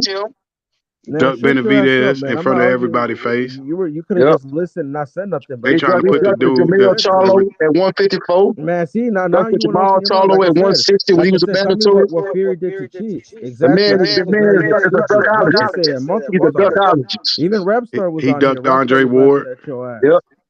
He don't want no smoke. He ain't gonna get in there with somebody with some real skills. You know what's gonna happen. That's what happened when he got there with Mayweather. Got schooled for 12 rounds. You were picking Plant to beat him, and now he beat Plant. Now, man, shut your ass up. You were picking. Who was picking Plant to beat him? Who was picking Plant to beat him? Hey, JB, the only one that ain't never ducked is James Toney. You picked Plant to beat him. Yeah, James Toney.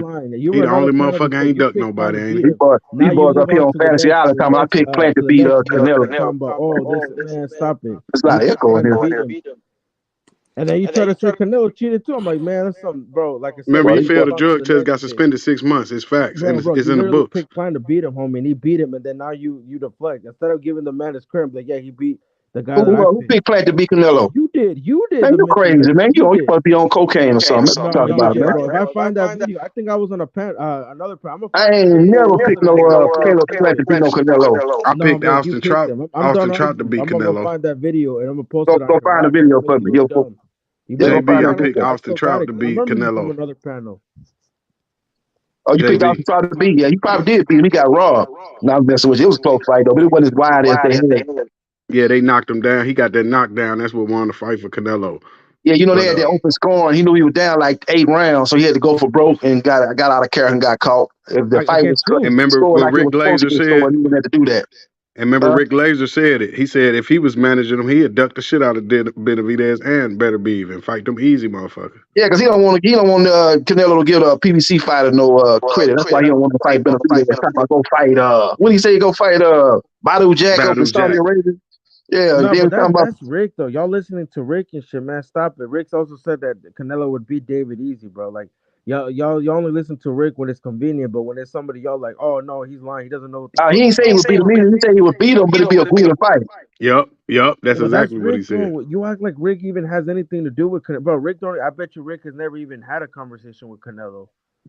He's giving his opinion on what Canelo should do. He said he don't think Canelo looked good that last fight, so he just take a couple easy fights. Don't get him with no killer like I don't want him to keep the same energy. So when he beats just him, like Canelo fans, right, JB? That's how they say. They don't want him in there with Benavidez, do they? Nah, they don't want him in there. They more than enough. They more than what accept that he just Benavidez. They ain't got no problem with him. But see, I respect you because you won't take the fight, Devin. See, that's the thing. You won't. Nah, bro, Mastermind. He's gonna fight David, bro. I'm gonna remember. I'm telling you, he's gonna fight him and beat him, and everybody's gonna look stupid. I'm like, yo, I thought he was washed. I'm gonna laugh my ass off.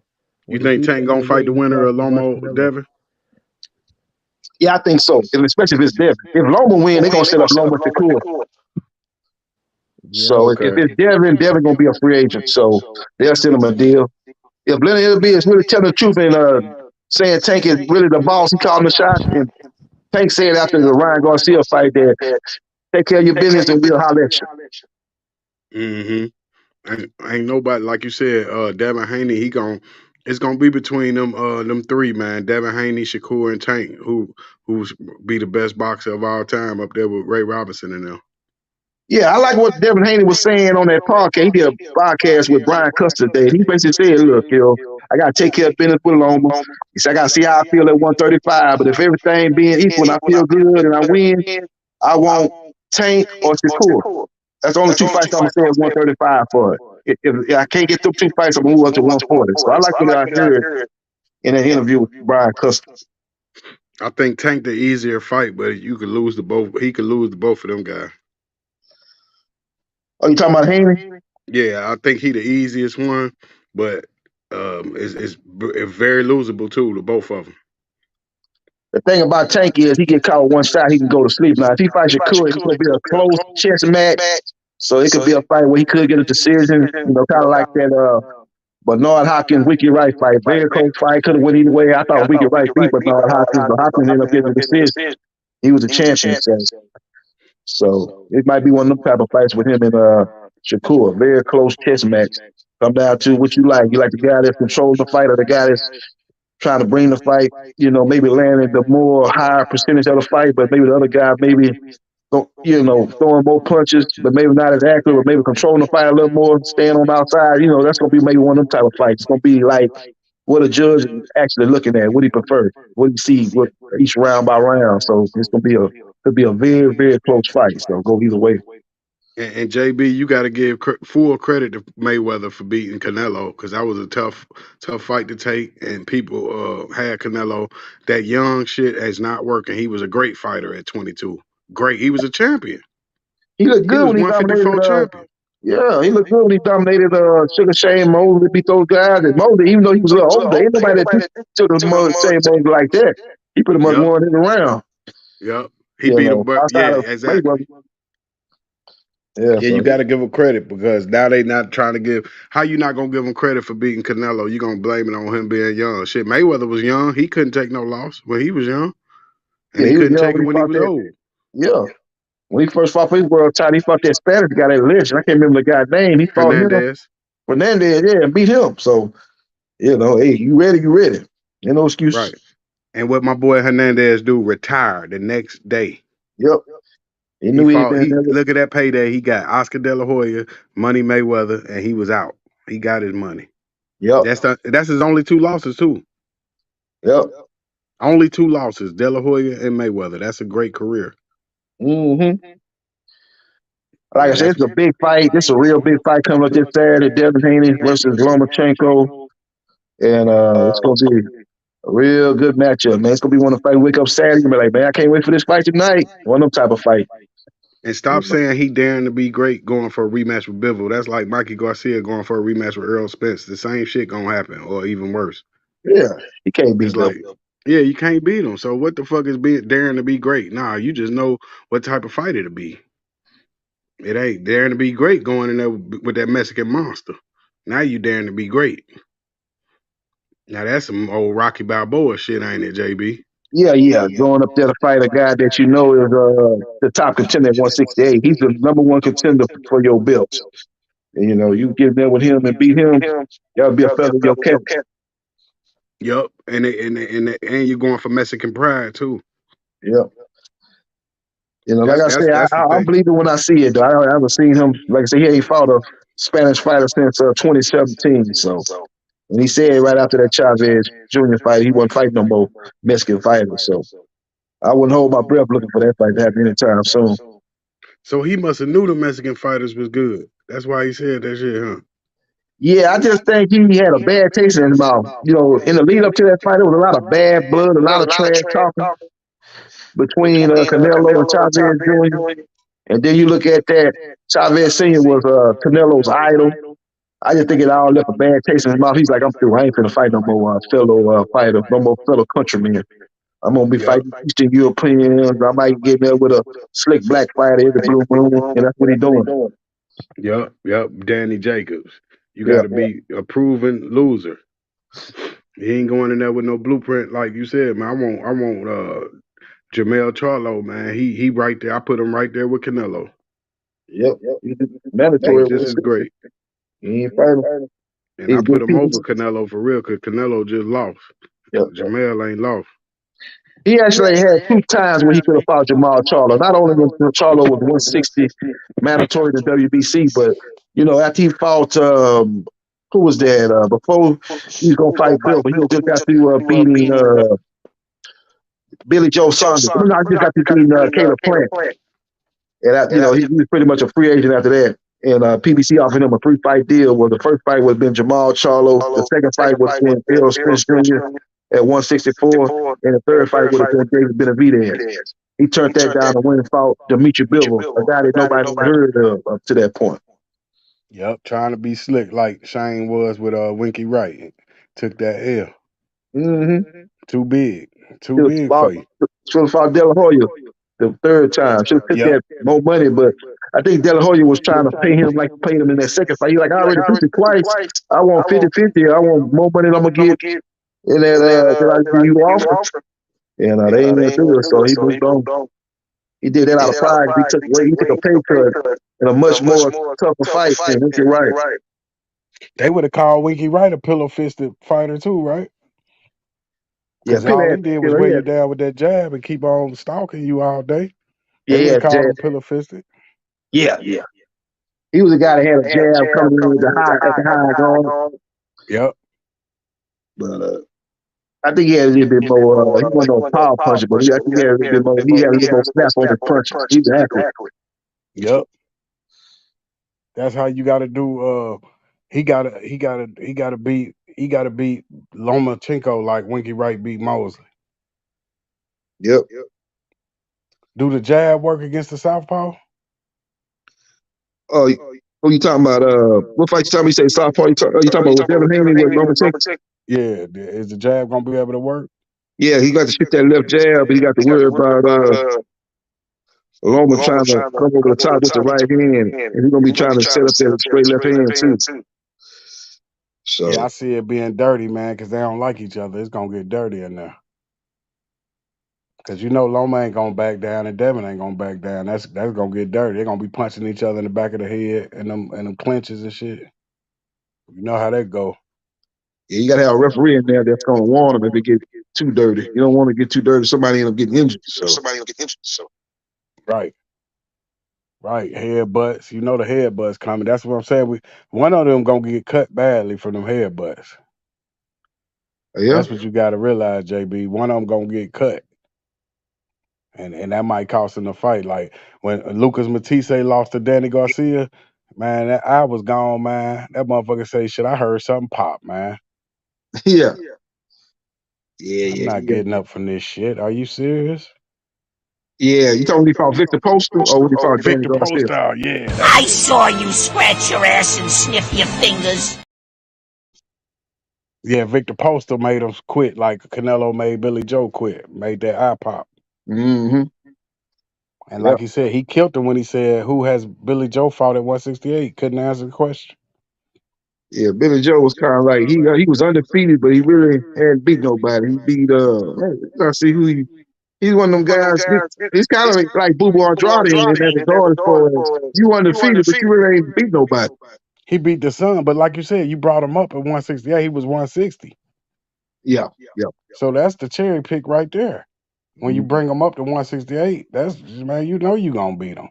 That motherfucker would have had to fight so good to beat Canelo. Yeah, Billy Joe's son, his best win was David Lemieux. He beat him up in Canada. And the other, remember, he beat the Son too, the son of the legend. Over there in the UK. Talking about Charles Jr.? The other one. You talking about Billy Joe Saunders? Yeah, remember he beat the other son. He was undefeated. It's two of them. It's Nigel Benn and the other guy. Oh yeah, Chris Eubanks Jr. Yeah, he beat him. Yeah, Eubanks. That's probably his two best wins. Eubanks Jr. and David Lemieux. That's how you know he a cherry pick, because like you said, you would have substituted Billy Joe for Charlo. Yep. Charlo had a much better resume. Yeah, you ain't finna tell me you ain't no ducker. You ain't, and then how you gonna call Mayweather a ducker? This motherfucker fought Pacquiao. Yeah, they just beat him. You talk about Mayweather, talk about Tank, just hating on him. You know, you say anything about Canelo, yeah, all them saying in their feelings. Yeah, right, it's the same. Like you said, if you gonna call one of them, shit. If Mayweather a cherry picker, everybody a cherry picker. See, think about it. When you on the top of the game, on top of the mountain, you can't fight everybody at one time. You gotta take them as they come, man. You can't just like Canelo said, I can't fight everybody. Everybody want to fight, but can't fight everybody. Same thing with Tank and Mayweather. Can't fight everybody. You got 4 or 5 guys in the fight at one time. Yep. Just like Mayweather, he fought the winner of Broner Maidana, right? Yeah. But you know damn well if Broner would have won, he wouldn't have fought Broner, because he ain't even trying to get Broner paid like that. That's where the racism come in at. He'd rather pay a motherfucker, a Mexican dude, than pay a brother. He like, I'm not letting that motherfucker get famous off my name. That's how he did Keith Thurman and Adrian Broner. Yeah, I don't think he's scared of fighting no black fighter, but I just think he got the mindset of, I'm gonna fight this guy that got have the whole country behind him. I'm gonna fight this guy from Mexico, he got the whole country behind him. And then I had a black, watching the fight, putting up the money for the fight, and we can make big money. Got two distinct cultures coming together, and we can do a big event. That's how he thinks. Right. But that's what I'm saying. But on the other side, he don't want them to get money off. You know what I mean? Look what it did for Canelo Alvarez's career. You could have did that for Broner. Yeah, he could have did that, Broner. Hey, yo, I think he looking at it like I was gonna make the money that I make if I'm fighting like Canelo. Hey, listen, Mastermind. Yeah. Do you feel that Canelo Alvarez blackballed Demetrius Andrade? Yes, without a doubt. Tell the people why. Oh, because he just don't like the guy. He don't want to see him getting money off of him. He don't. Yeah. He want pie die. He want pie die. Just like they doing Devin Haney, same shit. Yeah. Well, he fought Sugar Shane Moser. That pay-per-view actually did well. That's one of his better pay-per-views. I think that pay-per-view did maybe around 800,000. Remember though, that's Floyd Mayweather Cotto. Remember that's Mayweather Cotto undercard. They was on that undercard. I'm talking about Mayweather Sugar Shane Moser. Oh yeah. That fight did about at least 800,000. If I'm not mistaken. Yeah, you're right. Yeah, and Mayweather, man, he didn't want to fight him, but you're right. Mosley was so proven. After he beat Margarita, he had to fight him. Yep. That was a good victory for Mayweather because, like you said, you beat him right after a knockout of Margarito. So that ain't no cherry pick right there. That's a hard fight. Yeah. He beat Zab Judah. He had to fight Zab Judah. Zab Judah lost the Baltimore. He still fought Zab Judah. He fought DeMarcus Chop Corley. He fought Zab Emmanuel Judah a hustler, ain't he? He gonna get that money. Yeah. He say, man, I don't give a fuck. I just lost. Give me that fight money. Yep. He fought Emmanuel Augustus, the drunken man. That boy that could fight for all kind of ways. He actually gave Mayweather the toughest fight of his career. Emmanuel Augustus dude got about 15 losses. Like the Derek Chisora of the lower weights. But he could fight. He could box. Machine. Yeah, he got a lot of bad decisions, a lot of close losses. So Mickey Ward and a lot of other top guys at that time. He gave him deal. Emmanuel Augustus, he remind me of that one dude, man. What's that one dude, the 140 pounder that got headbutted against Tim Bradley? They had to stop it early. You talking about Devin Alexander? No, the one right before the older cat he fought. Oh yeah, I know you're talking about. The guy, he's from he's a Latino fight. I know exactly what you're talking about. No, the brother. Oh, he's a brother. You know the one that he got headbutted in the third round. They stopped the fight. He talking about you can't see. Was that Kendall Hope? No, not Kendall Hope. That wasn't he won that by decision. Oh, you talking about the boy he fought up there in the UK? No, the brother, he just like Emmanuel Augustus, man. He remind you of him a little bit. You say headbutted Bradley. Bradley headbutted him? Yeah. The 140, he was damn, I can't remember his name, man. He was just like Emmanuel Augustus, man. When Bradley fought him, he was already over there with Top Rank. Yeah, it was right after Devon Alexander. It was the brother. He was a veteran. He was good, Junior man. He was beating people, but he got Junior Will. Yeah, he beat Junior Will over there in the UK. Yep. Yeah, I'll tell you his name. Tim Bradley. What's his name? I'll give you his name, Tim Bradley got a real good resume. Talk about a fighter with a good resume. Yeah. Only person he didn't fight. Only one he didn't fight was Mayweather. Yep. He fought Nate Campbell. That's what I'm talking about. Nate Campbell. Oh, Nate Campbell. Yeah. Nate Campbell was good for Yeah, don't he remind you of Emmanuel Gus? Who you think was better between him and Emmanuel Gus? Man, Dustin probably had more talent. Like Dustin, he could fight from all kinds of different angles, give you different looks. A very versatile fighter. Do that little drunken man thing, hitting you off from all kinds of angles. Emmanuel Gus. He was a good fighter, man. Oh, you said the drunken master better than Nate Campbell? Emmanuel I'm saying talent-wise, no, Nate Campbell was a better fighter, had a better career. Nate Campbell was a real champion. Remember he beat Warren Diaz over there in Cancun? You say what? Say that again? Nate Campbell can't fuck with Emmanuel Augusta, bro. You don't think so? Of course not. The drunken master. Yeah, I think Nate Campbell started boxing late too, about 25. Yeah, I think Augusta had more talent. I'm just saying that Nate Campbell accomplished more in boxing. He was a world champion. Man, Augusta, I don't think he ever was a world champion. Oh, okay. Yeah, Nate was a monster though. Nate had good defense too. Yeah, he could box and he was just a hardcore fighter. He gonna bring you, don't take you that deep water. You ain't ready, he gonna drown you. But like you say, Tim Bradley was running through him. He was running through him like prostitutes. Yeah, he beat him. He beat Lamont Peterson. Tim Bradley got a strong resume. He gave Lamont Peterson his first W, the first L. Yep. Gave Kendall Hope, man, he was taking them taking their zeros. Yeah, Kendall Hope was a hard hitter too. He went there and beat him. The shit out of Pacquiao. They started crying. Remember they was crying because Pacquiao lost? Yeah, that first fight. That should have been a draw. I ain't have a draw. I ain't think he beat Pacquiao, but people act like that was a big robbery. I ain't see that. You know, I don't fuck with the robberies because it go around. You know what I'm saying? Just think about all the fights Pacquiao got that he shouldn't have won against that one dude, Marquez. Yeah, Marquez. He definitely didn't win that third fight.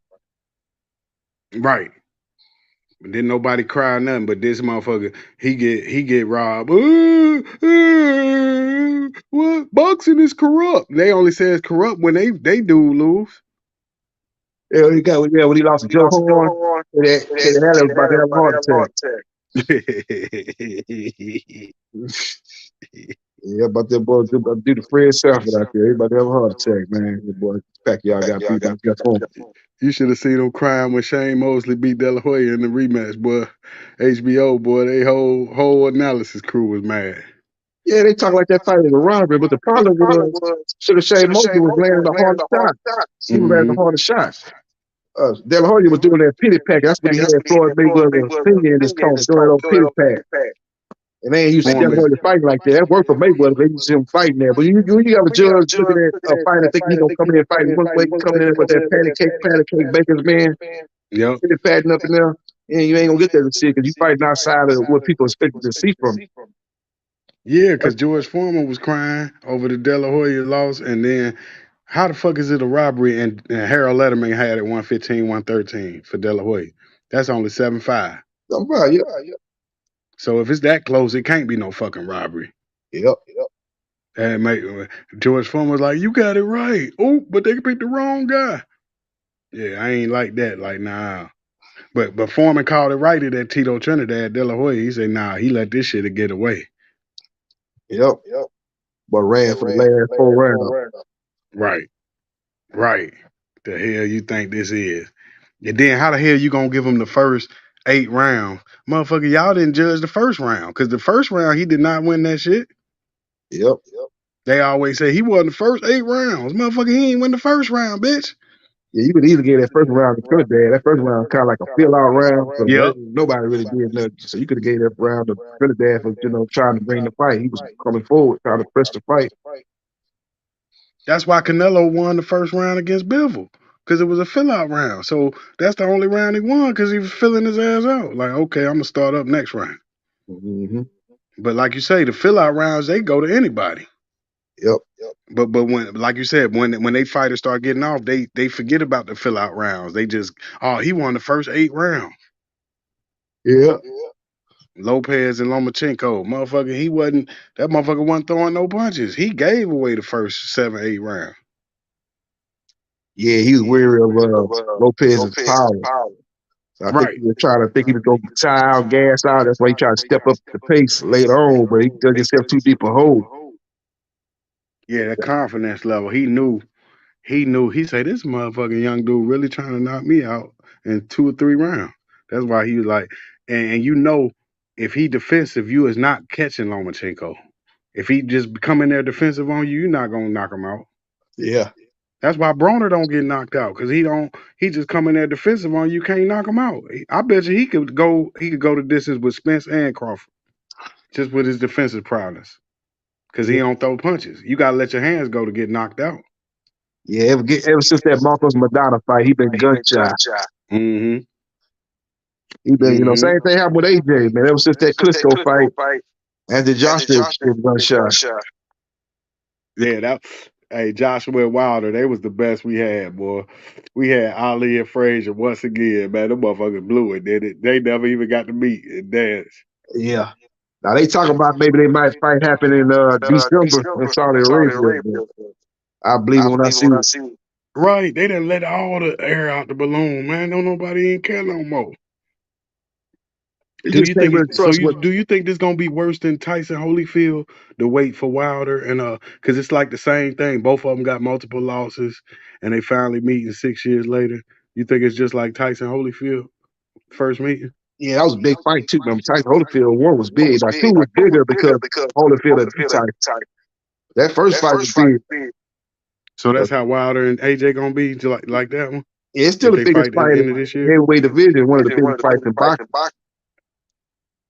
Yeah, no doubt. That fight is bigger than Fury versus Usyk, really. Yep. Yeah, AJ was a perfect champion. He was perfect. He was perfect, man. Yeah, he was built up to be better than what he actually was. They trying to compare him to the great heavyweights. Muhammad Ali. Yeah. You gotta protect him. You gotta do him like Canelo. You can't just throw him in there with no Andy Ruiz. He's too good.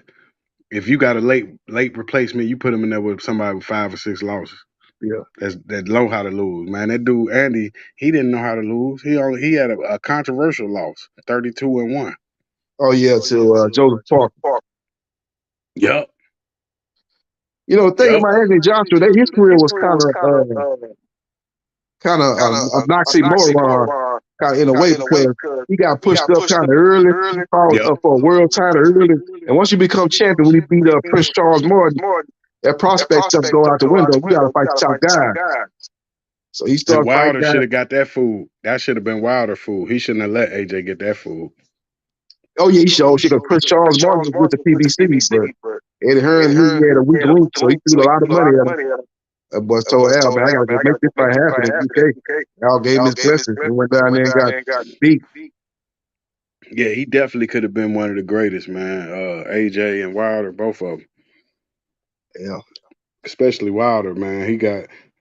I think he catch too much flack for his boxing skill, because I think he do got boxing skill. The first Jermaine Stavern fight. He showed his boxing skills there. He won that fight on boxing skills. Controlling Jermaine Stavern with the jab. That was terrible, man. Why the fuck he let him go the distance? That fucked up his KO ratio. He was 100%. Yeah, he dropped him. He just couldn't knock him out. But that was the Jermaine Stavern that was champion. They had a lot of confidence. Beat Chris Arreola twice. Yep. Windmill Wilder, boy. Once he start hitting you with them windmills, boy, you better just look for a hole to go under. Oh yeah, once he drop, you going in for the kill. He throwing all kinds of punches. Like you say, windmills. He trying to get you up out of there. Tank Davis said he fight like a girl. Yeah, I'm gonna take. You remember that shit? Yeah. Hey, Deontay Wilder ain't like that nigga after that no more, boy. That motherfucker say that's before Tank really could talk good. That motherfucker like, yeah, what you think of Wilder? Man, he kind of fight like a girl. Boy, Wilder wanted to beat that little dude ass, man. He was too small to fight. Yeah. So a lot of them guys that's technically sound like a real skillful type of fighter, they look at Wilder like, man, this is his amateurs, he's swing wild.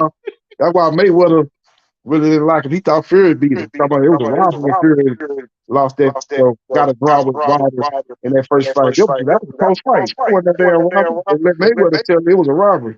Remember, I told you the racism again. Told you he racist because he said the same shit with Sergey Kovalev over Ward. Yeah. Told you, man, it's a pattern. You don't see the pattern, JB? He hate his own people. He went against Ward. Then he talked about Virgil Hunter. Yeah, that's what it was. I think he went after Ward because he was trying to get back at Virgil Hunter. Virgil Hunter was Andre Bergen's trainer. And when they was talking that fight, promoting that fight, Virgil Hunter was trying to talk real slick to Mayweather, talking about, yeah, we know what this fight about. You know, I can tell you that fight was about Miss Jackson. That was a personal fight. Everybody was like, why you fighting Berto after you beat Pacquiao? Why don't you fight Thurman? He's like, but I didn't know that. Berto. JB, now you make sense. I didn't know that was the reason why he was hating on Virgil. It was the Andre Berto fight. Yup, that was right after that he fought Kovalev. You right. Yep. So that was hating on. That's why he's hating on Virgil Hunter, saying that Andre Berto lost to Sergey Kovalev in that first fight. That was the first time that motherfucker ever apologized too, boy. He apologized to Virgil. He was the first black man he ever apologized to. You know, he apologized to Larry Merchant. And he shouldn't even apologize to Larry. Yeah, Larry straight hater. He should apologize. Yeah, man, I miss that hater. He was the biggest hater we had. But he was talented, but he hated black folks, boy. He ain't like that black style, that slick style, moving around, dancing, sweet signs. He hated that type of fighter. He wanted them fighters to come forward. He loved Pacquiao. The guys coming forward, throwing a lot of punches, very offensive minded, but might get caught. So he like that type of fighter.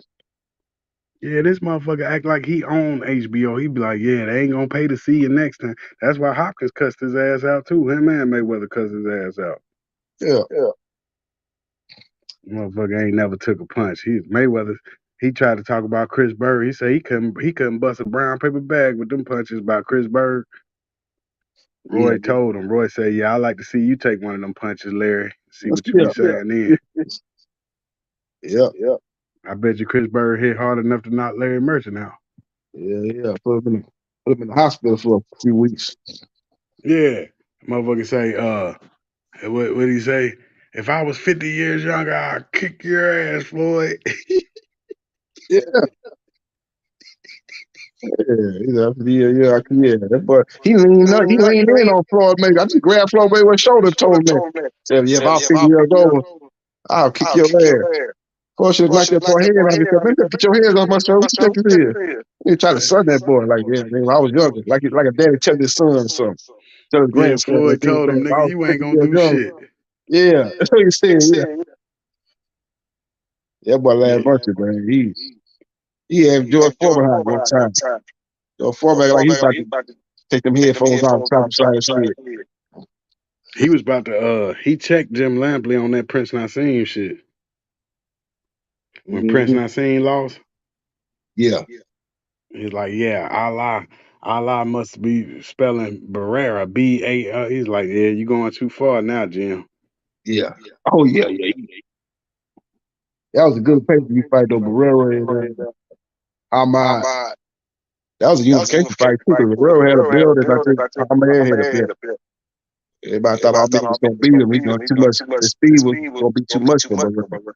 Barrera was a boxer. He's an offensive-minded fighter, but he actually can box. But one time, Larry was doing a fight with Roger Mayweather. He was fighting his brother, but he was hitting him with that Mayweather style, that smooth, slick shit. And dude caught him late in the fight and knocked him out with a left hook. And he like, yeah, the guy that's trying to fought. He won the fight. And I was like, yeah, shit like that. The Mayweathers ain't forget none of that shit you was doing back in the day. Hating. Hating on Roger. Yep. Ain't nobody even talk to him about no boxing no more. They used to, after he left HBO, you would still see him doing interviews with like Dan Raphael and different boxing outlets was still interviewing. But here recently, ain't nobody even talking to him, interviewing him, or asking him to come on their podcast again like that. Because of the racist rant he went on, remember last time they had him on, he went on a racist rant on Wilder. Oh, he showed you. He said, yeah, about time we got rid of them N-words. Them N-words been taking up boxing, but I love Tyson Fury. Got rid of all them N-words, just like they be on here. Yeah, Larry Mercer. The thing about it was, he was a writer out of Philadelphia. He covered Joe Frazier's career. So he liked that type of fighter. Joe Frazier coming forward, bobbing and weaving, but taking a lot of punches. He got a lot of punches trying to close distance, land his hooks to the body and hooks to the head. But he liked that type of fighter.